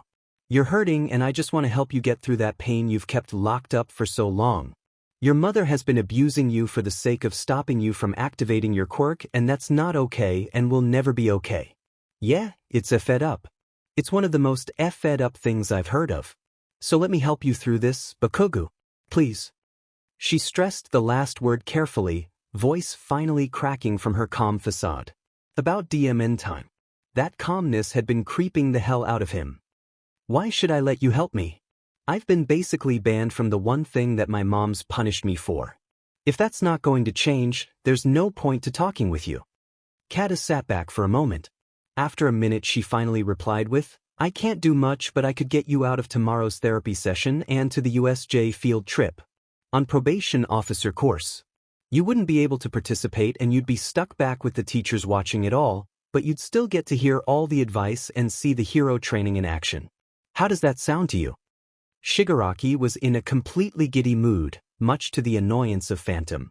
His cracked lips were split, disgustingly, wide as he carefully looked over the copied file pictures in front of him.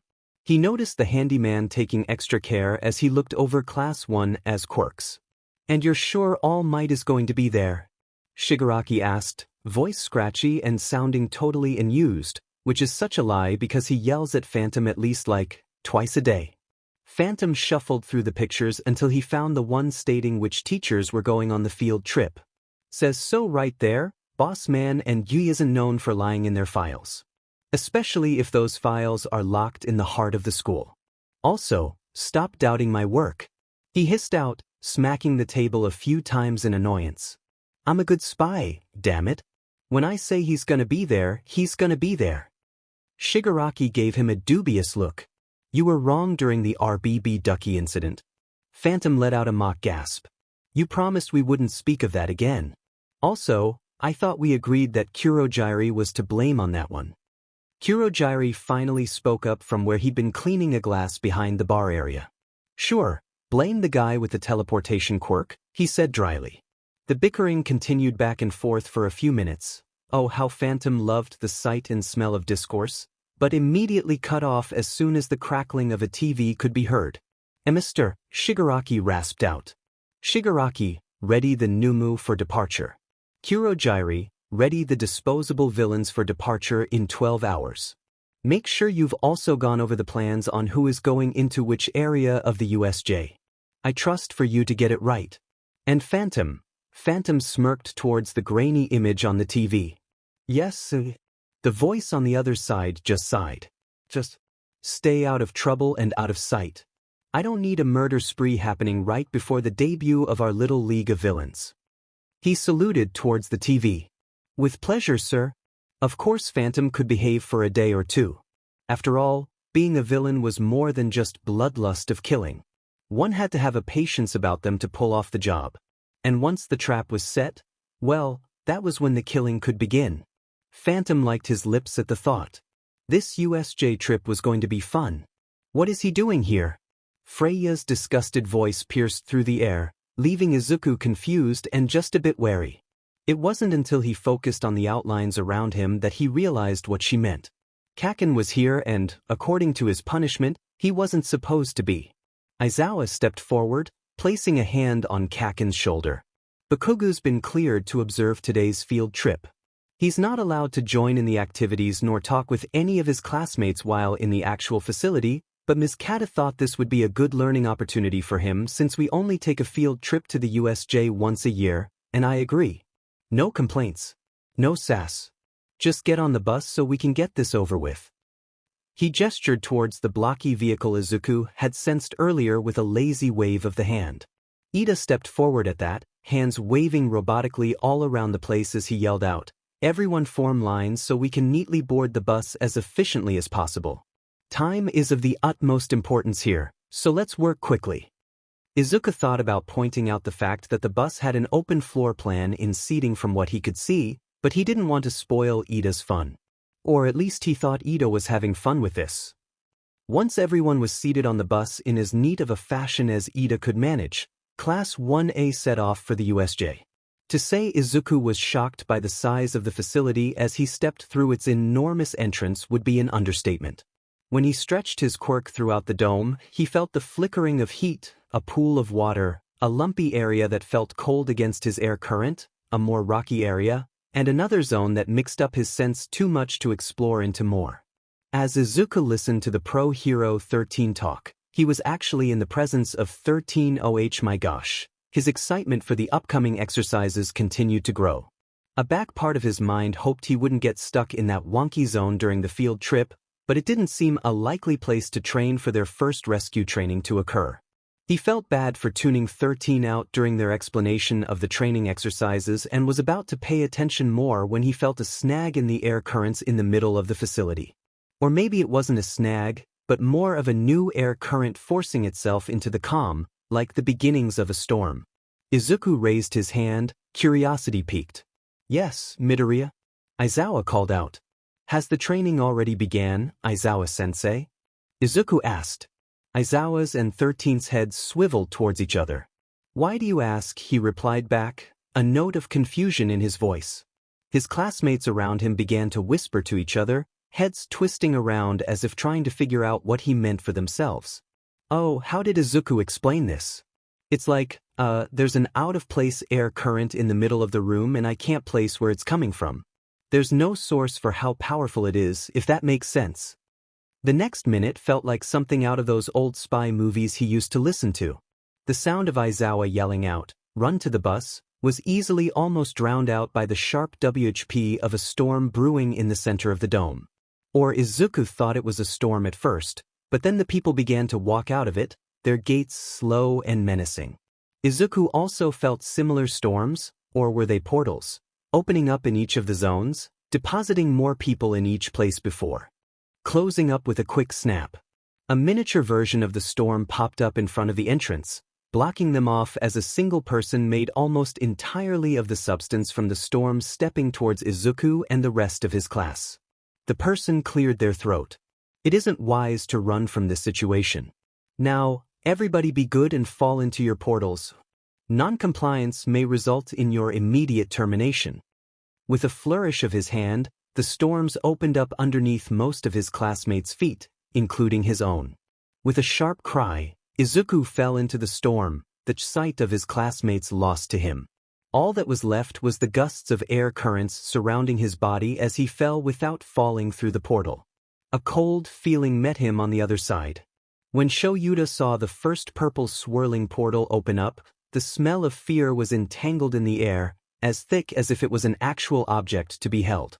He tried to tell his students to flee, but then the portal in front of the door came and he knew the possibilities of escaping turned to slim. "Ida," he barked out. The boy in question turned to him quickly, waiting for what he'd say next. "I need you to escape as soon as you can. Run back to the school and get all the teachers. Tell them that villains are here in the USJ and I need backup fast." "Of course, sir." Ida saluted. Satisfied that their best attempt of help was set into motion, Shoyuda turned back to the still-growing pile of villains in the center of the dome. Will the crowd ever stop growing? Finally, a pale man with hands attached all over his body stepped out, and the portal closed behind him with a decisive snap. With a sigh, Shoyuda pulled back his hair into a ponytail and put on his yellow slitted goggles. Hopefully he could hold off the villains until more help arrived. If not, well, he didn't want to think of what the alternative option was. The strong pour of icy rain pounded against every exposed part of Izuku, soaking through his clothes in an instant. A shiver ran down his spine as he tried once again to see his surroundings, but was once again blocked by a head-splitting pain. "Oh, Midoriya." A hand touched softly against his arm, and he jerked away in fear. "Who are you?" Izuku squeaked out. Oh, he hoped it wasn't a villain. He couldn't see right now. He couldn't see. He should have known this was a terrible day as soon as he'd stepped out of the bus and into the hand slowly connected with his arm again as if the person was hesitant to scare him. "It's Shuji. I'm in your class, Midoriya. Don't you recognize me?" The person, Shuji, of course. How could he have forgotten a classmate's voice? Sounded concerned as his arms bundled around Izuku, bringing just a bit of warmth back in the mess of cold that had become his body temperature. I am sorry, Shuji. It's just so strong to see into this downpour. Izuku really hoped it was strong to see in this rain or his cover was blown. The moment of silence had the sinking feeling in his finally settle into his gut. He knew. Midoriya, the rain isn't strong enough to block vision with how close we are, especially with how big I am with 6 arms. Oh, Izuku hadn't known Shuji had 6 arms. He just thought Shuji had wings or something attached to his arms. He guessed the multiple appendages made more sense though. After another pause, Shuji asked in a gentle voice, Midoriya, are you blind? Those 3 cursed words that Izuku didn't want to hear out of any of his classmates' mouths. It reeked of pity. He hated pity. He let out a bitter laugh. I don't need your pity, if that's what you're getting out of this. Yes, I'm blind. I've been blind since I was 4 and I don't need an ounce of pity or sympathy or anything else along those lines from you or anyone else. Shuji nudged him forward. I don't wish to cut off this discussion, but we need to get out of the rain. If we stay here any longer, I fear one of us might catch a cold. We can talk about this again once we're safe, but I'd like to make it clear that none of those things are my feelings right now. You are my classmate, Midoriya, not some disabled puppy to feel bad for. Remember that. Okay, Izuku whispered out between chattering teeth. Then they were off, Izuku tucked under an umbrella created by Shuji's arms as the taller boy gently, but quickly, nudged him out of the rain. He felt like he was drenched down to his underwear, which may or may not have been All Might themed, once they finally reached an awning to hide under. Like a flame flickering back to life from a tiny ember, Izuku could feel his sight return. Better? Shuji asked. Izuku smiled. Yeah, thanks. And, thanks for not freaking out or pitying me or anything along those lines. It really means a lot to me. Shuji reached out a hand and carefully ruffled through Izuku's curls, water dripping down with each shake. How's your vision now? He asked. Coming back in flickers, but the air sea currents here are really slow for some reason, so I can't see as much as I'd like to. His stuttering had thankfully seemed to calm down a bit after getting out of the rain. That's Shuji's voice suddenly cut off, his head swiveling toward somewhere deeper in the building. Izuku felt panic begin to flood back into his system. Shuji. What's wrong? As Izuku concentrated on his classmate, he could see and hear the growing of something from his multiple limbs. What are you doing? Dang, the stutter was back. Don't move, Midoriya. WWWIN not. He squeaked out. The feeling of a fast, swift air current accompanied by a strong crack and a splattering of red, BLD, he recalled excitedly, followed after one of Shuji's fists. A groan slipped out of the person's mouth as they sunk to the floor and stopped moving. Except for the occasional hitch in their breath, the person, a villain, was down for the count. It was only after a few tense seconds that Shuji's shoulders finally relaxed and he spoke to Midoriya. He was hiding in dead air. I think we should leave this zone as quick as we can to avoid any more fights. I don't like how they put us in a zone where our quirks are almost unusable, or entirely in your case. If this is the case for our other classmates as well, we should hurry to help those that are having more trouble escaping than us. Sounds like a plan. Katsuki had been in the USJ 1 second and the next he'd been in the freezer. And the splintering of ice piercing his skin. So much ice and frost and Katsuki had never felt so cold in his life. Again and again and again. Why had he been put in the freezer this time? It had been so long since he'd gotten accepted into UE for when he'd last been put in here. He wasn't doing any hero work. He was only watching today. Only watching. Please, he didn't do anything wrong. Let me out, Katsuki rasped, eyes unseeing as he clawed at the cold touching him. He slowly curled up into a ball as he continued to carve lines into his skin. Maybe if he kept scratching, the cold would go away. Maybe this time would be different. Maybe he'd get out earlier. 2 hands plucked his own from where BLD had begun to draw from his arms in thin rivulets. Kogu, you're not trapped. You're all right. Everything's all right. When Katsuki's arms went limp in the other person's hands, they let out a sigh of relief. That's good. Now, can you open your eyes for me now? Katsuki didn't recall closing his eyes in the first place, so when he did open them, the sight of piles and piles of snow surrounding him was a slight relief compared to where he thought he was. This wasn't the freezer. He was okay. Well, maybe not okay since he didn't recognize where he was, but still. It could have been worse in his opinion. Kirishima was kneeling beside him, a concerned, yet also caring, look on his face. "Where are we?" he coughed out. His throat felt raw and parched. Had he been screaming? He had no way to explain his way out of that situation. "Still in the USJ, but I think we're in an avalanche zone or something," Kirishima responded. "I'm not sure where the others are after those crazy portals separated our class. You're the only other person I've seen here, but I didn't get the chance to explore," he trailed off, but Katsuki knew what he was about to say next. "Since you were having a FING stupid panic attack and all." Kirishima looked at him nervously for a second as if wondering just how to phrase it without offending Katsuki. "Just spit it out, shitty hair," he said, standing up slowly. Kirishima also stood up, brushing the snow off his knees. "Yeah, okay then." Kirishima took a deep breath then began to speak again. "Now, don't feel pressured or whatever to tell me cause dude, this is your own business and all that jazz, but, is it okay if I ask why you were having a panic attack? You don't have to answer, but I'm a bit worried, man. You're one of the manliest kids in class and if something brings you down then it must be important." Okay, it wasn't the most eloquent way to put it, but Katsuki had to give him props for that gentler DLVRY of what he considered a seriously crappy part of his life. Maybe it was more than a seriously crappy part of his life, but he couldn't think of any good insults right now. "Sue him. Got put in the freezer as punishment whenever I did something wrong." Katsuki tried to snarl his answer. He had a reputation to keep after all, and anger was his first response to everything. But it came out sounding off and just plain tired. Kirishima's expression went from surprise to slack to angry in just 1 second. Just as he was about to speak, his brow lifted slightly and he pushed Katsuki back onto the ground.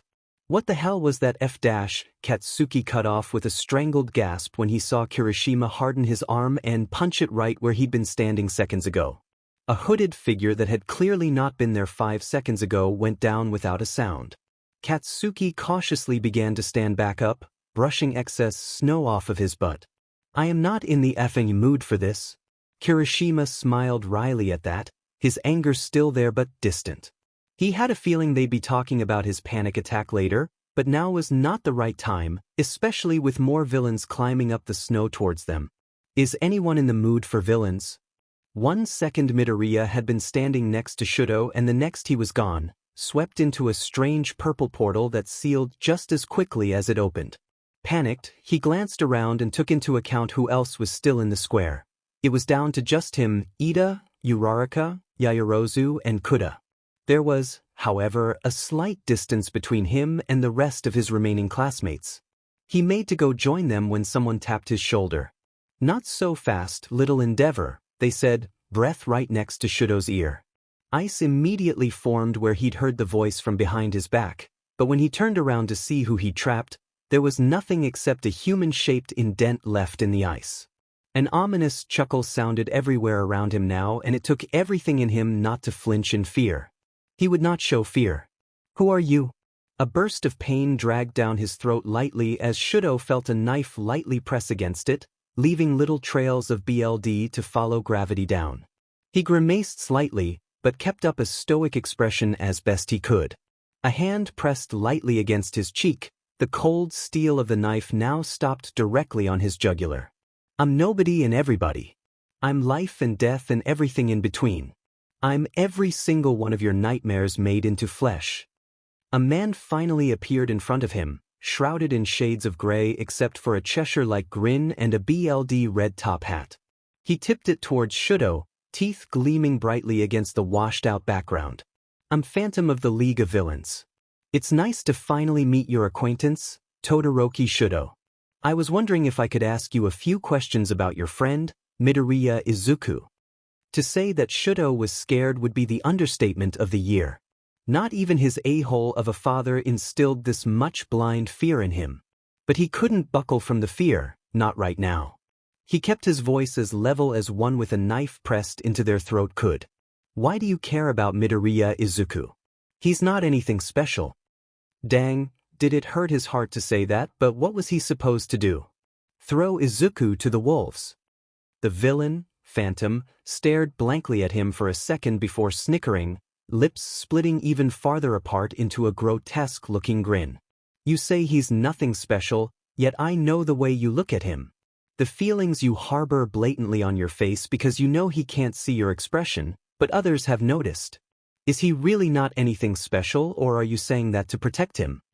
Phantom dug the dull end of the knife a little deeper into his throat, eliciting a gasp from Shudo. You shouldn't be questioning me if you want your precious Izuku to get out of this alive and unharmed. Got it? The extra pressure was taken away, so he answered. Just yes. Come on, man. I want some kind of title. Make me sound important, or the knife just might slip a little closer to that jugular of yours. Phantom leaned in a bit at this part and rested his free arm on Shudo's shoulder. If I were you, I wouldn't take that chance. What an egotistical butt. Kind of reminded Shudo of his dad, but somehow worse. Go figure that it took an idiot with a top hat and a knife to be worse than his abusive father. With gritted teeth, he hissed out, "Yes, asshat. Goodbye, sweet world. It was nice living while he could." And yet, instead of the knife slitting through his throat like he thought it would, the knife was actually moved slightly farther away, the cold steel now a memory of a moment ago. The villain was chuckling, actually chuckling what the hell, at the title Shudo had given him. "Oh, I think I like that one," Phantom wheezed out between breaths. "It's definitely something I want to call Mr. Whiny Baby Man once we kill All Might and blow this popsicle stand." He turned his gaze back to Shudo, his laughter finally pittering out as well as the brief light-hearted atmosphere that had been created in that small instead. Shudo felt a shiver run down his spine as Phantom's lips twisted up into a sinister smirk, the whites of his eyes barely glinting under the wide brim of his top hat. "Ah, you've been distracting me, young endeavor." He tooted a few times and shook his head. "I don't have time for that, and neither does your life. All you have to do is confirm a few things for me." Let's roll into these questions. What exactly is Midoriya Izuku's quirk? Our records say it's more of a reconnaissance quirk that allows him to map out his surroundings in a radius around himself by the use of wind currents. And of course, I believe that is only part of his quirk, especially if you take into account that he obtained 35 villain points and 45 rescue points on the exam. I mean, a kid that got the highest score on the entrance exam using only a radar-type quirk is not very plausible. Right, Mini Endeavor? Shudo didn't really see the backlash in answering this question. And yet he wondered why Izuku hadn't updated his quirk registry to include this aspect of his quirk. He can also create small whirlwinds by changing the air currents around him. Or that's how I think he does it. Oh, isn't that interesting? Phantom hummed, head tilting in thought. That brings me to my next question though. Approximately how big is this kid's radius for quirk control and detection? Could he possibly control something from 200 feet away without trouble, or is his control limited but he can sense farther? Shudo didn't know and told the villain as much. Phantom pouted at his answer. Well darn, what an enigma this kid is. He sighed for a moment before perking up. Well, I think that answers all my questions that you can answer. It was lovely talking to you, little endeavor, but I think I should go now. Toodaloo. He pocketed his knife and made to turn away when Shudo's hand clasped around his wrist. Okay, he might say he wanted to die, but this was taking it a bit too far. Chill emo Shudo. Don't grab the bad man who still might stab you to death. Wait, his mouth seemed to force out. Oh my gosh, what was he doing? He must have been absolutely crazy. Just shut up, you idiot. I'd let go of me right now unless you really want to die, Phantom snarled, his cheery facade of the moment before replaced by cold fury. And yet Shudo held on. What a death wish. What was the third question you wanted to ask me? Phantom just looked confused at that before his smile widened in recognition. Oh, that. I just got confirmation that my theory was true on it during our little talk. I was no longer required to ask you. Now let go, asshat. I've got better things to do. Shudo stubbornly held on. But what was the question? Is Midoriya Izuku blind? Shudo let go of Phantom's wrist, and the villain disappeared from sight immediately. He felt like that detail might have been important, but he was too far in his head to think properly about that right now. A single phrase kept repeating itself in Shudo's head. The villains know Izuku is blind. But why did they want to know that? And how did they figure it out?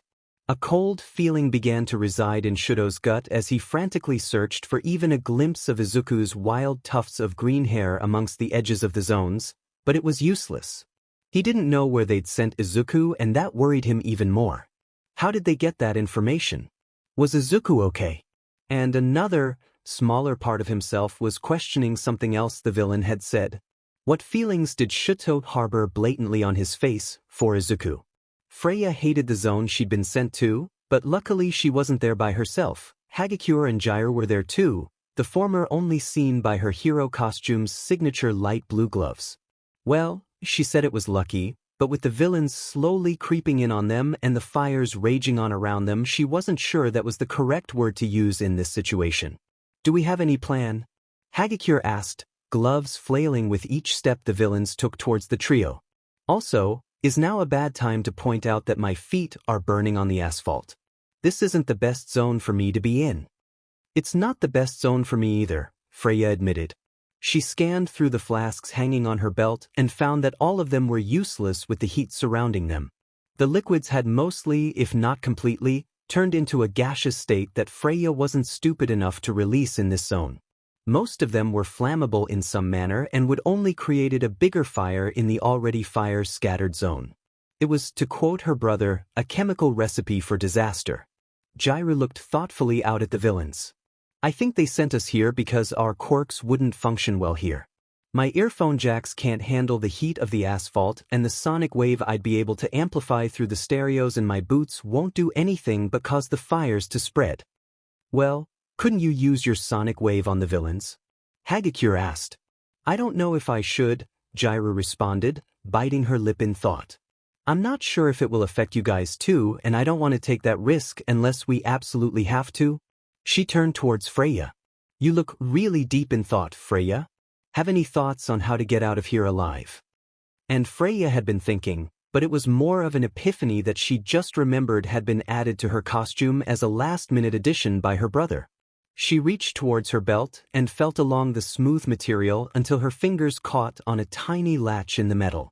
With a grin, she dug her finger into the small crevice and pulled the latch up, releasing a cylindrical plastic casing clipped into the secret compartment. Freya grabbed cylinder from the clip and flicked it away from herself in one direction and then the other. The cylinder elongated out into a metal staff, the part she was holding being the plastic handle in the center of it that was just long enough to hold with one hand comfortably. Bingo! What is that? Hagakure asked. Both her and Jiraiya had moved closer in an attempt to see the new object that had come out of practically nowhere. Freya clicked a button hidden on the plastic handle twice, and the metal parts of the staff began to let out a buzz of electricity. The high voltage had sparks jumping off of the staff every few seconds in a mesmerizing display. She quickly looked over the electrified staff, admiring the weapon her brother had carefully designed just for her, then looked at the other two girls with a smirk that could only be described as wicked.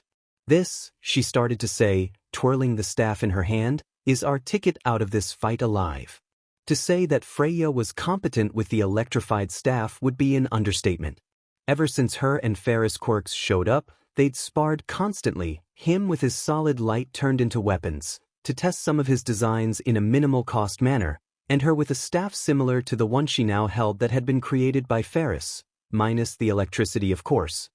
Their mother had encouraged their sparring and constantly watched them, giving them tips here and there whenever one of them needed it. It had been freeing and so much fun that Freya had even taken up lessons at one of the local self-defense studios to learn how to properly fight with a staff. And as she stabbed, bashed, and thwacked her way through the surrounding villains, she realized just how much she was grateful for those 9 grueling years of lessons at the small studio. A pile of unconscious villains was piled up at her feet after a few minutes. She surveyed her work with a small smile on her face before flicking the staff's electricity off and condensing the staff back into its original small size. Well, that ought to do it. That was Amazing, Freya. Hagakure squealed out, arms wrapping around Freya's waist in a tight hug. I was totally useless in the fight but like, dang girl. You get it? Oh, thanks, Freya stammered back. She flushed heavily under the compliment and was about to respond back when Jairu cut into the conversation. It's not over yet, she said, pointing to the far end of the road. There's more villains coming. Within a second, Freya's staff was already back out and electrified. The villains' faces slowly came into a focus of glinting, narrowed eyes and fanged teeth. It's all right. Freya's grin came out full force as she said these words. Because I am here. Izuku was cold, tired, and scared as he and Shuji were swarmed by villains as soon as they stepped out of the downpour zone. They'd already encountered at least 20 villains in the rainy place. He'd lost count after one of them had cuffed him across the face. And he was just done. Shuji, there's too many of them, he yelled out. We can't keep doing this for much longer. I know, the larger teen responded through clenched teeth. Izuku couldn't blame the man for sounding winded. His arms were just a blur to Izuku now with how fast he was punching the surrounding villains. We're in the main plaza now, so there's going to be a lot more. Just try to keep going, Midoriya. There's not too many left near us. Most have been taken down by Aizawa-sensei. And as Izuku extended his wind radar back out to the area of the main plaza, he'd concentrated his area of focus earlier to try and stave off the headache he'd gotten from the rain messing with his quirk. He noticed that there were indeed very few villains that were still standing. In fact, the group around them was quickly falling into numbers in the single digits too until Shuji punched the last villain near them in the jaw with a satisfying crack, leaving them unconscious on the ground in a heap of other unconscious villains.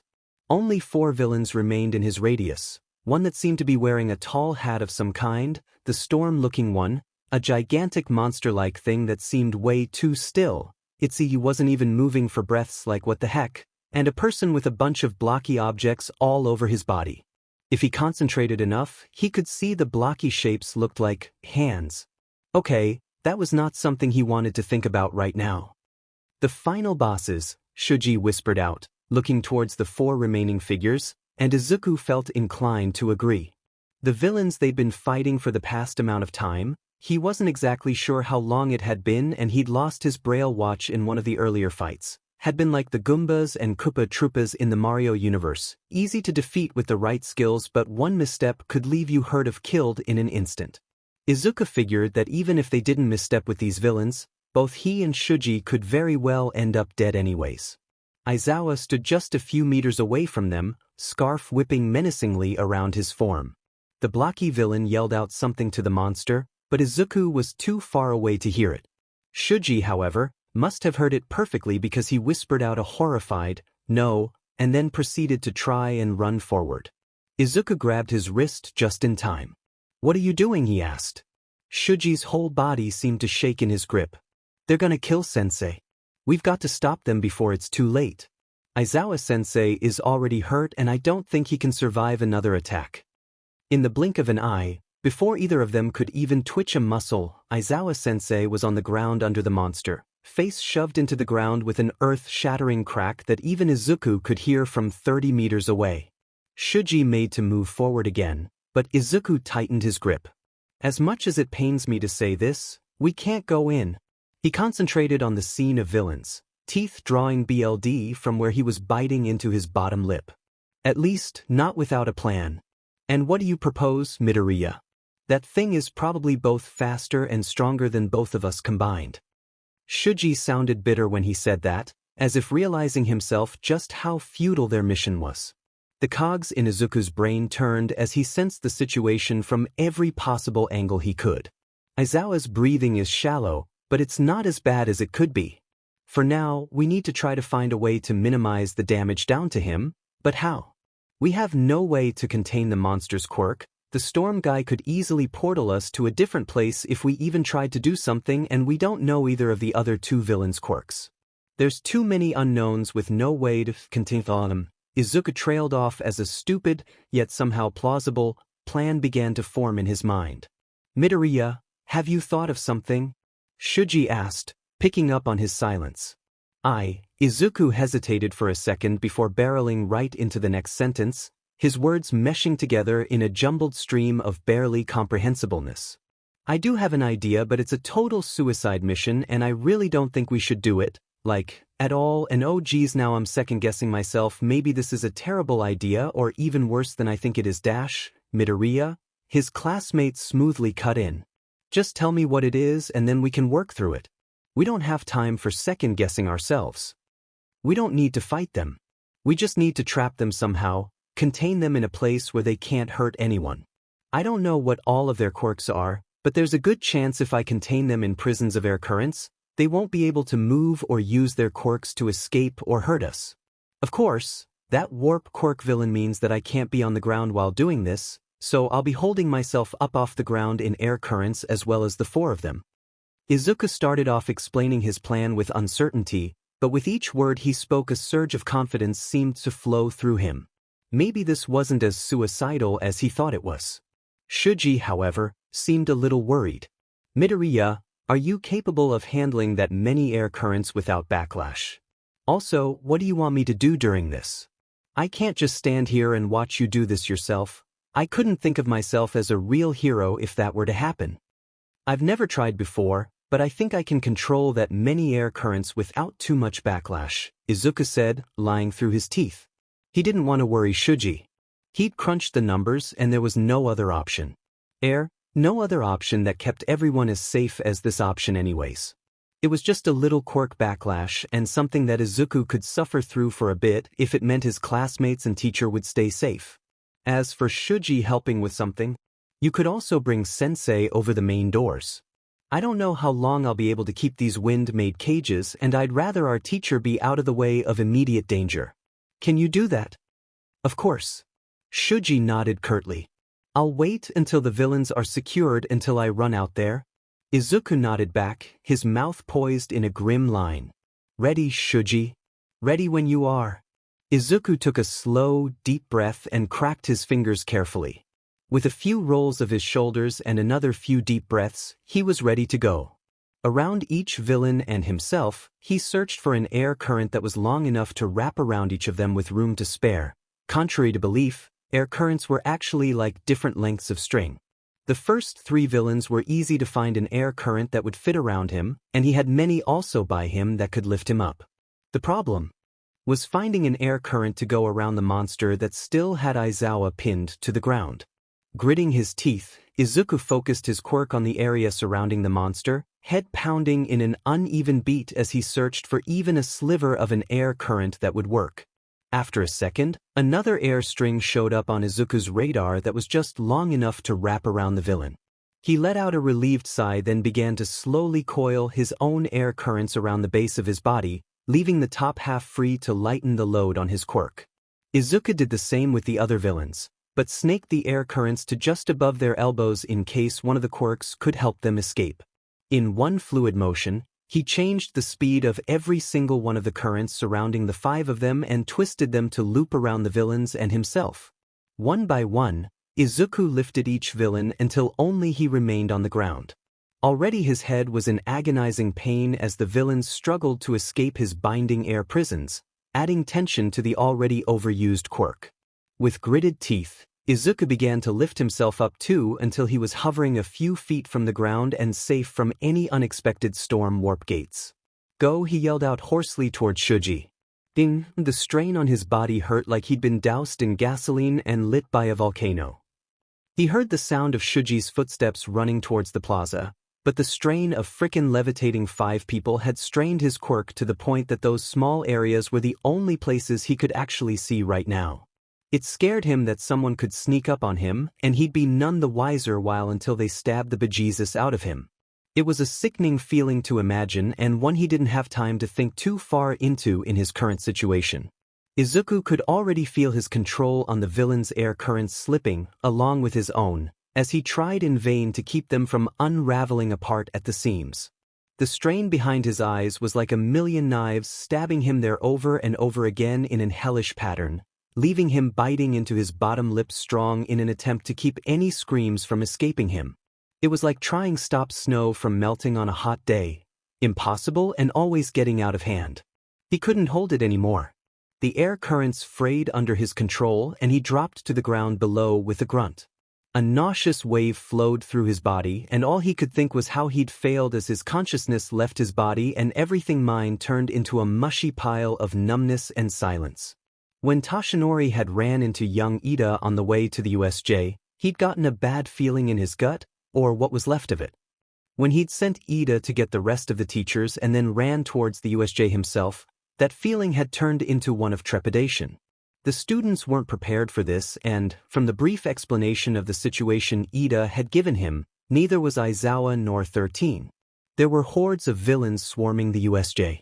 Aizawa was better at one-to-one surprise fights and 13 was a rescue hero. The prospects of everyone escaping there unharmed didn't sound possible. He at least hoped the kids would be okay.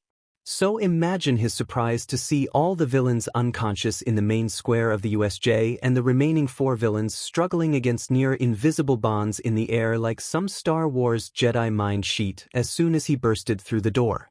Young Midoriya was also in the air, but he was kinda just hovering there like an angel, face twisted in concentration and a heavy-set pain as his arms swept towards the villains. Thin strings of every color Toshinori could image seemed to stretch from his fingertips, twirling into intricate, barely visible cages around the villains that started darker near the feet and gradually turning into a near-white color around the edges of their elbows. Toshinori stared slack-jawed at the sight. The raw power this kid possessed with his quirk combined with one for all was astounding and frightening all at once to say the least. Suddenly, Izuku let out a cry of pain and fell back down to the ground. Like puppets cut from their strings, each of the villains did the same, the rainbows of color dissipating into the air.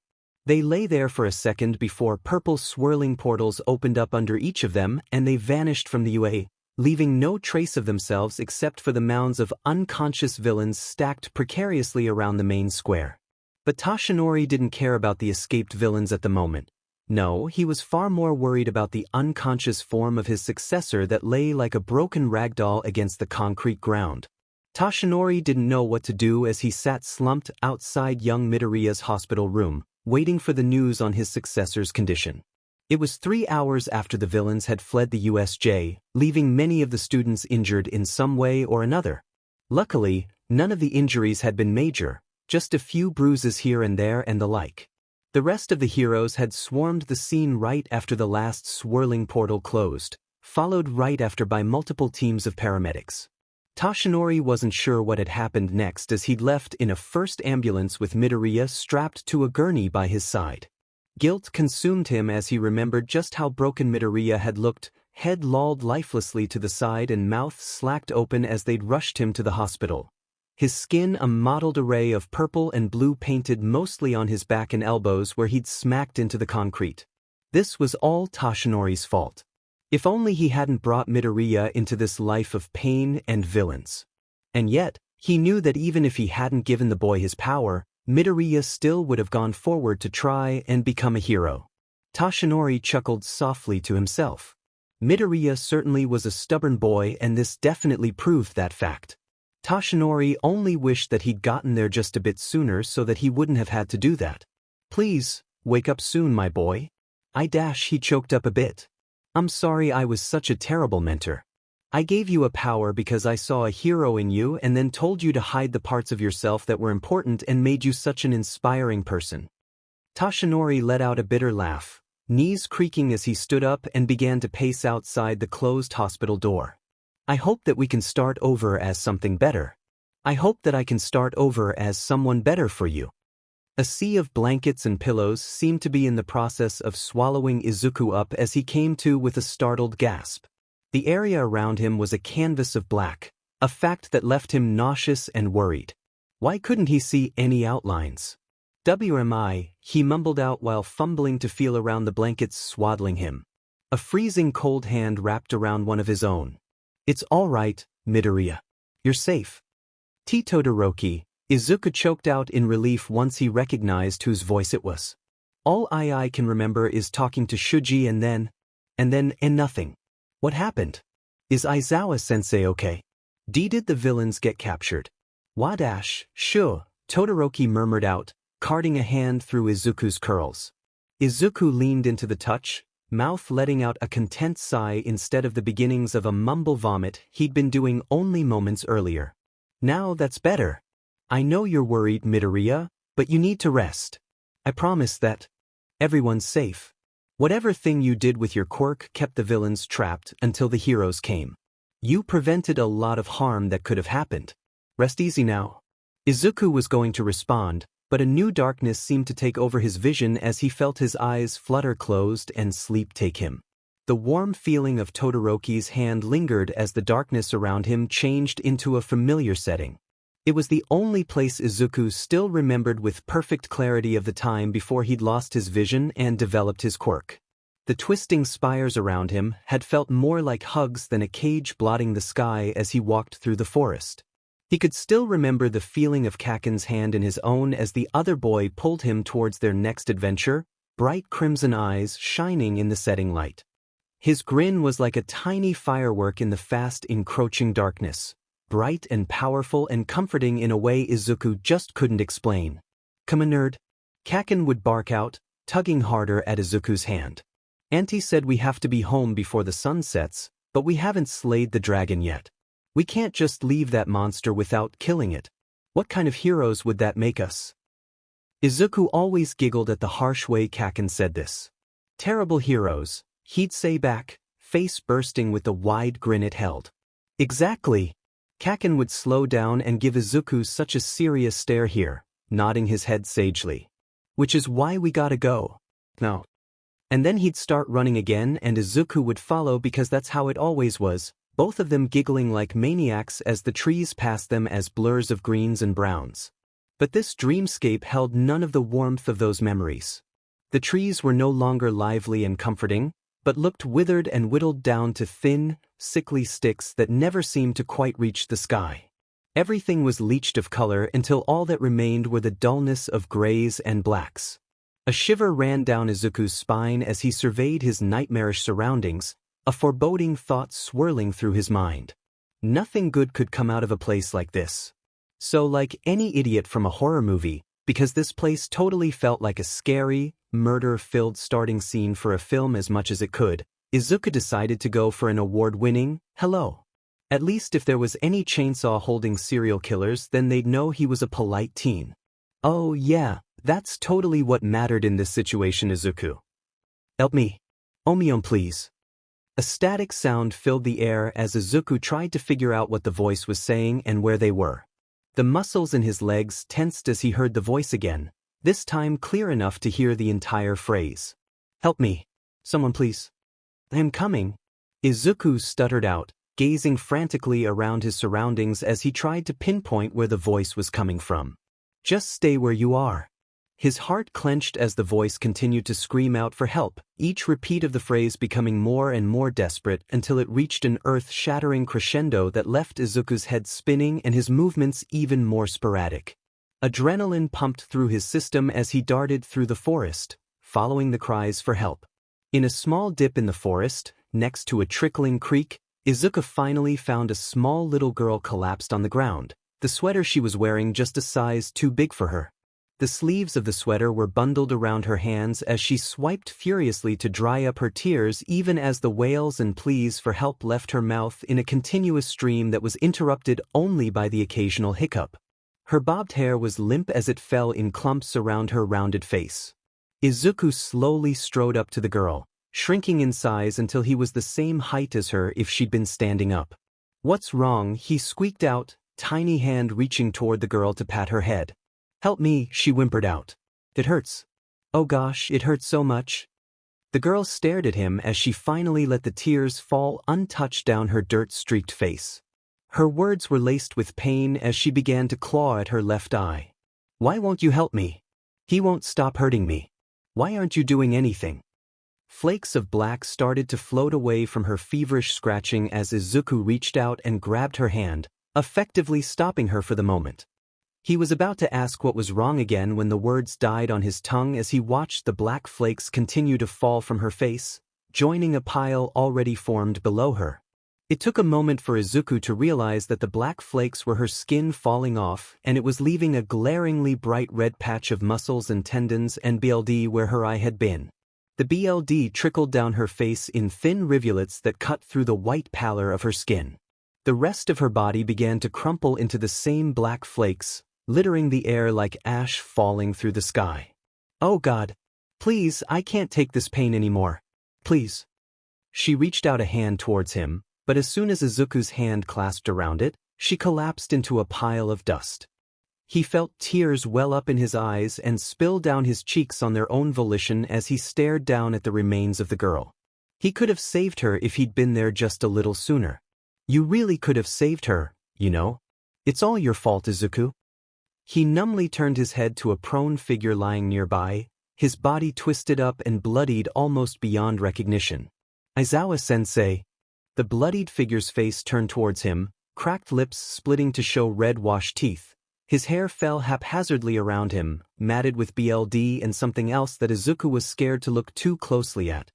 He coughed up red as he laughed at Izuku, the sound something wet rattling in his lungs permeating the air. They're all dead because of you. They're dead because you failed. Izuku felt his lungs constrict. Who's dead? Who do you think? Aizawa asked. Look around you, kid. Izuku did, heart sinking at all the broken bodies piled up around them, 2 of them. You've killed them all because of how useless you are. Did you really think that a little wind could stop all the bad guys in the world? And how are you supposed to stop the bad guys if you can't see them?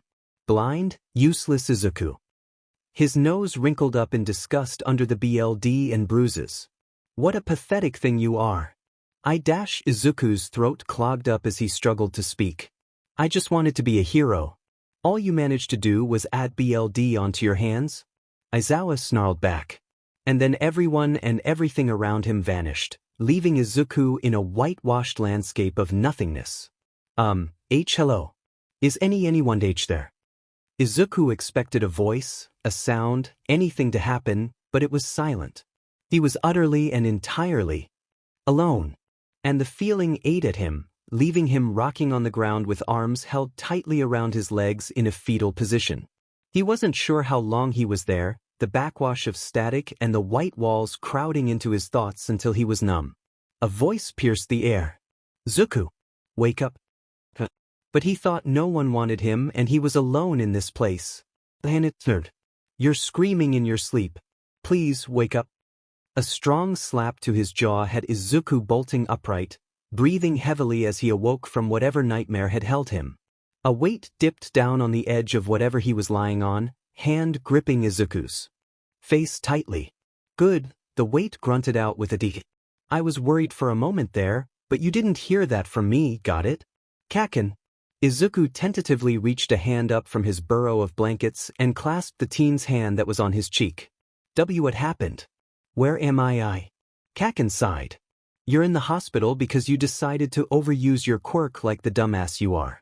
I'm gonna also make the bright assumption that you can see exactly 0 of what's happening around you if the pale glaze to your eyes is any indication. You might be right, Izuku mumbled, digging himself deeper into his blankets. The teen snorted. You're such a nerd sometimes. I thought it was all the time. You've been downgraded. Or upgraded, depending on your look of it, was what Kacchan responded with, his other hand sinking into Izuku's curls and ruffling them almost to the point of it being a noogie. Izuku let himself savor this moment, just for a second, before he gently squeezed Kacchan's hand. I've forgiven you, you know. In case you wanted to know. I could never stay mad at you for long. A shuddering, painstakingly slow breath. Then, I don't deserve it. Not after everything I've done. I've never deserved your friendship. And oh, did that shatter Izuku's heart into a million pieces. Even after all this time, he still never knew what Kacchan was thinking or how he was feeling. He never imagined that his big, strong, smart best friend had never thought that he'd earned Izuku's friendship. But I thought I was the useless one out of us, Kacchan. He cried out back. It was me that never deserved your friendship. I was just the blind, useless kid that followed you around like a lost puppy that nobody else wanted. No. Kacchan's response was vehement and quick. I was the useless one. I've and G abandoned you once we started middle school and I never told you why. How's that for effing pathetic and useless? While I may not be actually blind, I was blind to how great of a friend you were and are. I'll never deserve you, not even for one single second. Izuku was struck speechless for a second as he absorbed everything he'd just been told. Then, hesitantly, he asked, "Why did you abandon me once we started middle school?" Instead of answering, Kacchan barked out, "Scoot over, nerd," to which Izuku obeyed immediately, scooting over enough to give the other teen some room. Kacchan let go of Izuku's hand and untangled his fingers from Izuku's hair.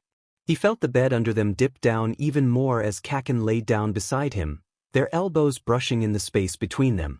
They stayed that way for a while, and Izuku felt his eyelids begin to droop before he was jerked awake by the sound of Kacchan finally speaking. "You kept getting into my fights. They were my battles to take on, and every time I was in trouble, you'd swoop in and get hurt in the process. I thought if I just cut you off from my life then you'd stop getting hurt on my account. It hurt my heart like a beach to do that to you, but I didn't know how else to stop the bruises that began to constantly paint your skin.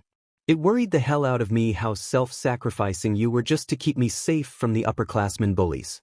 It was my fault that I didn't just use my quirk, not yours." Izuku hummed. "That's not how I remember those days." "How do you remember it?" "I remember getting to feel the victory of beating the CRP out of a bunch of villains that beat up my friend first." Kacchan chuckled weakly at that, fingers intertwining with Izuku's once more and giving him a comforting squeeze. "Can we be friends again, Kacchan? I never want to stop being your friend again." Izuku beamed at that. "You didn't call me nerd. Or Deku. You must really be warming up to me to give me a nickname like that." "Shut it, you noob. I ain't warming up to anyone, you hear?" Kacchan rose from the bed, taking the warmth of his body heat and hand with him. "Listen to a podcast or some other CRP while I go get Auntie and tell her you're awake, okay? She's been worried sick about you. Don't overuse your quirk again, idiot. A lot of us besides your mom were worried about you too." His smile slipped a bit from his face, but Izuku still felt content as he cheerily called out, "See you later, Kacchan." The door closed with a little more force than necessary, but he couldn't be worried with a trivial thing like that. It was how Kacchan always closed the door, like it had personally offended him in some way, and the only way to remedy that was to slam it as strong as he was permitted to. No, Izuku was too busy being glad that it had been Kacchan there when he'd woken up. After a nightmare like that, it was nice to finally make up with his best friend and share a few laughs with him too. Soon after Kacchan had left the room, his mother bursted through the door, full of tears and extremely loud wailing over her son. Izuku couldn't even keep count of how many times they hugged each other as his own eyes started leaking also until it became an all-out crying session in Izuku's hospital room. It was nice to just let it all out.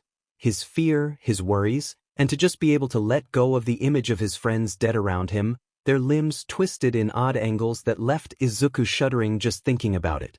It was an image he never wanted to see again. "I'm going to tell the class I'm blind." Shudo sharply glanced up at where Izuku was laying in bed, carefully reading a book in Braille as he turned his face toward Shudo.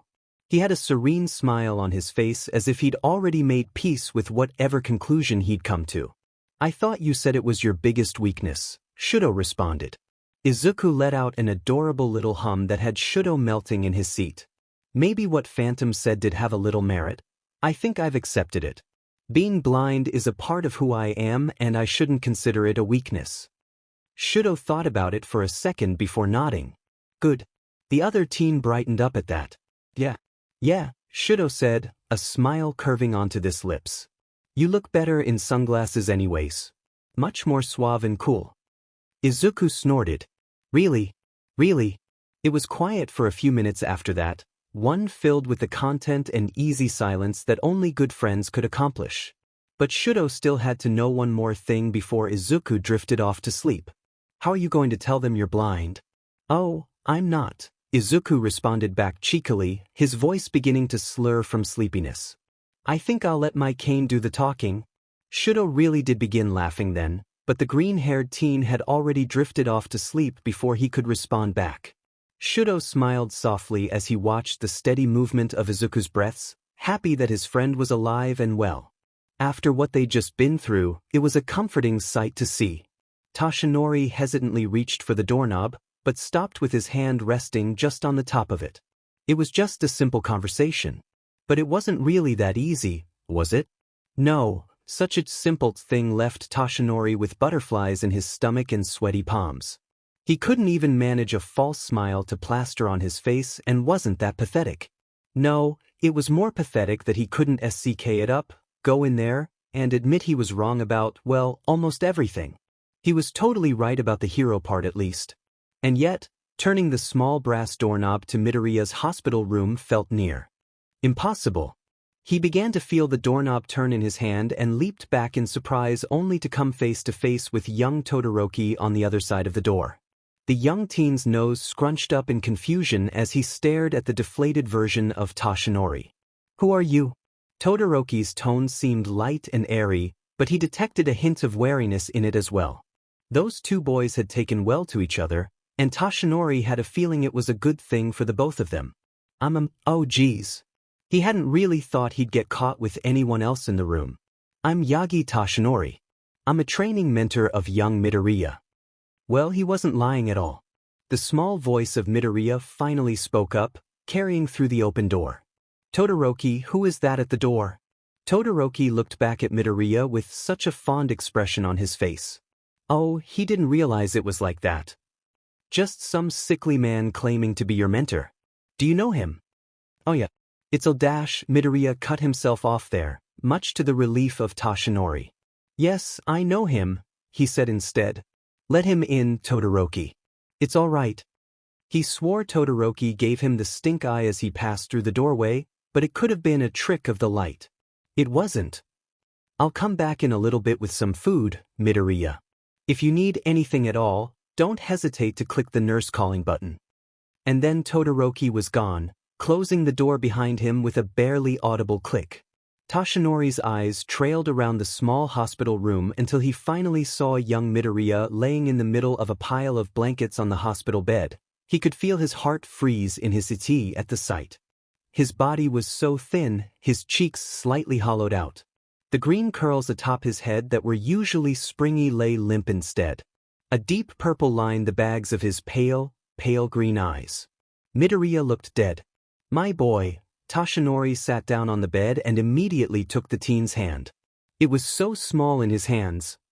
"How are you doing?" Midoriya gave him the most dazzling smile back, patting the top of their conjoined hands. "I'm doing great, All Might. Everyone here has been really nice, and I've heard that everyone got out relatively unscathed, so I'm super happy about that." "That didn't answer my question, my boy." Midoriya's smile wilted a bit at that, but Toshinori went on. "I want to know how you're actually feeling. If I'm being honest, you don't look so well." Midoriya sighed, finally dropping his smile. "If I'm being honest, I don't feel so well either. And Todoroki has already told me I look like death incarnate, so thanks for the confirmation on that one." "Well, maybe not death incarnate," Toshinori replied slowly. "But you have lost a few pounds? 30? Midoriya's voice is so quiet that, for a second, Toshinori thought he'd imagined the boy saying it. His voice felt bone dry as he hoarsely whispered out, "What?" Midoriya chuckled nervously, free hand tugging at his green curls. "So according to the doctor, my quirk actually messes with my body composition a little bit whenever I overuse it without proper training. Kinda down from 160 pounds to 130 after that little stunt I pulled. It's kinda funny if you think about it." Toshinori had the urge to sigh extremely loudly. This kid was going to be the death of both of them. "Midoriya." "Yes." The teen in question turned slightly more towards him, face schooled into one of innocence. "Don't ever do that again. It worries me greatly to see you in such a state." Midoriya hung his head. "Of course, All Might. I'm sorry." Well, this was the best transition he'd get for that topic. "And I'm sorry too, my boy." The teen's face scrunched up in confusion. "What do you mean, All Might? What would you have to be sorry for?" "A lot of things," Toshinori responded, shame creeping into his voice. He paused for a second, taking a deep breath then letting it out slowly. "I have said a lot of shameful things to you that I regret immensely and feel they need to be corrected. Panic flashed across Midoriya's face. Were you lying when you said I could be a hero? Of course not. Toshinori said immediately. He squeezed Midoriya's hand firmer between his own hands. I have never doubted that you could become a hero since the moment I chose you as my successor. Don't let anyone tell you that you can't be a hero. Midoriya sniffled a little bit. Thanks, All Might. After a second of contemplation, he asked, what is it you were ashamed of telling me then? He guessed it was time to rip off the band-aid. I told you to hide what makes you such an extraordinary hero, and for that, I will never forgive myself. His bottom lip began to wobble, much to his annoyance, as he continued to speak, tears forming at the corners of his eyes. I should have never told you to hide your blindness. It was selfish and stupid and wrong of me, and I should have never said it. Being blind is a part of who you are, and asking you to hide something of such importance. At this, Toshinori really did break down crying, removing his hands from around Midoriya's to try and stop the oncoming flood to no avail. Why was he such a failure of a hero? Of a person? Midoriya was such a sweet, kind kid, and he was utterly pitiful in comparison. He hiccuped when he felt a small hand brush across his cheek in an attempt to wipe away the tears. Toshinori looked up to find, through blurry tears, Midoriya in a similar state to himself. It's not all your fault, all might. Midoriya hiccuped out through sobs. I already thought those KK kinds of things anyways. I always thought that being blind made me useless and unwanted, but I've learned that's not true.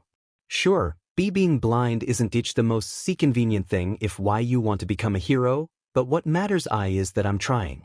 I understand why you told me those things. It is scary to think about a villain exploiting my blindness, but I think I'm okay now. Being a blind hero should be shown proudly, not hidden away like I wanted to do. And I think I'm okay with that now. If Toshinori could have cried harder, he would have. My boy, he choked out. When did you become so wise? Midoriya only shrugged in response, crying just as strong as Toshinori. I've had some pretty great heroes in my life. Oh, right through the heart. How did he have the pleasure to meet such an amazing kid? See, can I give you a hug? Midoriya beamed at him through his tears. Of course. And so Toshinori put his arms around the frail teen, hugging him close in a firm, but gentle, grip as they both cried their eyes out on each other. He could only hope Midoriya had forgiven him for such a heinous thing he did, but he had a feeling that the teen already had as soon as the words had left his mouth. After all, it was just what Midoriya did. Shudo wasn't sure what to think when he walked into Izuku's hospital room to said boy hugging and sobbing the sketchy man from earlier. Was it jealousy churning in his stomach that this man got to hug Izuku freely and he could not? Absolutely not. What a lie. Did he panic over Izuku crying? Yes, he did. And he showed that panic when he rushed over to the bed and carded his fingers through the teen's green curls. Midoriya. Izuku startled at both his words and the hands now ruffling through his hair. He only relaxed when Shudo sent a soothing cool touch to his scalp, tilting his head a bit until he was reciprocating his touch with little nudges. Hey, Todoroki. Is my food here already? Shudo carded through the curls one more time before releasing them.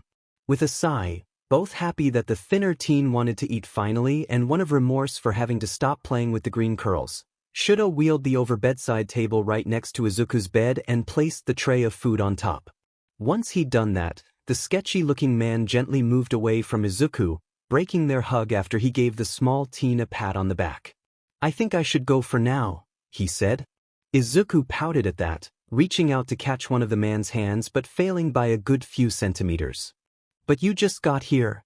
I know, but I still haven't given the police my report on the USJ incident. I've been quite a bit too worried about you for the past few days to concentrate on doing it. Seeing that you're okay was what I really needed to put aside my worries. Besides, there's only so long that I can put off Detective Tsukachi's inquiries. He is a persistent man. The man chuckled awkwardly at that, then stood up. I'll swing by tomorrow if that's all right with you. Of course. Izuku said cheerfully. You're always welcome in here, Alistair. The man smiled softly at that. See you later, my boy. Izuku waved back and then the door to the hospital room closed, leaving the two teens alone. He turned back towards the general direction of where Shudo was. Can I eat now? Shudo turned the table until the food tray was directly in front of Izuku and then sat down on the edge of the bed. Izuku looked conflicted for a second as his hands did a little dance in front of the food tray then settled into his lap. Shudo gazed on in concern. Are you not hungry? I am, Izuku sputtered out. I am, but... He stared forlornly down at his lap and muttered something so quietly that even Shudo couldn't hear it. He leaned closer. What was that? I don't know where the utensils are. Shudo let out a snort then moved closer until his thigh brushed against Izuku's side. Do you want me to help? Izuku's voice was small when he answered. Yes, please. Smiling, Shudo picked up the chopsticks and slowly twirled the noodles he'd gotten for Izuku onto them. Open wide. Izuku complied, and Shudo began to feed the teens slowly. Izuku swallowed the first bite and let out a mmm of delight, which totally didn't affect Shudo in any way. Nah. Is this udon? Yeah. You mentioned before that it was one of your favorites, so I thought I'd get that for you. Shudo could feel his face heat up more with each word that fell out of his mouth. Lucky that Izuku couldn't see him in such a state. What a nightmare that would be. The smile Izuku gave him was priceless. You're amazing, he murmured. They both froze after those words left Izuku's mouth. The green-haired teen's face turned red enough to rival Rudolph's nose. Oh geez. I didn't mean that. Or I did, but not that way. Except I totally meant it that way and I feel like I should stop talking now because I'm just digging myself into a deeper hole. Please kill me. Shudo was sure his face was just as red as he answered Izuku with his own slightly sputtering response. Why you think I'm amazing? That was definitely not what he thought Izuku would say. And how was he to respond to something like that without sounding completely stupid? Because he could totally go up to Izuku and say, Hey, Izuku, I think you're really amazing too. Also, I have a huge ginormous crush on you that even villains can apparently notice. Let's go F-. Fat chance of that happening. Before Izuku could respond back, Mrs. Midoriya appeared in the doorway with a doctor in tow. She looked between the two frozen teens then settled for smiling apologetically at Shudo. Sorry dear, but Izuku has to go through a few more tests right now. The doctors want to check a few more things before they release him from the hospital tomorrow afternoon. Oh, of course, Shudo said, tripping over his words as he stiffly stood up and began to walk towards the doorway. I'll see you later then, Midoriya. Bye. Izuku responded, face still cherry red. And then Shudo was out the door before anything else mortifyingly embarrassing happened to him. While he loved Mrs. Midoriya, that was definitely not good timing on her part. Once he was quite a ways from Izuku's hospital room, he sunk to the floor with a huff next to one of the stairwells, face buried in his hands. Ugh, he was such an idiot for even thinking for a moment that Izuku might actually like him.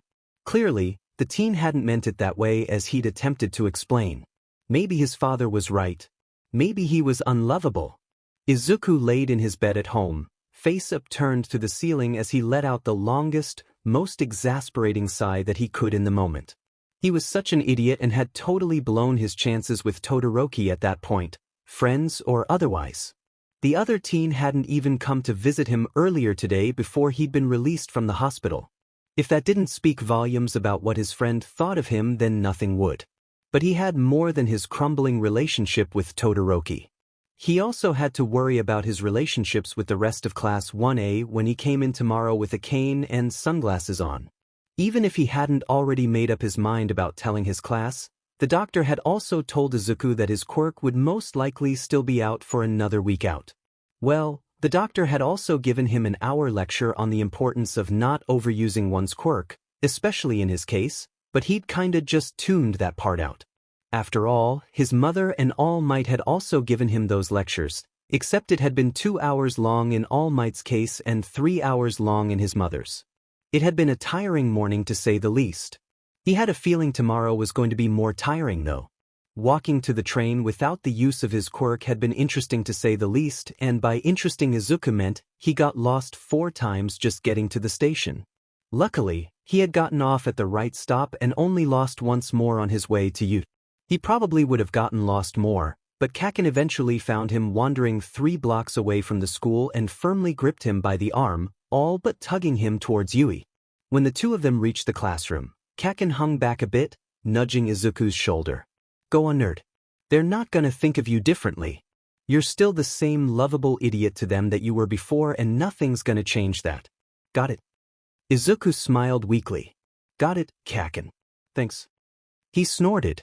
If you want to thank me, just walk in there. And then Kacchan was walking past him, leaving him to stand just outside the door. Izuku cleared his throat, adjusting his sunglasses and fiddling with his cane as he tried to work up the nerve to walk in. It shouldn't have been that strong, but those small steps seemed practically impossible for him to take. And then he did, the door creaking as it slowly opened up, and the room became silent. Izuku gazed randomly around the room, a small grin quirking at his lips as he gave his classmates a little wave. Hey guys! The room erupted into chaos after that as question after question was overwhelmingly thrown at him. Midoriya, are you blind? What happened? Are you okay? Why are you wearing glasses? A voice from an unexpected source cut through the questions, bringing the room to silence once again. Everybody be quiet. Shuji bellowed out. Give the guy some space for goodness sake. Midoriya will answer our questions when he wants to. Okay. Izuku smiled gratefully. Thanks, Shuji, he said. You're entirely right too. I've already cleared this with Aizawa that I'll be explaining this and taking questions for the first part of homeroom today as soon as he is here. If everybody could be patient, that would be great. He smiled one of what others have called his piece de resistance smile, and everyone murmured agreements in response. Kacchan was at his side again in an instant after that, taking him by the elbow and tugging him towards his desk. Thought you might need help, nerd, he muttered under his breath. Yeah, I really did, Izuku replied gratefully. Kacchan grunted in response, then left to go to his seat that was still on the other side of the room. Despite Izuku forgiving him, the class was more than a little wary of putting the two childhood friends next to each other anytime soon, so Izuku hadn't requested for Aizawa to return Kacchan to his old desk. He really didn't want his friend to die by carbon monoxide poisoning so soon after reconciling with him after all. Because everyone knows Freya would totally do it in a heartbeat if Kacchan even looked in Izuku's direction wrong. The door to the room opened again. Izuku felt a nervous flutter in his stomach as he recognized the voice to be Aizawa's calling him up to the front of the room. With shaky knees, Izuku stood up and slowly made his way forward, tapping the ground surrounding himself in an attempt to not trip on anything yet. The key word obviously being yet. He knew it was going to happen sometime, but had hoped it wouldn't be today. Aizawa gently took the crook of his elbow when he got close and directed him to a stool behind the desk up front. The teacher's voice was soothing as he whispered into his ear. Remember, you don't have to answer any questions that make you uncomfortable, alright? I'll also be right beside you if you need me and to call out the names of your classmates who have their hand up. Got it? Izuku took a deep breath, then let it out slowly before he answered with a curt, yeah, and sat down in the stool. It was time to lay all his cards out on the table. Izuku wasn't sure what he felt swirling in his gut as he sat in front of his class of told them everything. About him being blind. About his worries with telling the class. And his condition currently. As soon as Izuku finished talking, a tense hush seemed to cover the room. And then, as if all at once, the room erupted into a collection of scraping chairs, footsteps sharply echoing off the floors, and a bajillion arms and warm bodies smushing him to death. He let out a breathless laugh as tears streamed down his face and the group hug became tighter in response. Then people began to speak, their voices overlapping, and Izuku felt even more overwhelmed to the point of full-on sobbing by all the kindness that he was slammed with. You're such an inspiration, Izuku. Yeah, you're freaking awesome. If you ever need any help, don't hesitate to ask me. Nothing can stop you. You're strong and more than enough, mon ami. If anyone tells you differently, tell them to cast toy. This one surprisingly came from Aoyama, someone whose voice Izuku immediately recognized, but didn't talk too often. Maybe he should change that. To Izuku, all these compliments were more than he'd ever really heard in his life, and he wasn't sure how to process all of it. He thought they'd be angry with him for lying to them for so long. But they weren't. And that right there was more than enough for Izuku's poor heart. But in a totally good way, of course. Death by love seemed like a pretty good way to go. Katsuki wasn't sure where he stood with Izuku anymore. Like sure, they made up and everything at the hospital, but how much had he really forgiven Katsuki for? As Katsuki stared at the scene in front of him, of all the classmates crowding Izuku in one gigantic smothering hug, he could only hope that everything between them was okay. He only wished his feelings would go away too, if only to make it easier to be friends with Izuku. He didn't want any more of his feelings and emotions ruining their friendship. It took a while before Izuku was able to fully breathe again, his classmates finally backing off as Aizawa loudly cleared his throat. Go back to your seats. You'll have a chance to talk to Midoriya later, Ori. I still have a few other announcements to get through. Izuku swore the whole class sighed together as everyone murmured out, yes, sensei. Everyone immediately scrambled to get back to their seat. Instead of also moving back to his seat, Izuku waited where he stood, essentially twiddling his thumbs while trying his best not to look lost. After another moment, he heard an exasperated sigh echo throughout the room, the scraping of a chair, and then a calloused hand enclosed over one of his own. Come, nerd, Kacchan muttered under his breath as he slowly pulled him towards what Izuku assumed was his seat. Get your FING sight back already, so I don't have to do this. Jeez. Thanks, Izuku said, smiling in the general direction of where he thought the other teen was. I don't know what I'd do without you. Kacchan scared. You'd stand there like an idiot, idiot? Izuku snorted at that, to which Kacchan just growled and walked away. While Kacchan didn't really seem all that nice at first glance, Izuku was happy to see he still was just as protective as ever underneath many, many layers of curses and explosions. Alright, class, I know it's been a very hectic week, but I'm about to add to that. Aizawa's voice broke through Izuku's own musings. With a little shake of his head, he turned his attention back to his teacher's raspy voice. It's about to get a lot crazier at school in a good way, of course, Aizawa tacked on after a second of panicked murmuring that sprung up in the classroom. In 2 weeks' time, the annual UE Sports Festival is to occur. Immediately, the room bursted into chaos. Izuku winced at the sudden assault to his ears, palms securely wrapping around his head in an attempt to block out the noise. Quiet down, Aizawa yelled out, the hollow thud of a fist hitting wood breaking through the cacophony of the class. You can discuss this at lunch or something, just not when your teacher is still talking. He paused for a second and, when no one else made a sound, continued on as if he hadn't almost bitten their heads off. Thank you.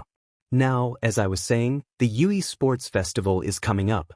This is an opportunity for every one of you to get your name out there and show other pro heroes your strengths and talents. All the classes will be competing against each other, but I have high expectations that you guys will do just fine. We'll also be focusing a bit more on combat techniques in these next few weeks to help you prepare for the festival, so make sure to bring your gym uniform every day.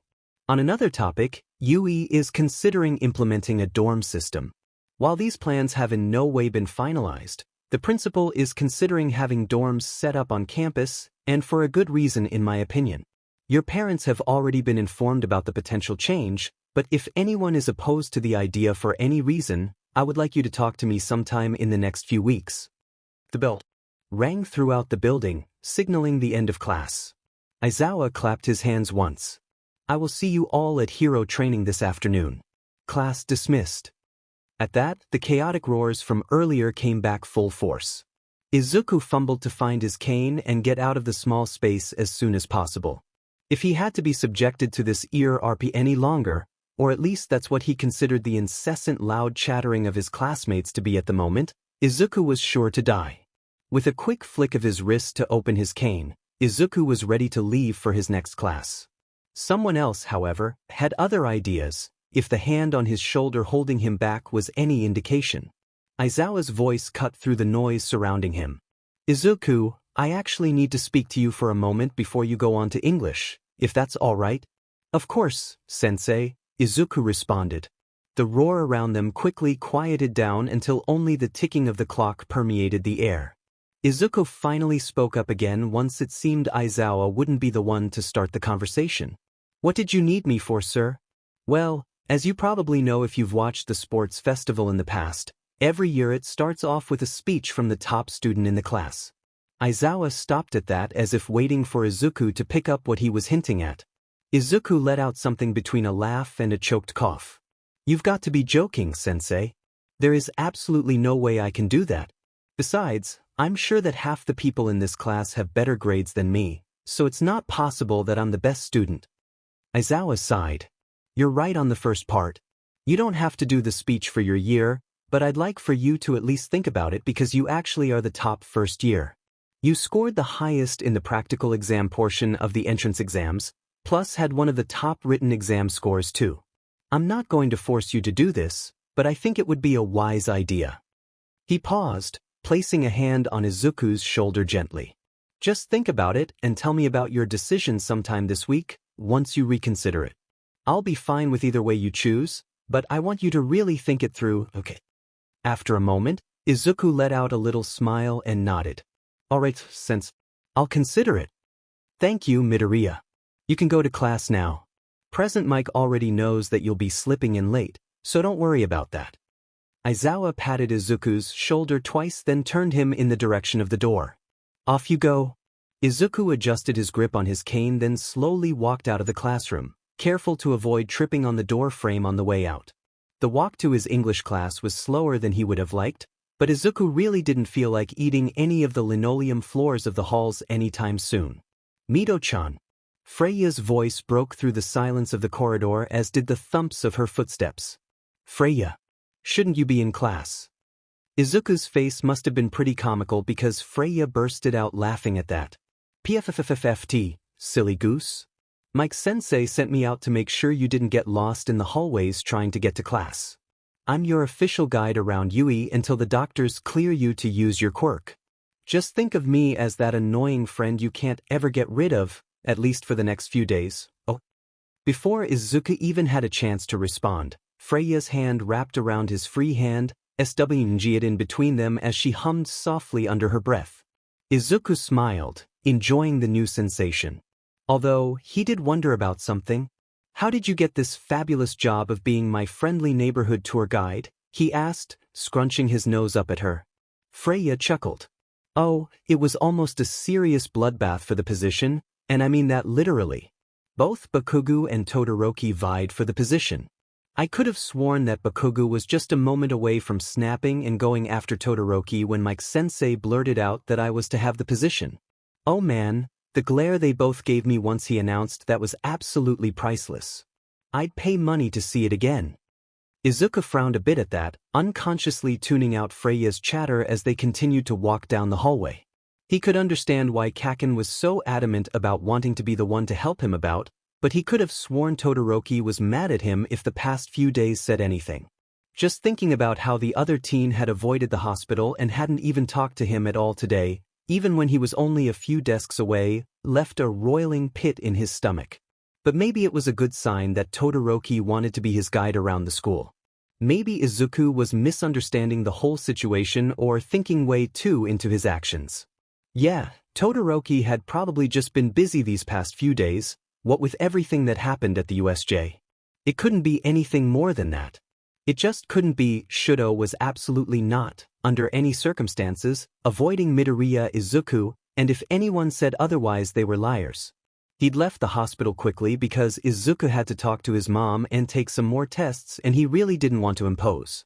And he didn't show up the next day because his father decided to have an impromptu training session that lasted all morning.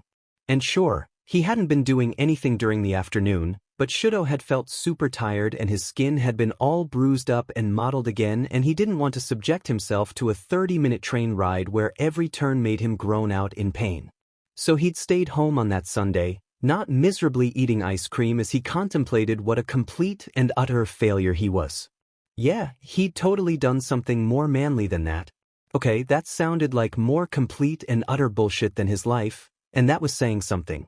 Shudo was avoiding Izuku, but, not for a bad reason. Okay, it was a totally bad reason, but it felt acceptable in his book. He didn't know how to sort through these new feelings that had suddenly exploded like a hive of angry hornets in his city. because of course it couldn't be a swarm of butterflies with him. If Phantom hadn't pointed out his apparent crush on Izuku, then would he be reacting like this right now? Probably not, he reasoned with himself. Stupid villains. And yet, he was secretly glad that the villain had pointed it out at the same time that the new feelings left him feeling like a black hole of denial. Ugh, this was so much easier for Shudo to sort through back when he was an emotionally stunted middle schooler.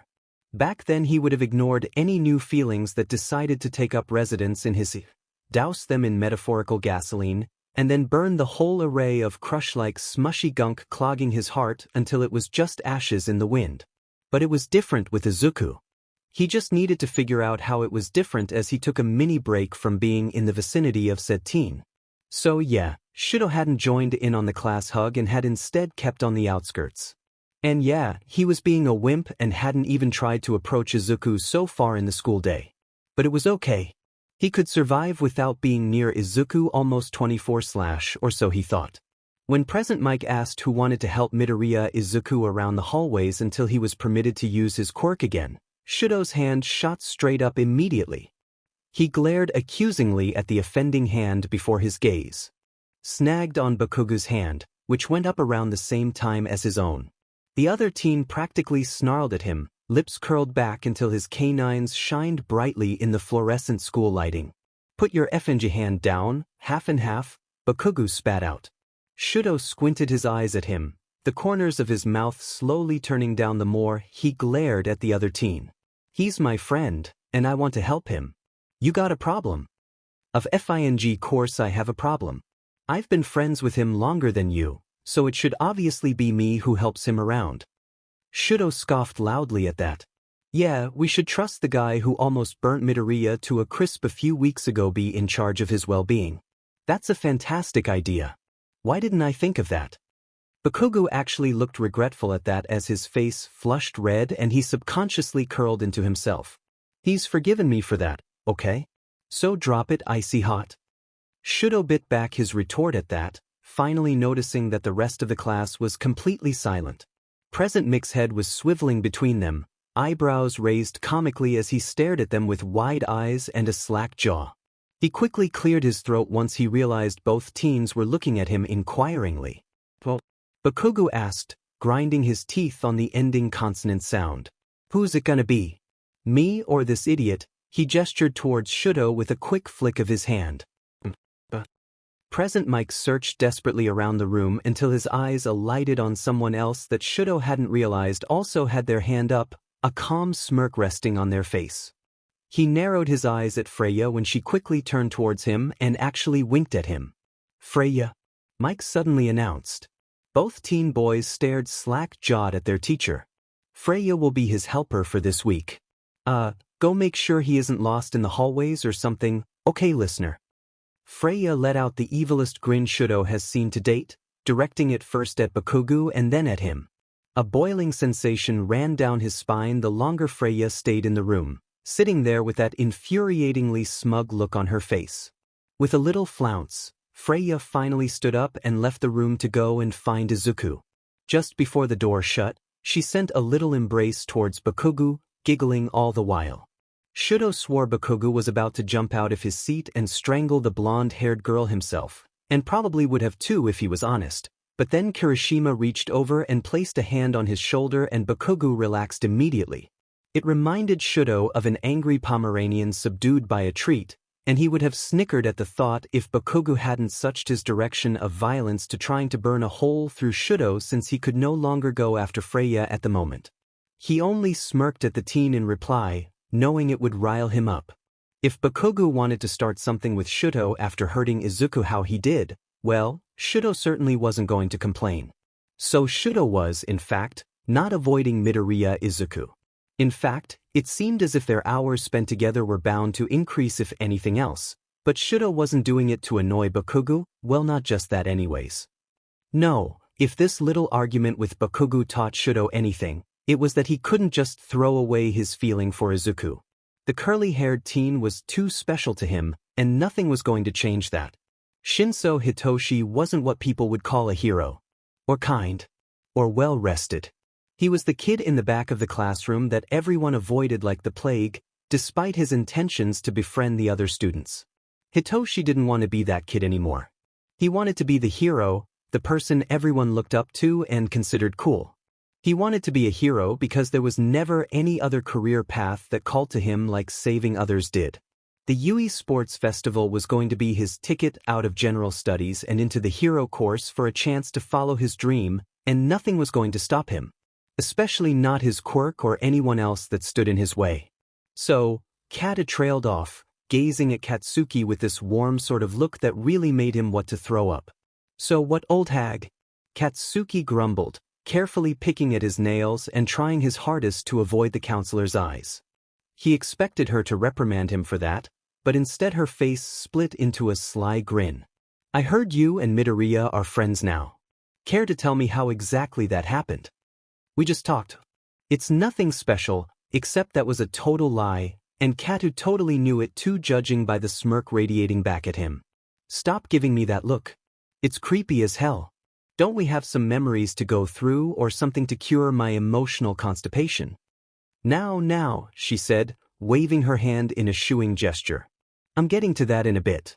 Your fight with Midoriya is what got you here in the first place, so of course I'd be interested if something went well between you two." And Katsuki supposed that made sense, but he'd never give that woman the satisfaction of knowing she was right, and this was yet another secret to bring to his grave. Maybe he should be worried by how many pointless thoughts like this that he's bringing with him in death. He felt like there should be a limit to his use of that phrase at this point, or else he's going to be carrying around a lot of useless secrets, but he still didn't want to talk about Izuku at all, especially to Kata, even though the freckled boy was basically his entire past and a majority of his current life. "I'll pass," Katsuki argued back, crossing his arms as nonchalantly as he could manage. "I'd rather talk about basically anything else at the moment." Kata put a finger to her chin at that, slowly tapping as she looked off into the distance. She finally turned back to him with a tense smile. "Then how about we pick up where we left off last session with your moth dash?" "Pass," Katsuki interrupted with a swing of his leg. "Oh." Kata's hands scrambled for a moment at that before settling in an aha pose. "Then the Yinkai dash, no." His voice shook the plates on the walls. When they became still once more, with luckily nothing broken, Katsuki turned his gaze back to Katu, feeling so lost and overwhelmed in that moment. "No," he said again, quieter this time. "The villains came in, I was transported to the avalanche zone, I escaped with the help of Kirishima's help back to the main plaza. There's literally nothing else to talk about." Kata's face blanched white for a second before she once again forced a small smile on her face. Why did everyone force smiles on their face when they were upset? It was stupid and a waste of time, and Katsuki didn't understand it at all. "You haven't mentioned Kirishima's name before. That's the kid with the spiky red hair in your class, right?" The abrupt topic change left Katsuki reeling for a moment before he internally let out a sigh of relief. He would gladly change to this safer, if irrelevant, topic if it meant avoiding all the triggers the other topics suggested currently held. "Yeah," he finally responded. "He befriended me and all that CRP the day after the incident, but I don't get why. Maybe he sees what a kind boy you really are under those thorns you keep to protect yourself." Katsuki snorted. "Yeah, he said something along those lines that day too. He's absolutely crazy, and don't tell him this, he's also kind of funny." Katsuki paused for a second and really thought about his new friend. "He's different than any friendship I've had in the past. It's like he actually sees past my anger and rashness and, I don't know. I guess he sees the real me." Katu nodded, her forced smile gone and replaced with a soft upturn of her lips. "And what do you think of that?" "It makes me angry that someone isn't fooled by my mask, but also happy for the same reason." Katsuki shook his head with a soft growl. "It's the same feeling I get when Midoriya sees past me too, and it's just frustrating." Kat had changed the subject after that to ask him about his favorite jogging routes. Then to his favorite video games. His favorite food. And on and on and on as she moved from one safe topic to the next. By the time the end of the session rolled around, Katsuki felt completely at ease in Kata's office and even gave her a little wave as he left the room, a smile ghosting the corners of his mouth. It felt good to talk out his feelings, even if they didn't always touch the ones that affected his life the most. Izuku thought his week of being essentially quirkless and blind was going quite well, all things considered. Freya was quite helpful in making sure he got around the school all right and had even gotten a bunch of their friends to stay back in the classroom, including Shuji, which had surprised him at first before he'd beamed happily at his new six-armed friend, and eat lunch there since the lunchroom left Izuku just a tad too disoriented. Izuku really couldn't have asked for a better person to help him out in this past week, but he still eagerly awaited when the doctors were going to clear him. Unfortunately, that did not affect his decision on whether or not he wanted to do the opening ceremony speech for the Yui festival, so he still had that to worry about. Izuku still didn't have a phone to text anyone and complain about it. There wasn't really anyone he could have texted when he was younger besides Kacchan, who lived a mere 3 blocks away, so a phone had been useless. And he didn't like to complain at school, and Todoroki was still kinda ignoring him a bit, although the other teen did still eat lunch with Izuku and the rest of the group in the classrooms. At least that's what Freya claimed to be true, since Todoroki hadn't spoken up once during that time, much to the chagrin of Izuku. It wasn't until Izuku was walking to the train station with Freya on Thursday afternoon that he finally spoke up about his worries. "Freya," he began tentatively. Freya squeezed their hands that were swd between them once again. She'd insisted that holding hands would make it easier for him to navigate around, and she hadn't been wrong so far. "Yes, Mito-chan," she sang out. "I'm a bit worried about something, and I was wondering if you'd be able to help me sort through my thoughts and decide what to do." Freya stopped walking for a second, then continued forward as if nothing was wrong, her grip just a bit tighter on his hand. "You should definitely go with Todoroki. I know you trust Bakugo now, but I still don't. Especially not with you." Now it was Izuku's turn to stop. He released his hand from hers and turned towards her direction with a frown on his face. "What on earth are you talking about, Freya? I was going to ask you whether or not you think I should do the opening ceremony speech for the sports festival coming up." When Freya still didn't say anything, he sighed and asked, "What did you think I was going to ask you?"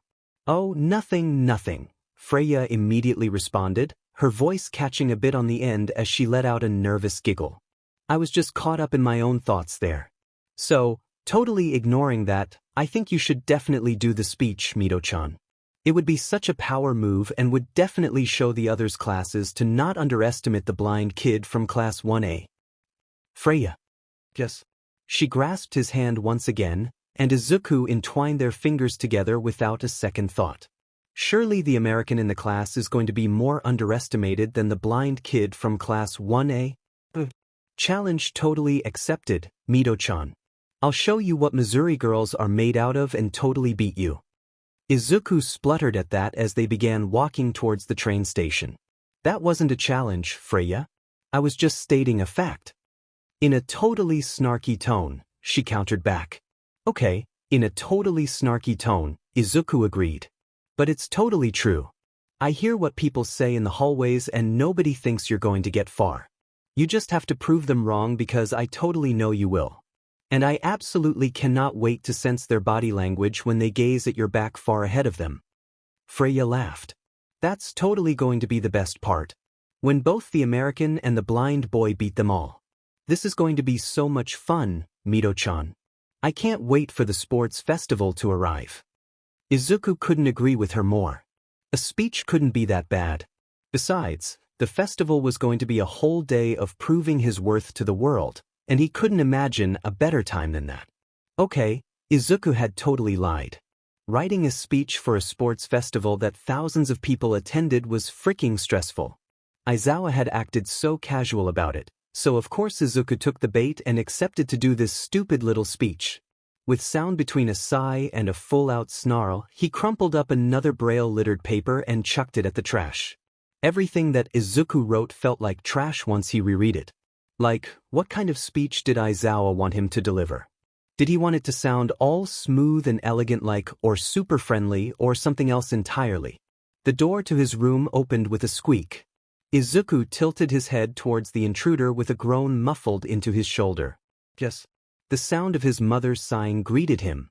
"Aizu, don't you think you're putting just a little bit too much thought into this speech? I'm sure whatever you come up with is going to be perfect." Mom, while I appreciate the sentiment, it really doesn't feel like that's true. Everything I write either sounds too professional and unattached or an utter train wreck of mashed together sentences. I only have 3 more days to get this done, and I'm not sure if I'm going to make it in time. The soft pattering of footsteps was heard behind Izuku before he felt a hand slowly began to card through his unruly curls in slow, calming patterns. Well, let's think about what you want this speech to be about. Not what Aizawa wants, or what your classmates want, or what anyone else in that stadium wants it to be about. This is your first mark on the festival, not theirs. How do you want others to perceive you? Izuku thought about that for a moment. Well, I don't want to come off as cocky or arrogant or anything like that. I want my speech to inspire others to do better in the festival. And not because other people want them to either, but because they want to be the best they can be. His mother ruffled his hair, then pressed a small embrace to his forehead. That's my boy. I bet if you keep those ideas in mind, you'll definitely write an amazing speech. You're right. Izuku turned a bit more in his desk chair and grinned at her. Thanks, Ma. I knew I could count on you. Anytime you need me, I'll be right there, she reassured him, hugging him around the shoulders before she started to walk out of the room. If you need me for anything else, I'm just a holler away. I'll call for you when dinner's ready, okay, sweetie? Got it, Ma. See you in a bit for dinner. The door let out a decisive click as it shut, and Izuku was once again left to his musings over the sports festival speech. This time, however, he knew exactly what he was going to write about. Izuku set his specialized pen down and made the first dot on the paper, with many more following in a flurry of his hand as the minutes ticked by. After he was finished and had waited an ample amount of time for the ink to dry, he reread over his speech, grinning all the while to himself. This was definitely the one. He just hoped Aizawa would approve it the next morning, and then everything would be absolutely perfect. Well, almost everything. There was still the matter of his quirk. I absolutely forbid you using your quirk until the last possible second on the day of the sports festival. Recovery Girl's voice carried through the small infirmary room, and it took everything in Izuku not to whine and disagree with her as soon as those words came out of her mouth. With only 2 days left until the event and absolutely zero use of his quirk in the past few weeks, Izuku was understandably stressed beyond belief. What if he tried to turn his quirk on and nothing happened? What if he lost control of his quirk? What if? The questions wouldn't shut off in his brain, and Izuku was going mad with the constant loop of bad scenarios his mind decided to feed him. What do you mean by the last possible second? Like, as soon as I get there, or... Izuku trailed off as he felt more than anything that Recovery Girl was glaring up a storm at him. An exasperated sigh from her only moments after his response only further confirmed his hypothesis. Izuku quickly made to correct himself. Totally joking there. Last possible second, got it.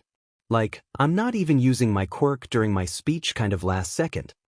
Recovery Girl ruffled his hair before patting his back in a shooing motion.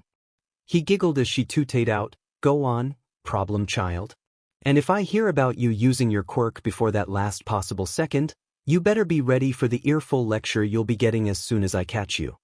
Chastised, Izuku muttered out, "Yes, ma'am," and fled the room as quick as his cane would allow it.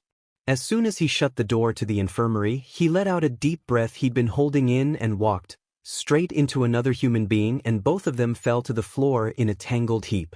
"Great job, Izuku. Hey, watch where you're going."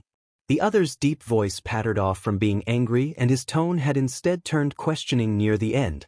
Izuku let out a dry chuckle as he brushed himself off and then began the process of searching for all of his stuff on the ground. "I can't exactly do that, sorry," he muttered out.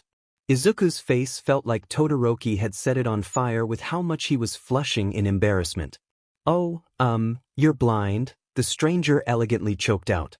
"Thanks for that astounding analysis, Einstein," was what he wanted to spit back, but the nice side of his brain definitely took the reins there as he instead said, "I am so sorry for running into you. Even if I can't see, I should have still been able to hear your footsteps. I hope you can forgive me for causing you trouble." The stranger snickered quietly that had Izuku thinking the other boy was finally regaining his composure after their crash. "You're just as crazy as everyone says you are, Midoriya Izuku. Apologizing for something that was clearly my fault, the boy trailed off as his snickering became louder. How do you know my name? Izuku managed to stutter out. The boy snorted. You're kind of a legend in the general classes at the moment. The blind kid who got into the hero course. It's absolutely amazing. Izuku beamed at that, shaking off whatever nervous energy had begun to crawl down his spine when the boy had said his name. You really think so? Ugh, and modest too. Where do they find these hero students? The boy's voice held a teasing tone as he knocked his shoulder lightly into Izuku's. I'm Shinso Hitoshi from Class 1C of General Studies. It's a pleasure to meet you. Izuku knocked Shinsu's shoulder back with a grin. It's nice to meet you too, Shinsu-kun. Hitoshi kept his bright and airy appearance up as he talked to Midoriya Izuku, but as soon as he was sure the blind hero in the making was far enough away, he discarded that mask and snarled loudly as he continued towards his classroom. He couldn't stand any of those goody-two-shoes hero kids, and Midoriya certainly wasn't an exception. Hitoshi felt a flash of guilt for thinking that, but shoved that feeling away for another time. He didn't have FS to spare for caring whether or not a hero student considered him a friend or not. No, he was here to secure his spot in the hero course, even if it meant taking someone else's place to be there. His parents had always told him to strive for his dreams, to climb his way up the ladder and not look back down. They knew how it felt to be seen as villains, to be looked down upon by society just because of the quirks they had or how they looked. His mother had the same brainwashing quirk as him, and his father looked like a villain due to his lack of needing sleep caused by his quirk. He'd been told the real world is unfair and ugly and always rearing for a fight. So Hitoshi would step up and beat the world down before it could define who he was. Hitoshi was getting into the hero course, and not even someone as kind as Midoriya was going to stop him. No mercy, no holding back. There was only one direction to go, and that was up.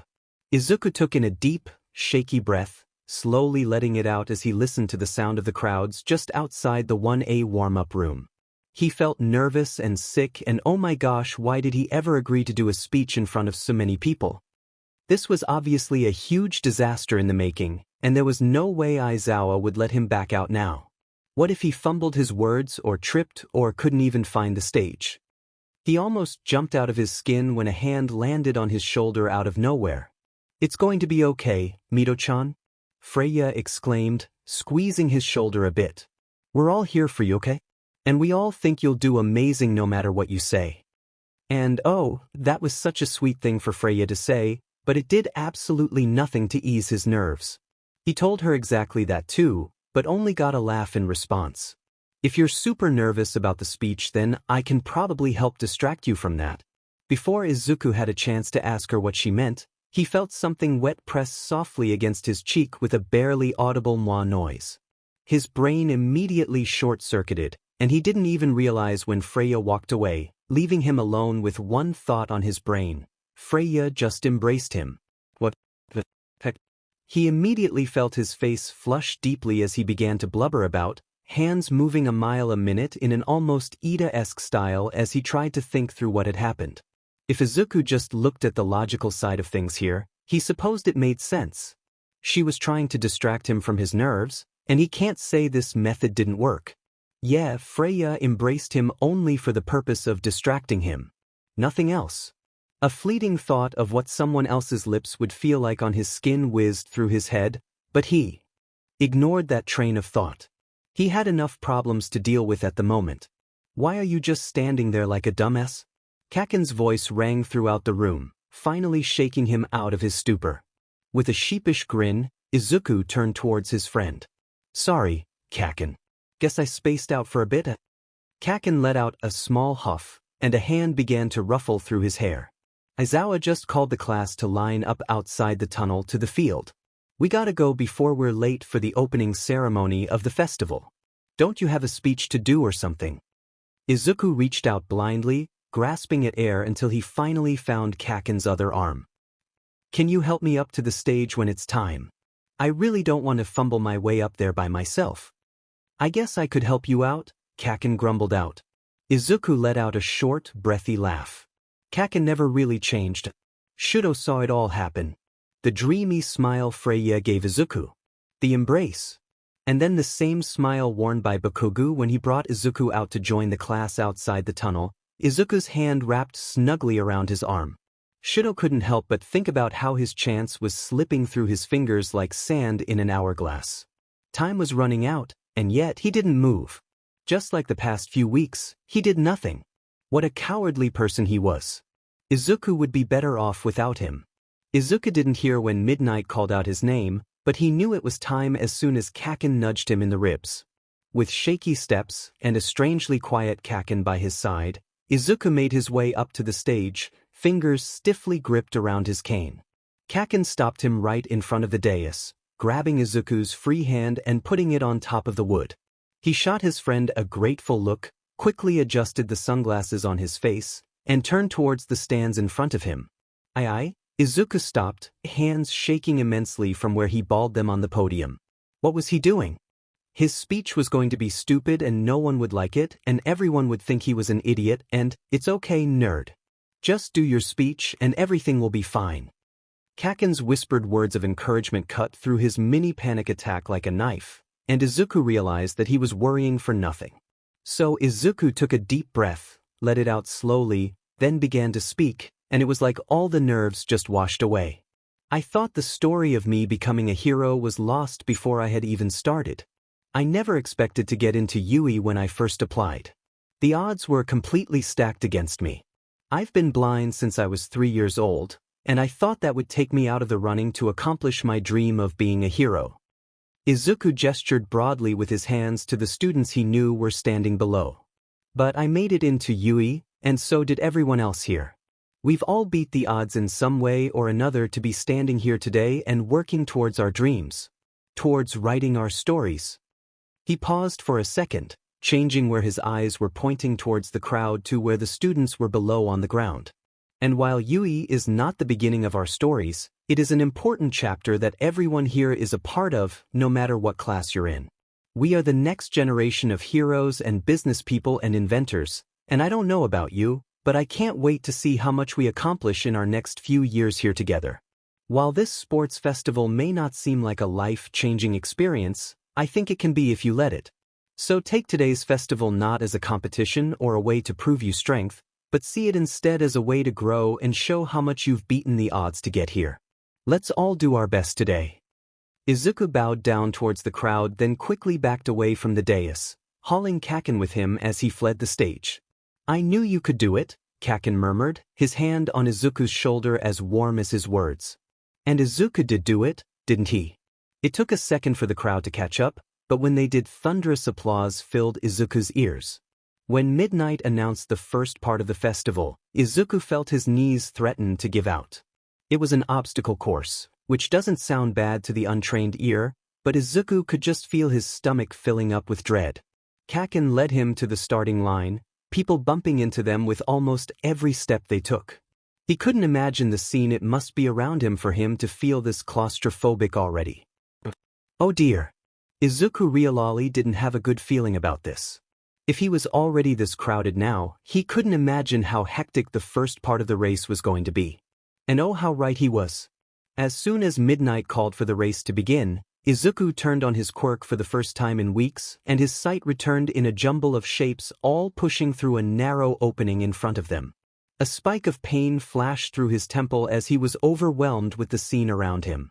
He tried to take a breath and he couldn't. His white-lined vision became shaky with every attempt to SCK in a lungful of air. He couldn't breathe. He couldn't think. He couldn't. Until he recognized the shape of Todoroki at the head of the pack of rabid shapes, a collection of air currents ruffling off of his leg and turning the ground into an ice skating rink. Izuku jumped just in time to avoid his own feet being iced to the ground, unlike most of the unfortunate saps around him whose feet were swallowed up by the wave of ice.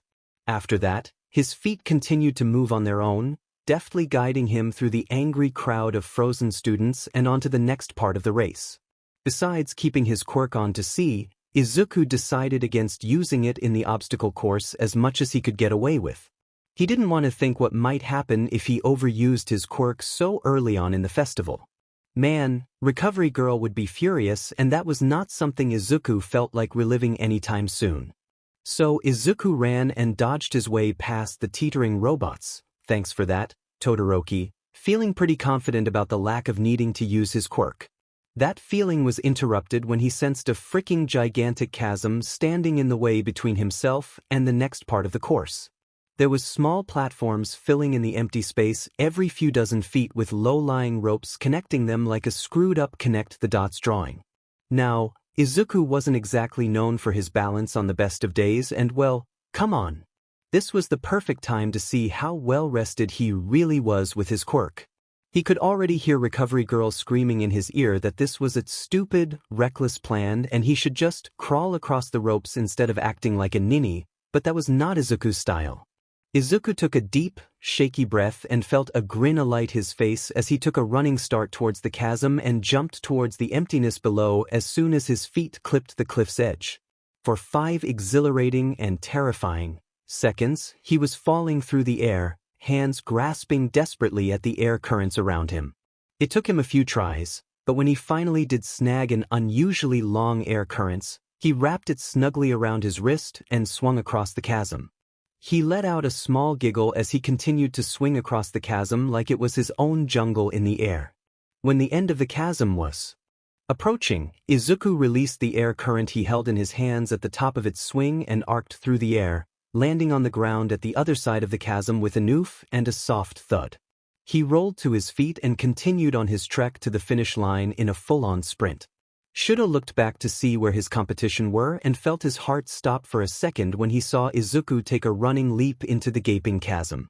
A strangled whine left his lips as his body began to wrench itself towards where Izuku was falling, but before he could take a step, he heard a loud, raucous laugh and there was Izuku swinging through the air like some kind of George of the jungle. He huffed out a laugh, then turned around and continued towards the finish line. He didn't have time to worry about Izuku right now. He had an a-hole to prove wrong today, and nothing was going to stop him. Izuku wasn't sure how he got past that last obstacle or even what the heck it actually was. There were blasts of hot air currents and people yelling and a lot of people tiptoeing around the ground. He could either go along with the rest of the crowd, or not be FING stupid and just fly over the potentially dangerous ground. So he obviously took the second option, and here he was, extremely confused as Present Mike screamed, "Midoriya Izuku has taken first place." That was his name. How did he get first place? Hey, Todoroki, wanna team up for the cavalry battle? Shudo glanced towards Izuku, his face flushing as he gazed at Izuku's wide, innocent smile. He wanted to say yes, but no. Izuku had gotten first place in the obstacle course, and as much as he was happy for his friend, he was also angry at himself. It should have been him getting first place. He had to prove him wrong, and this was an awful start to that. To lean on someone for help, the same someone who beat him already, would be a mockery of his goals. Shudo didn't need Izuku's help to obtain the #1 spot for himself. No, he responded curtly, ignoring the twinge in his eye as he watched Izuku's face fall at his answer. Oh, okay then. Good luck. And then Izuku left in a hurry, moving away from Shudo and towards Freya and Oh. Was this what heartbreak felt like? Sometimes Shudo wished he was actually as heartless as he acted. Freya wished Todoroki's eyes didn't shatter so visibly. She just wanted Midoriya to like her back, but maybe that's not what Midoriya needed. It certainly wasn't what Todoroki needed. Even as she agreed to be in Midoriya's group, she wondered if there was a chance to rope the cold teen into their group, despite an earlier failed attempt. But as Uraraka joined their group and that shadowy bird dude in their class that Freya's pretty sure is named Tokoyami, her hope dwindled to nothing. So, I think that I should be on top, Uraraka on the left, Freya on the right, and then Tokoyami as the frontrunner to be our shield. Does that sound good to you guys? Midoriya gazed towards them all expectantly. Freya quickly cleared her throat in an attempt to clear her thoughts. This wasn't the right time to be worrying about crushes. There was a cavalry battle to win. Yeah, she answered back. But why put me on the right side? Wouldn't I work best if I was matched against our opponent's most likely DM&T hand? Ah, I'd usually do that, but the wind's been picking up a bit and I thought it might be easier to control the currents of where your quirk goes if you were on the right. Midoriya rubbed the back of his head sheepishly. If you'd prefer to be on the left, then you can SWs with Uraraka. Man, this dude is way too considerate. No wonder she fell for him. Freya smiled slightly. Nah, it's cool. I'd rather you not strain your quirk any more than you have to. I'll be fine on either side. I was just curious. She flashed him a quick peace sign to emphasize her point, and Midoriya's shoulders quickly slouched with relief. From there, they quickly came up with a strategy that Freya thought even her perfectionist of a brother would love. Midoriya apparently thought of everything and came up with counter-strategies to basically anything the other teams could throw at them. It took Freya a few minutes to realize what their strategy was. So we're basically playing a giant game of keep away with the 1 million points, she blurted out. Uraraka cracked her knuckles, a smirk flashing across her face. This'll be loads of fun. But we can't forget that we need to stay completely on guard throughout this whole thing, Tokoyami slipped in. Even a split second of inattentiveness could result in the loss of our bandana, right? Midoriya put his hand palm down in the middle of their circle. Let's win this together. The rest of the group exchanged excited smiles before also placing their hands on top of Midoriya's. Go Team Midoriya! Freya shouted out as they pulled back their hands with a cheer. And then the cavalry battle was on and Freya didn't have the time to think or to yell anything out as team after team came after them, each more vicious than the last, in Freya's eyes at least. It took everything in her willpower to stay constantly vigilant for people trying to sneak up on them. With the limited number of chemical formulas that she was allowed to bring, keeping said people back was especially strong. She debated taking off her mask and using carbon monoxide to ward people away, but she didn't want to risk her teammates becoming dizzy as well. And Midoriya seemed busy as well, so using any gas at all was a no-go. With a shrug, Freya decided to do things the old-fashioned way and just punch and kick the other teams back. She was still frustrated to no end though. She wasn't contributing anything to her team. No, she was basically dead weight at this point, and that stung. To make matters worse, she kept feeling a presence staring at them, but she couldn't pinpoint where. And then guilt creeped into the back of her throat as she caught Todoroki staring sadly, longingly, in their direction whenever his group wasn't getting bombarded for their bandanas. It wasn't until Present Mike yelled out that there was only 2 minutes left in the cavalry battle that Todoroki's team suddenly made a move towards them.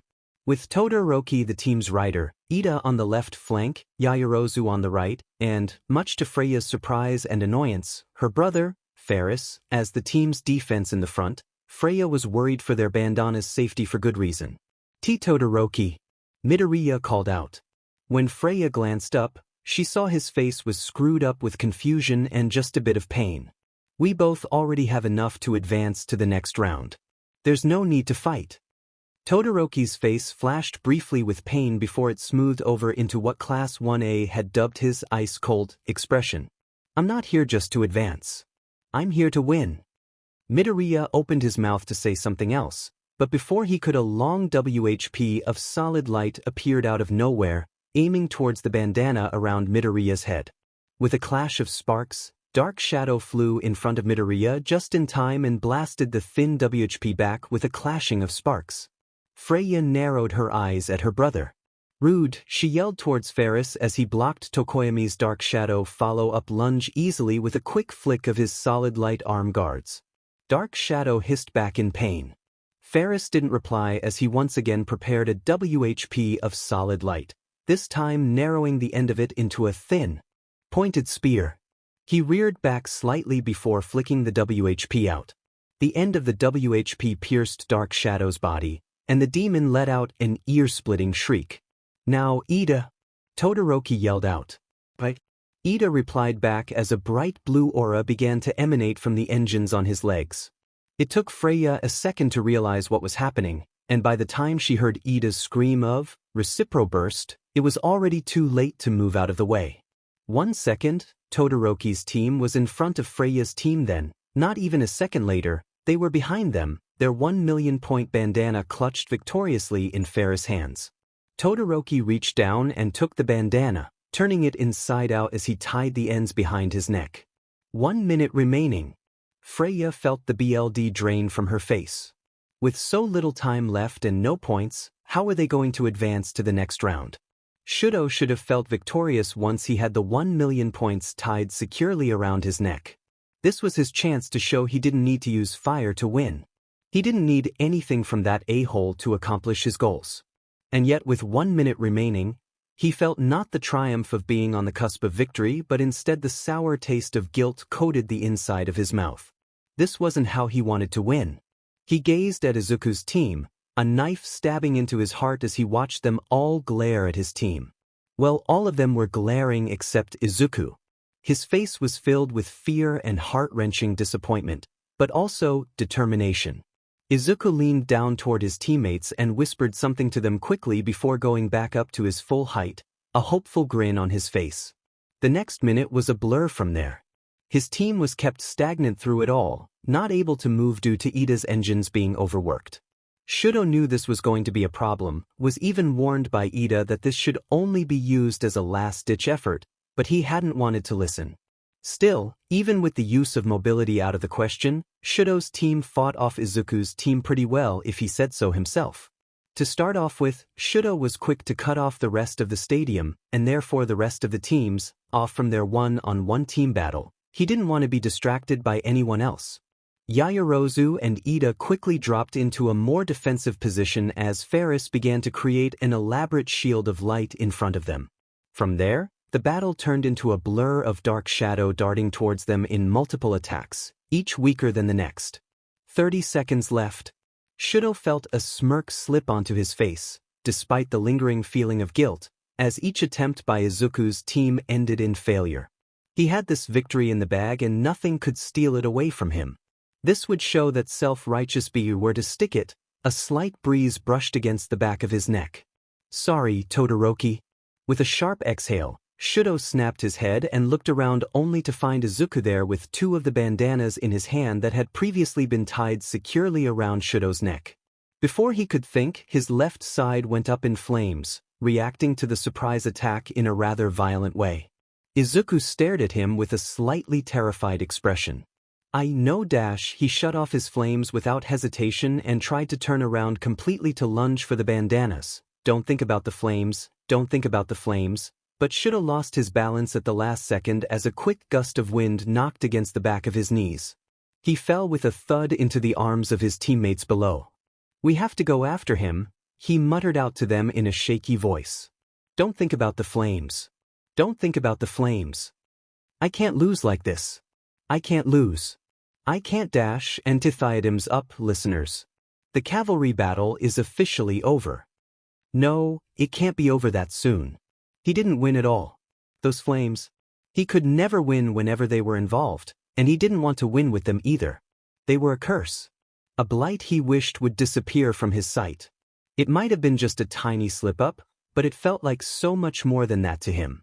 Tears tried to well up in his eyes as he slid down from the top of his team's pyramid, but he quickly blinked them back and put his indifferent mask back in place. Shudo wouldn't show weakness. Not today. Hey, Todoroki, that was a really intense battle. Izuku called out cheerfully towards him, waving his arms frantically to get Shudo's attention. You were really calm and collected during the whole thing. I'm really impressed. It took everything in me not to shake like a leaf in the wind.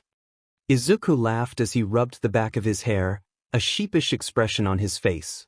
Shudo wanted to say good job back or maybe something along the lines of thanks, but instead all that came out was, Midnight is about to announce the results, and then he walked off like a total a-hole. He could just feel the misery in Izuku's words as he whispered out an, okay, I'll talk to you later then, in a soft voice at Shudo's retreating back. Todoroki's team had still gotten first place, but Freya knew that was a gamble they had needed to take when they sent out Izuku to collect those crucial bandanas. Bakugo's team came in second and some dude from General Studies got his team to third place.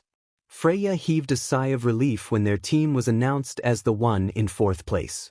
She hadn't sure if the 450 points Midoriya had snatched were going to be enough to snag them a spot. She turned to Midoriya to, she didn't know. Hug him. Embrace him again. Scream obnoxiously about the good news. Whatever she'd been about to do was quickly shut down in her mind as she gazed upon the teen on the verge of bawling his eyes out. Mito-chan. Midoriya's head quickly snapped up, the palms of his hands pressing tightly against his eyes. MFF fine, he blubbered out between sobs. Don't worry about me. Freya's arms were immediately wrapped around Midoriya's waist, pulling him into a close hug. Shoo, shoo, shoo, she soothingly murmured out. Just let it out, okay? I've got you. She caught Uraraka's eye over Midoriya's shoulder and gave her a reassuring smile and a shaky thumbs up as she gazed at the two of them in worry. I've got this, Freya mouthed to Uraraka. The other teen nodded, then walked away to talk with an equally worried Shuji. Freya was glad that Midoriya had such good friends that cared so much about him. And speaking of caring, would you like to go somewhere a bit more private and talk about it? Freya asked. Midoriya nodded slowly, the movement ruffling his hair against Freya's stomach. She carded her fingers through his curls. Midnight said they'll announce the next round after lunch, so we have a few hours to just chill. Freya continued to talk in a soft voice about anything and everything as she carefully guided Midoriya off of the sports field and into one of the empty rooms inside the stadium. She steered him onto a couch in the room until he was curled up, hopefully comfortably, on the cushions in a ball of snot and tears. She sat down right next to his head, tracing patterns on the back of one of his hands. Feel up to telling me what's wrong. It's all right if I don't want to, but I hate to see you cry. Freya scrunched up her face in anger for a second as she wondered if someone had hurt Midoriya somehow for him to burst into tears like this. If that were true, she wouldn't hesitate to punch the living daylights out of said person. Midoriya finally lifted his head just a bit, scooting back until he could place his head comfortably in Freya's lap. I feel as stupid for crying about this, he muttered out. It's not even that big of a deal. Freya scoffed out at. Mito-chan, if it makes you feel bad in any way then of course it's a big deal. And you're not stupid, Mr. Number 1 in the practical exams. Now, tell me what's wrong because I'm super worried about you and I want to help. Midoriya chuckled softly at that before sighing softly. It's Todoroki. Freya felt her fist immediately tighten. What did he do? She growled out between clenched teeth. Midoriya stopped for a second and hiccuped. He keeps avoiding me and I don't know why. He tilted his head up towards Freya, a pleading expression on his face. Did I do something wrong? I don't want him to hate me and now. He turned back over and buried his face into her lap, a high, keening sound escaping his lips. No, she blurted out in panic. Midoriya's breathing hitched as she suddenly clasped their hands together. He would never hate you, Midoriya. And I doubt you did something wrong. Now, I want you to stop for a second and take a deep breath, hold it for 10 seconds, then slowly let it out. Keep doing this until your breaths even out. Okay, Midoriya whispered, following Freya's advice with just a bit of difficulty. Eventually, though, his breathing evened out into slow, steady breaths. What now? I'm going to ask you a few questions and I want you to think carefully on them before answering, okay? Okay. Freya inhaled deeply before letting it all out in a sluggish heap of air as she asked her first question. Have you asked Todoroki what's wrong? His face scrunched up as he thought about that. No. We haven't really talked since I was in the hospital. Like sure, we've exchanged pleasantries or said passing sentences to each other, but we haven't held our real conversation since then. And what did you talk about at the hospital? Midoriya trailed off, his face turning bright red. He brought me some food and was about tea to help me eat 'cause my quirk was off and I was still getting used to not being able to sense anything when I, made a super awkward comment. Midoriya's face drained of color.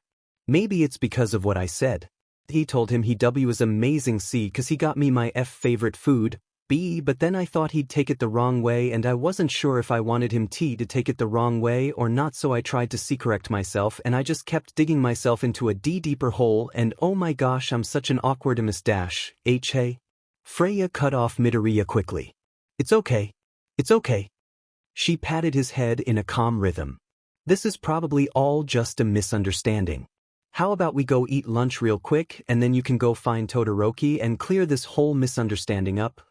Everything's going to be fine once you talk to him.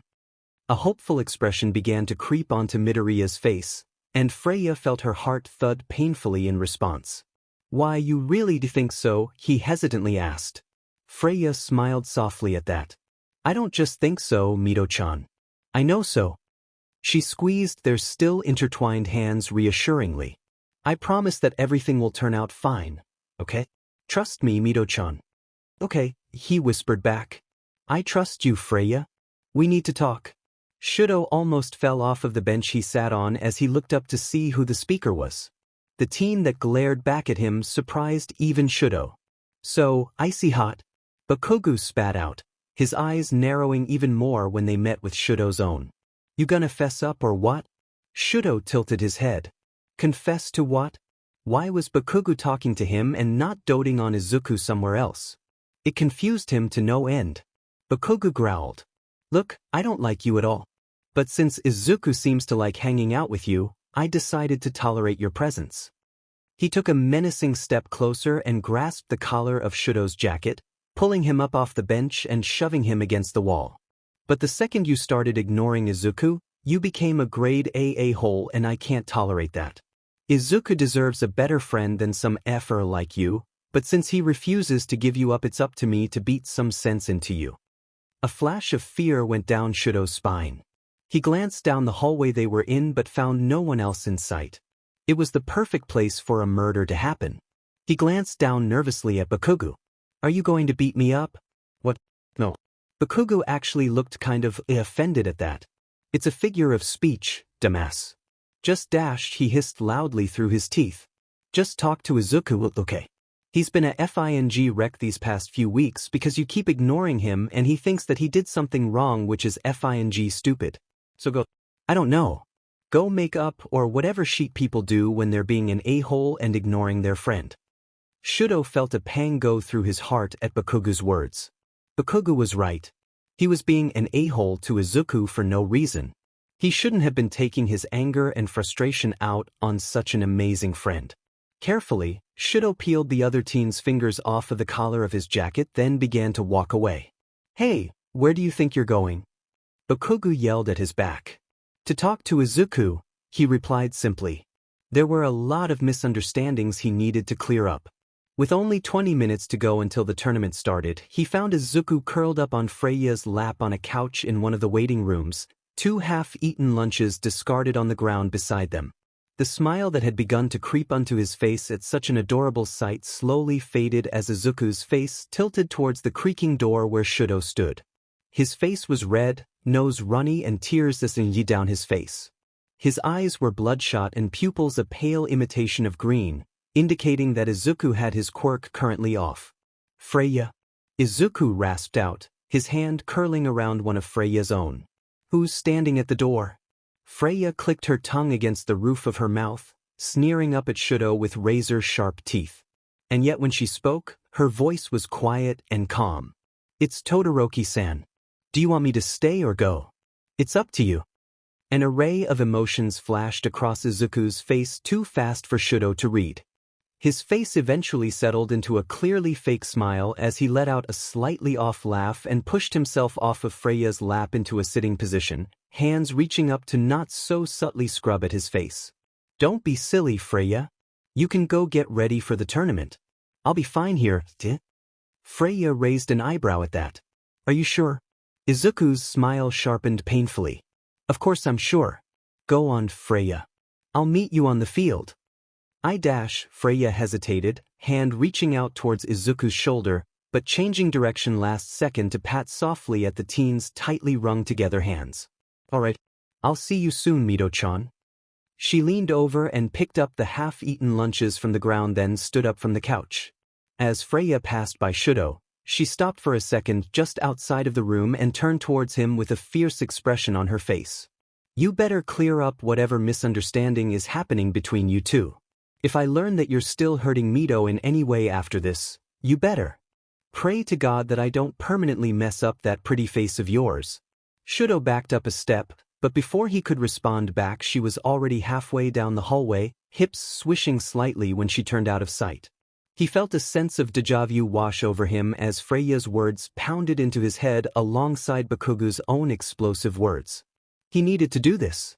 With that resolve in mind, Shudo changed his gaze to look at Izuku once again.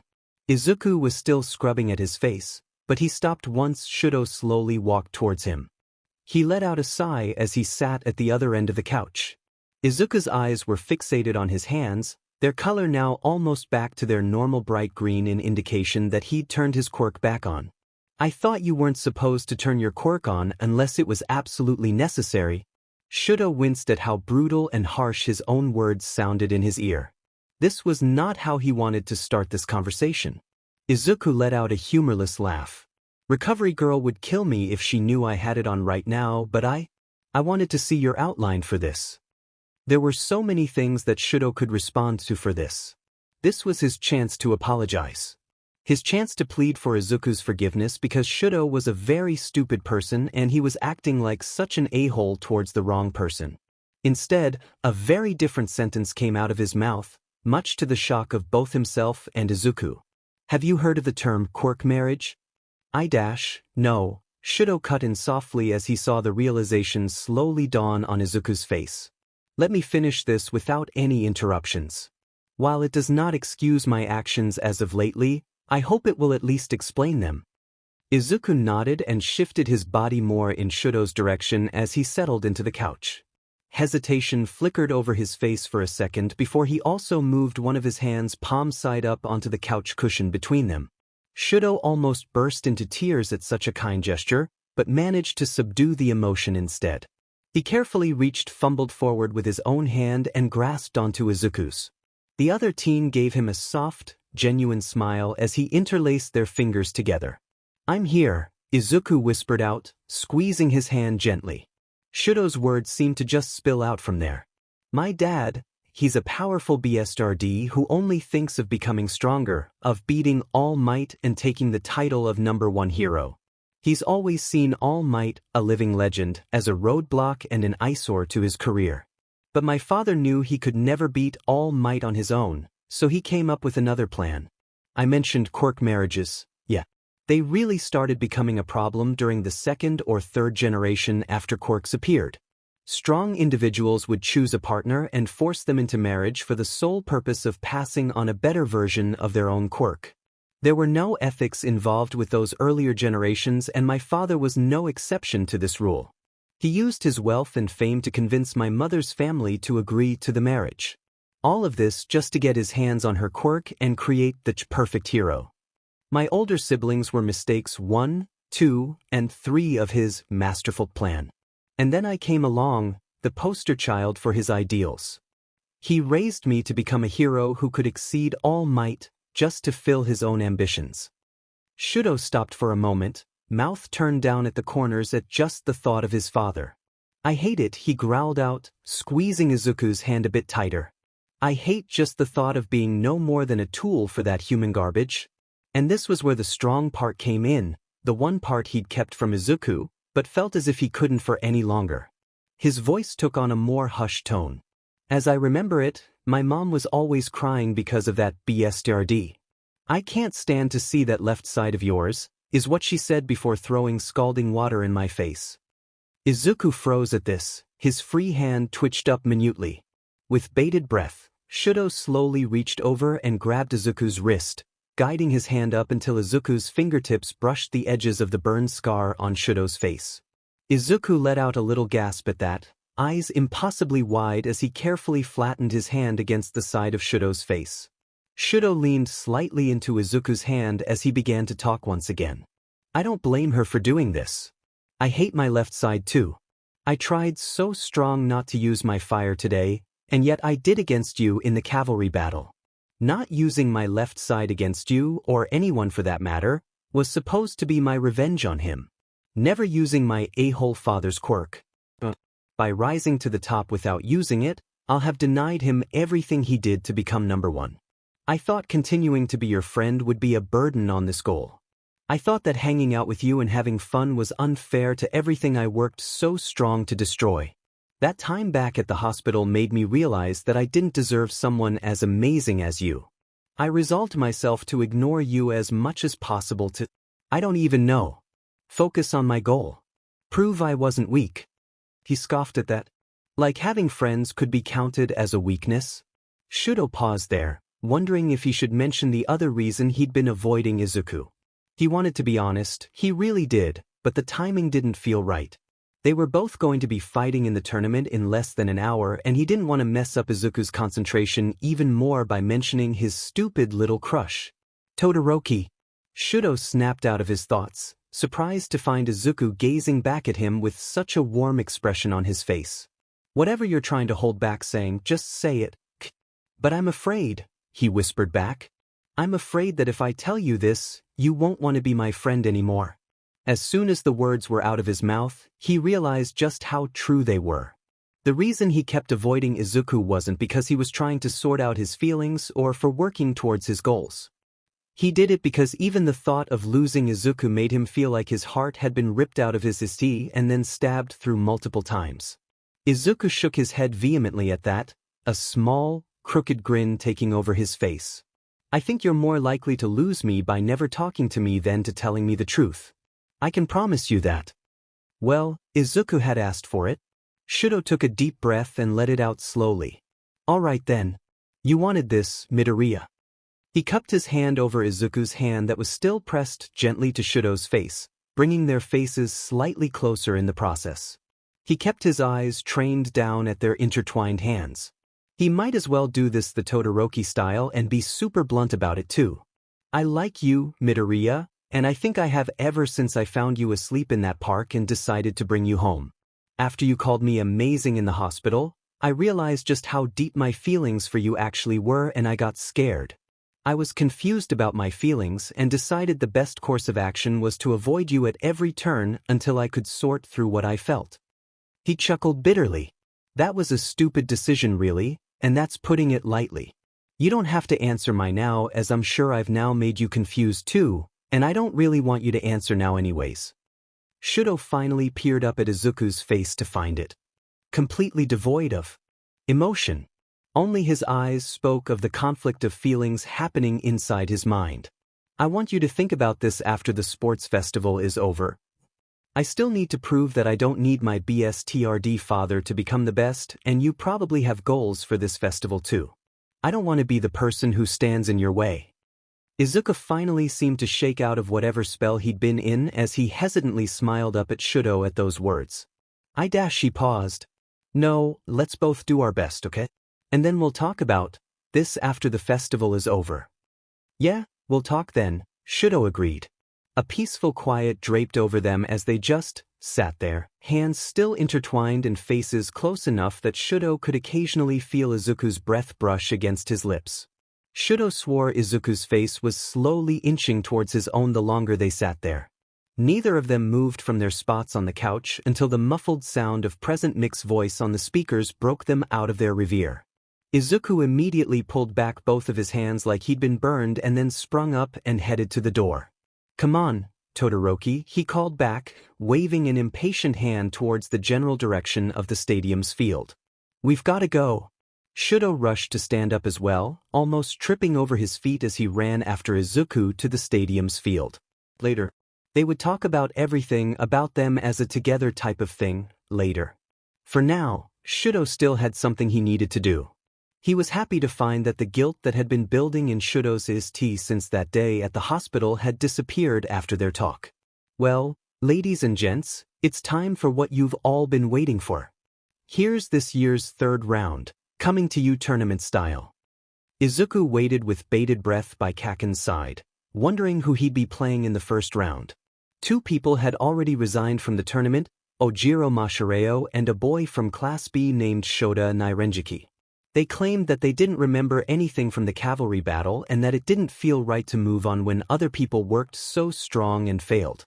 Two Class B students who were on the 5th place team filled in their spots, and it left Izuku to wonder what Ojiro had meant by not remembering anything. Perhaps he'd ask him if he had time before his first match? Zuku, pay attention. Kacchan elbowed him in the side, pointing up at a smooth part of the stadium's walls. I'm gonna read off the matchups. Butterflies rammed against the walls of his stomach. But Izuku still shook his head yes. This was it. Once Kacchan read off his opponent, it would be set in stone. Whoever he played didn't matter. Izuku could only hope that he would make All Might and his mom proud by the tournament's end. Tournament roster. Kozai Tsuburaba Tokoyami Fumikage Shinso Hitoshi Siro Hanta Yairozu Momo Uraraka Ochako Aoyama Yuga Tetsutetsu Midoriya Izuku Ida Tenya Kaminari Denki Kirishima Ijuru Freya Stellar Bakugo Katsuki Ferris Stellar Todoroki Shudo Tournament matchups. Freya Stellar vs Ferris Stellar Bakugo Katsuki vs Uraraka Ochako Tetsutetsu vs Kirishima Ijuru Aoyama Yuga vs Ida Tenya Kaminari Denki vs Tokoyami Fumikage Todoroki Shudo vs Siro Hanta Izuku. Midoriya vs Kozai Tsuburaba Yairozu Momo vs Shinso Hitoshi Izuku frowned as Kacchan read off the name of his opponent. Who the heck was Kozai Tsuburaba? Izuku Midoriya was currently having what Katsuki had deemed a mutter vomit. All Katsuki could hear was the occasional word or phrase that made absolutely no sense out of context. Hey, nerd, Katsuki shook Izuku softly by the shoulder. We need to go up to the stands, alright? You're the 7th matchup, so there's still a lot of time left to come up with a strategy. Izuku startled out of whatever state he'd been in. He sent a sheepish smile Katsuki's way. You're right, Kacchan. Sorry about that. Nothing to be sorry about, got it? Katsuki really tried to make that sound aggressive, honestly, but by the knowing look Izuku sent back at him he's 90% sure that he failed. With a huff, Katsuki grabbed Izuku's arm and began to pull him off the field. Let's go before all the good seats are taken. Izuku followed along after Katsuki without protest, laughing at Katsuki's antics. Katsuki felt his lips tug upward at the sound. Freya, please. You're acting like a child. Ferris stared down at Freya in a way that Freya was sure was more childish than her behavior. She glared at him. He glared back. Ferris broke eye contact first, sighing exasperatedly as he stared down at his hands. All I want for you to do is test a few of my chemicals out in our fight, Ferris continued, turning his gaze back up to Freya. He reached into the bag slung across his shoulders and pulled out a few beakers with labels Freya had never heard of before. Now, I've been experimenting with the braxinium substance I created a few months back and I've added a plutonium component to it. Like, not enough to actually cause anything bad due to the radiation, but I wouldn't recommend anyone besides you trying it out. With the additive of a minor radioactive. Now, plutonium is an element that reacts when exposed to carbon, but I tweaked it a bit so that it'll only react when in contact with carbon monoxide in large traces, like with your quirk. Ferris, Freya cut in.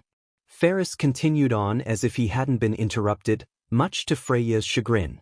I believe that when in contact with your carbon monoxide, P-Bean01, oh that's the name I'm calling it by the way, will in turn expand like foam and then harden depending on where you spit the substance. He shoved the beaker labeled PB01 into Freya's hand. Ferris, no. I'm not using this during the fight. I've also been experimenting with urushiol, you know the oil in poison ivy that makes it poisonous, and I've found a way to expand the blistering rash it gives but at the same time decrease any pain or discomfort the rash might give someone. It basically safely turns someone into a marshmallow.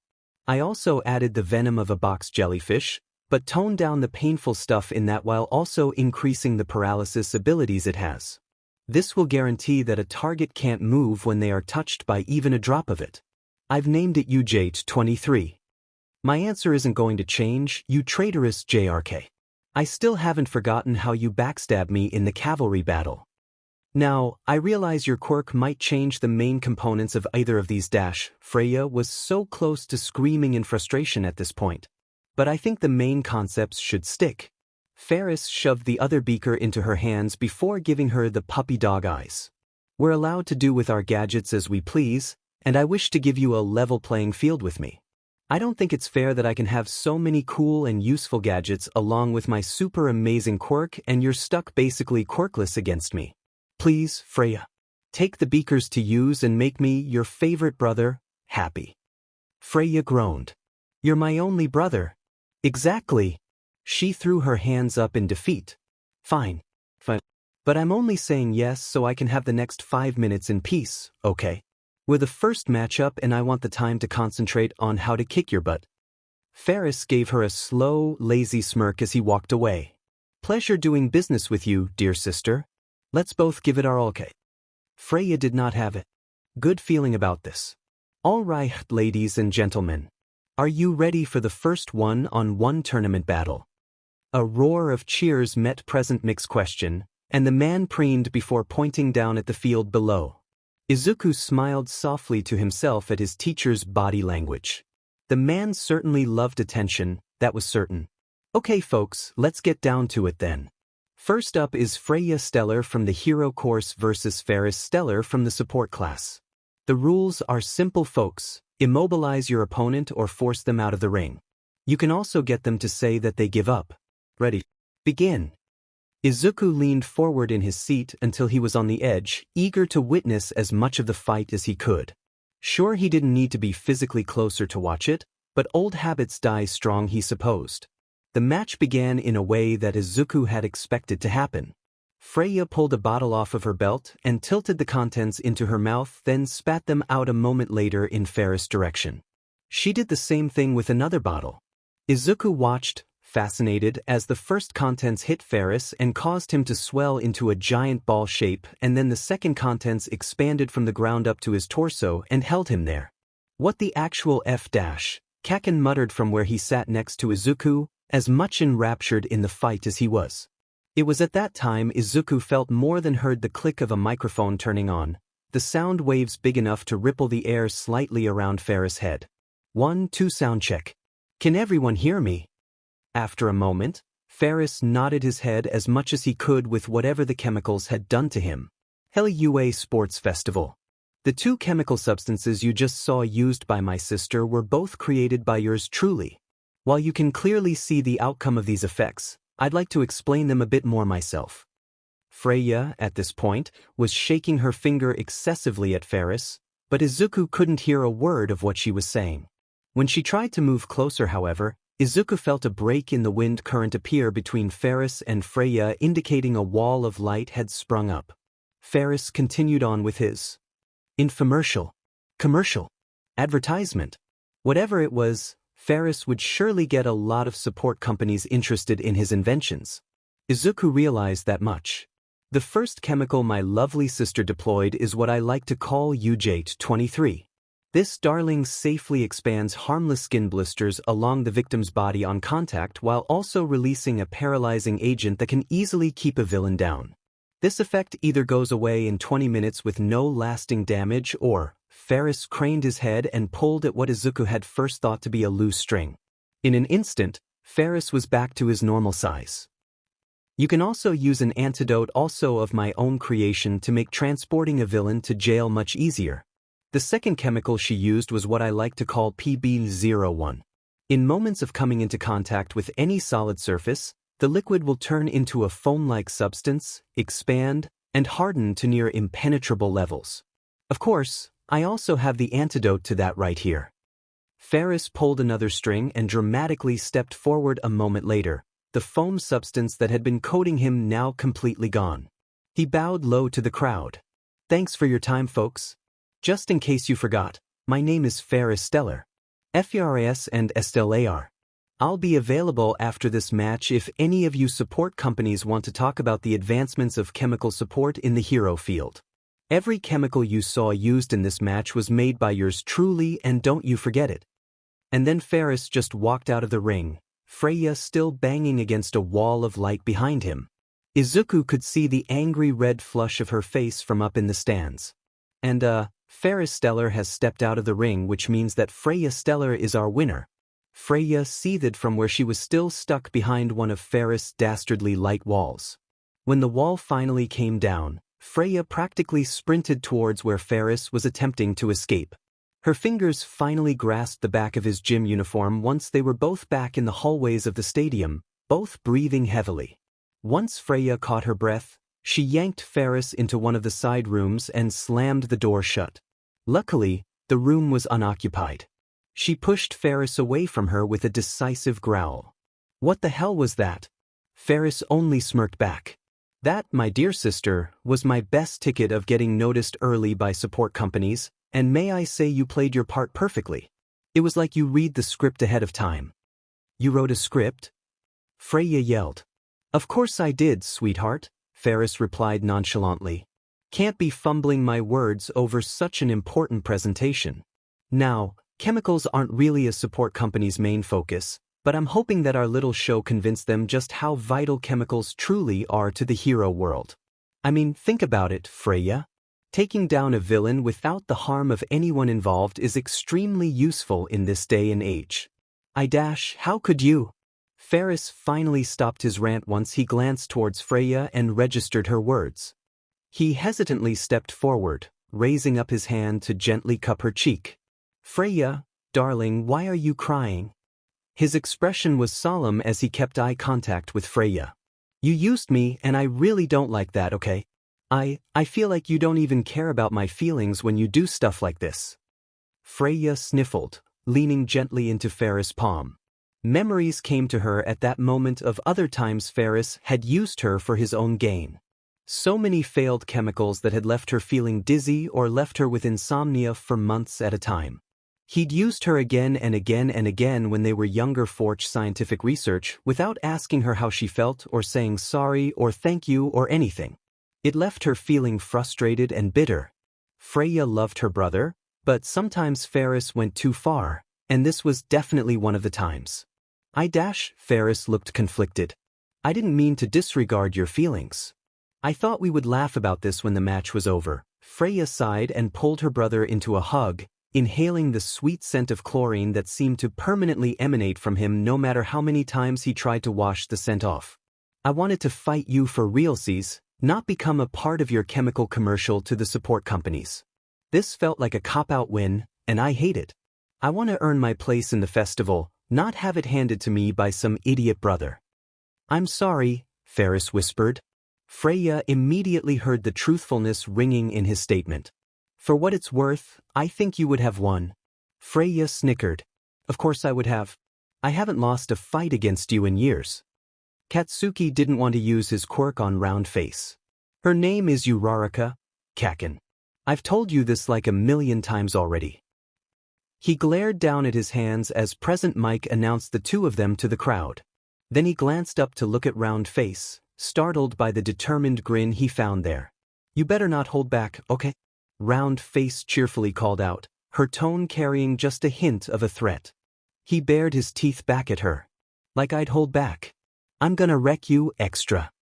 Katsuki didn't want to use his quirk, but hell would freeze over before he let some punk extra act all high and mighty towards him. He just had to control his temper and toss her out of the ring. Easy peasy. It had not been, in fact, easy peasy.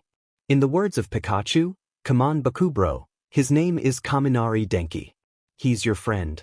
This fight had definitely been difficult lemon difficult. He both hated and loved that meme phrase.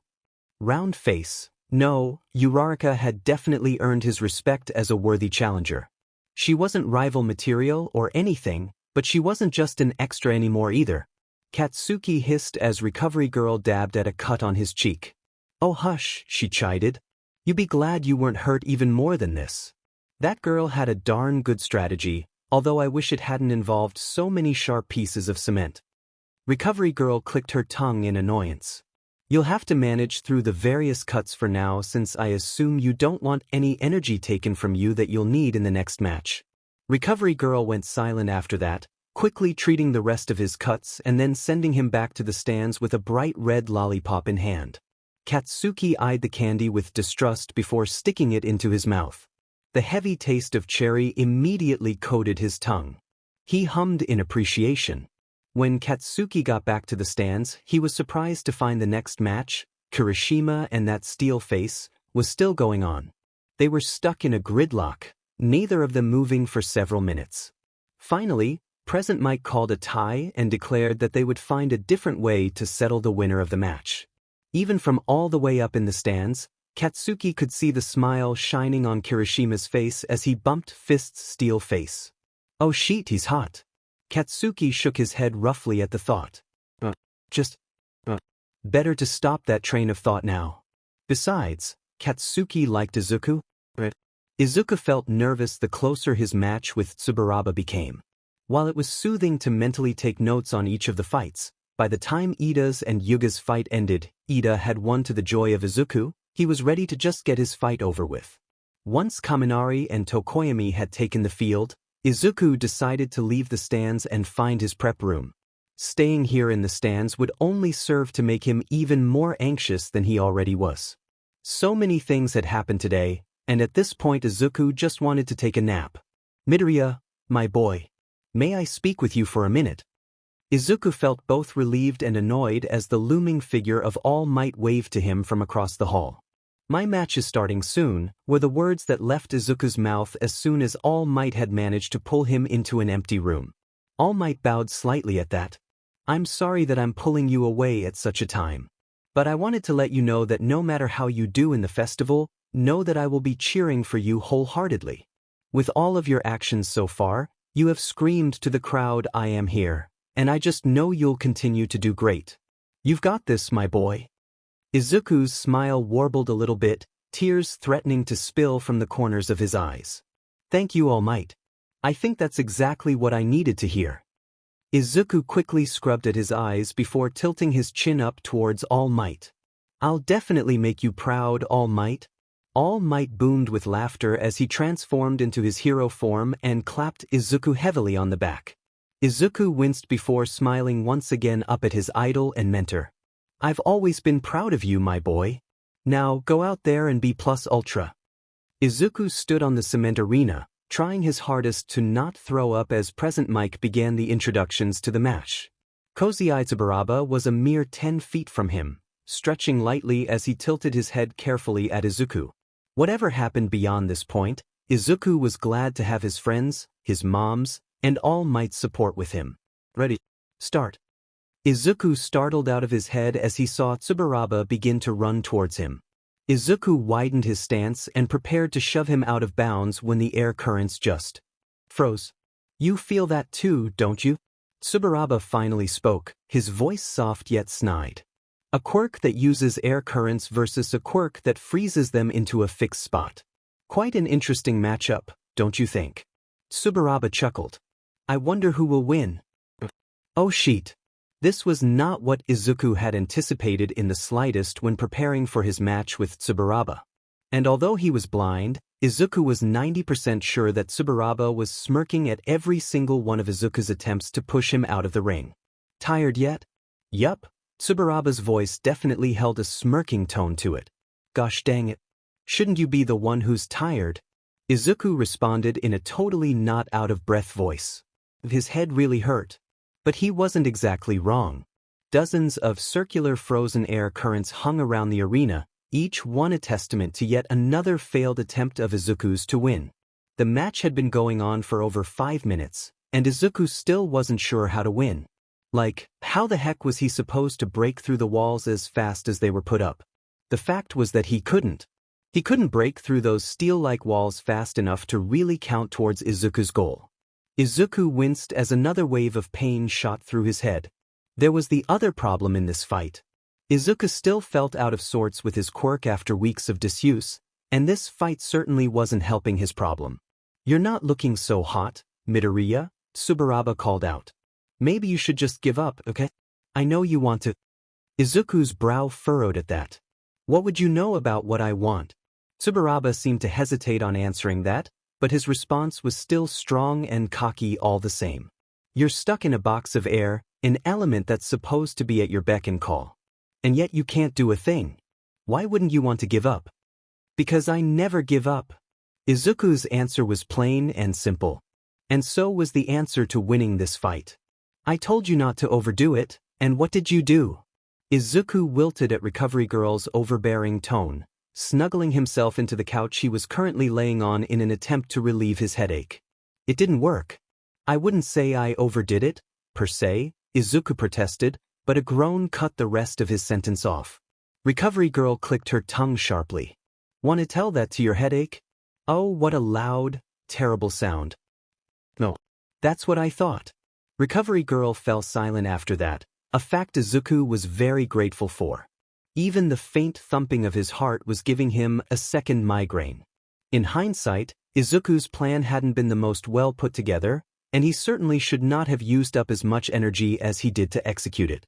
His thinking had been that the frozen air could be heated up. Or something like that. He thought of popcorn popping and how it sounds so fizzly and chaotic when it heated up, so he did that but with air particles. It had been exhilarating to say the least. Every single one of Tsuburaba's frozen circles of air had collapsed as the air heated up, leaving an opening for Izuku to shove Tsuburaba out of the ring with a quick wall of air.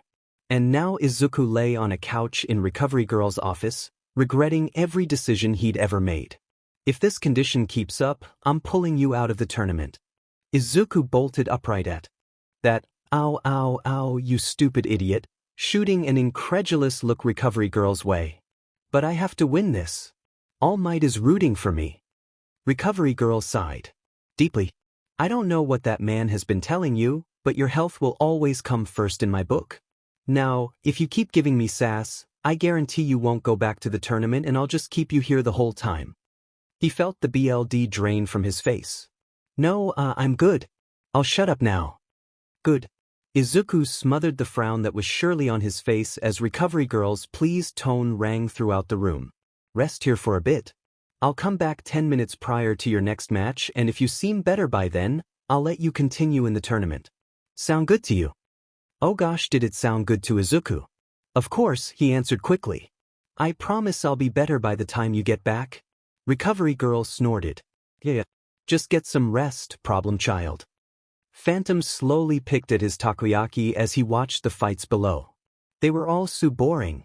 Well, that Freya chick and her brother had been slightly amusing to watch, but none of the fights had really sparked his attention. He stabbed down at the takoyaki with his chopsticks. Why had MSTR sent him to an event where a bunch of boring hero wannabes attempted to beat each other up? A shiny patch of green lit up the corner of his vision. He turned back towards the fight, pleased to find Izuku Midoriya there, center stage. There was that little bugger to worry about. Or observe, he supposed. Izuku Midoriya was such a fascinating subject. Phantom wished he could cut Midoriya open, stick a knife right between his ribs and flay the skin back like an orange peel to reveal all his gushing, squirming organs. His nose tingled pleasantly from just the thought of the thick, rancid, iron-filled scent that would permeate the air.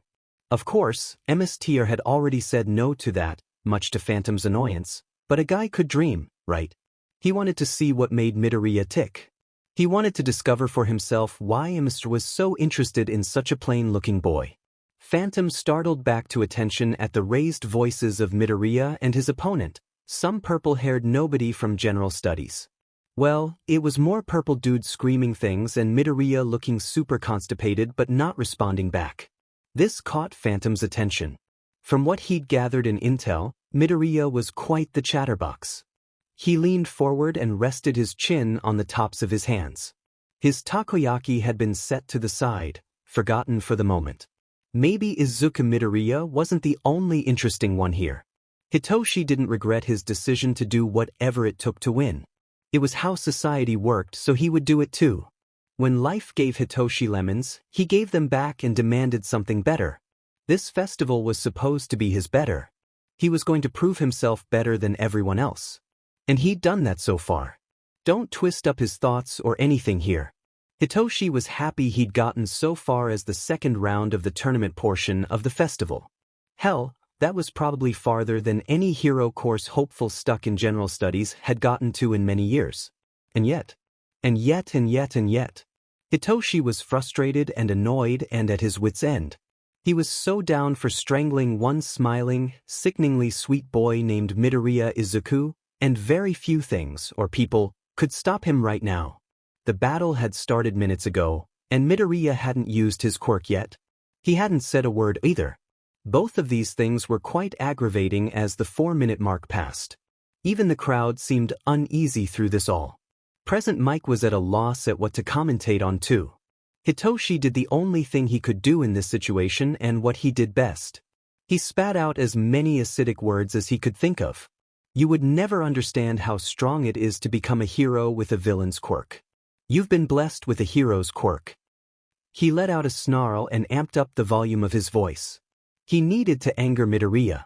He needed Midoriya to talk, to do anything besides continuing to stand there with that stupid, patient smile on his face. I bet life has been pretty easy for you. Pitted because you're blind. Poor, blind Midoriya with the favorable quirk. Poor, blind Midoriya. Here, take my pity. Here, have a better chance at getting everything you've ever wanted. Take this. Take that. Take everything you could ever want because life dealt you a bad hand. Midoriya's lips twitched at the first mention of his blindness. It took everything in Hitoshi's will to not start grinning like a fool. 4 minutes and 30 seconds of taunts, and Hitoshi had finally found a sore spot. Oh, he gasped dramatically. Do you not like people calling you blind? His words turned mocking and cruel, and Hitoshi wondered just how far he was willing to go to win. I'm so sorry. Being blind must I mean, you can't even see your boyfriend. He's Endeavor's son, right? I bet he's just as much of an a-hole as his dad. Hell, I bet he's only with you because he pities you, just like everyone else in your life. Midoriya's milky green eyes sparked in anger, and Hitoshi knew he'd gotten him. Todoroki is nothing like his blank eyes stared back at Hitoshi, and he'd never been more relieved at the sight. It was time to end this and take another step towards his goal of being a hero. Walk out of the ring, Hitoshi said, and Izuku complied. It was quick. It was simple. Hitoshi stiffened at the change in temperature. There was absolutely no way that Midoriya could do anything while under the control of Hitoshi's quirk. Except there apparently was a way. Midoriya's footsteps towards the edge of the ring slowed to a stop, and he turned around with a sad, apologetic smile. I'm sorry that your life has SCQD, Shinso. I'm sorry that you think you have a villain's quirk. I'm sorry that the world has turned you cynical and cruel towards others. But most of all, I'm sorry that you can't see just how amazing you are. You don't have a villain's quirk, Shinso. You have a hero's quirk because you want to be a hero. And I think you can be a hero.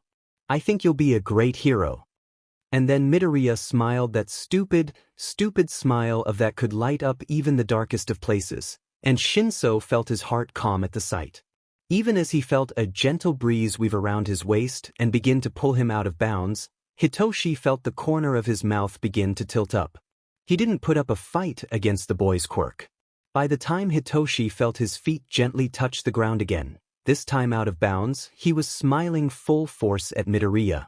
For once in his whole life, Hitoshi didn't say a word. He just stood there and smiled and smiled and smiled. And then he walked out of the arena, the same smile still glued to his face.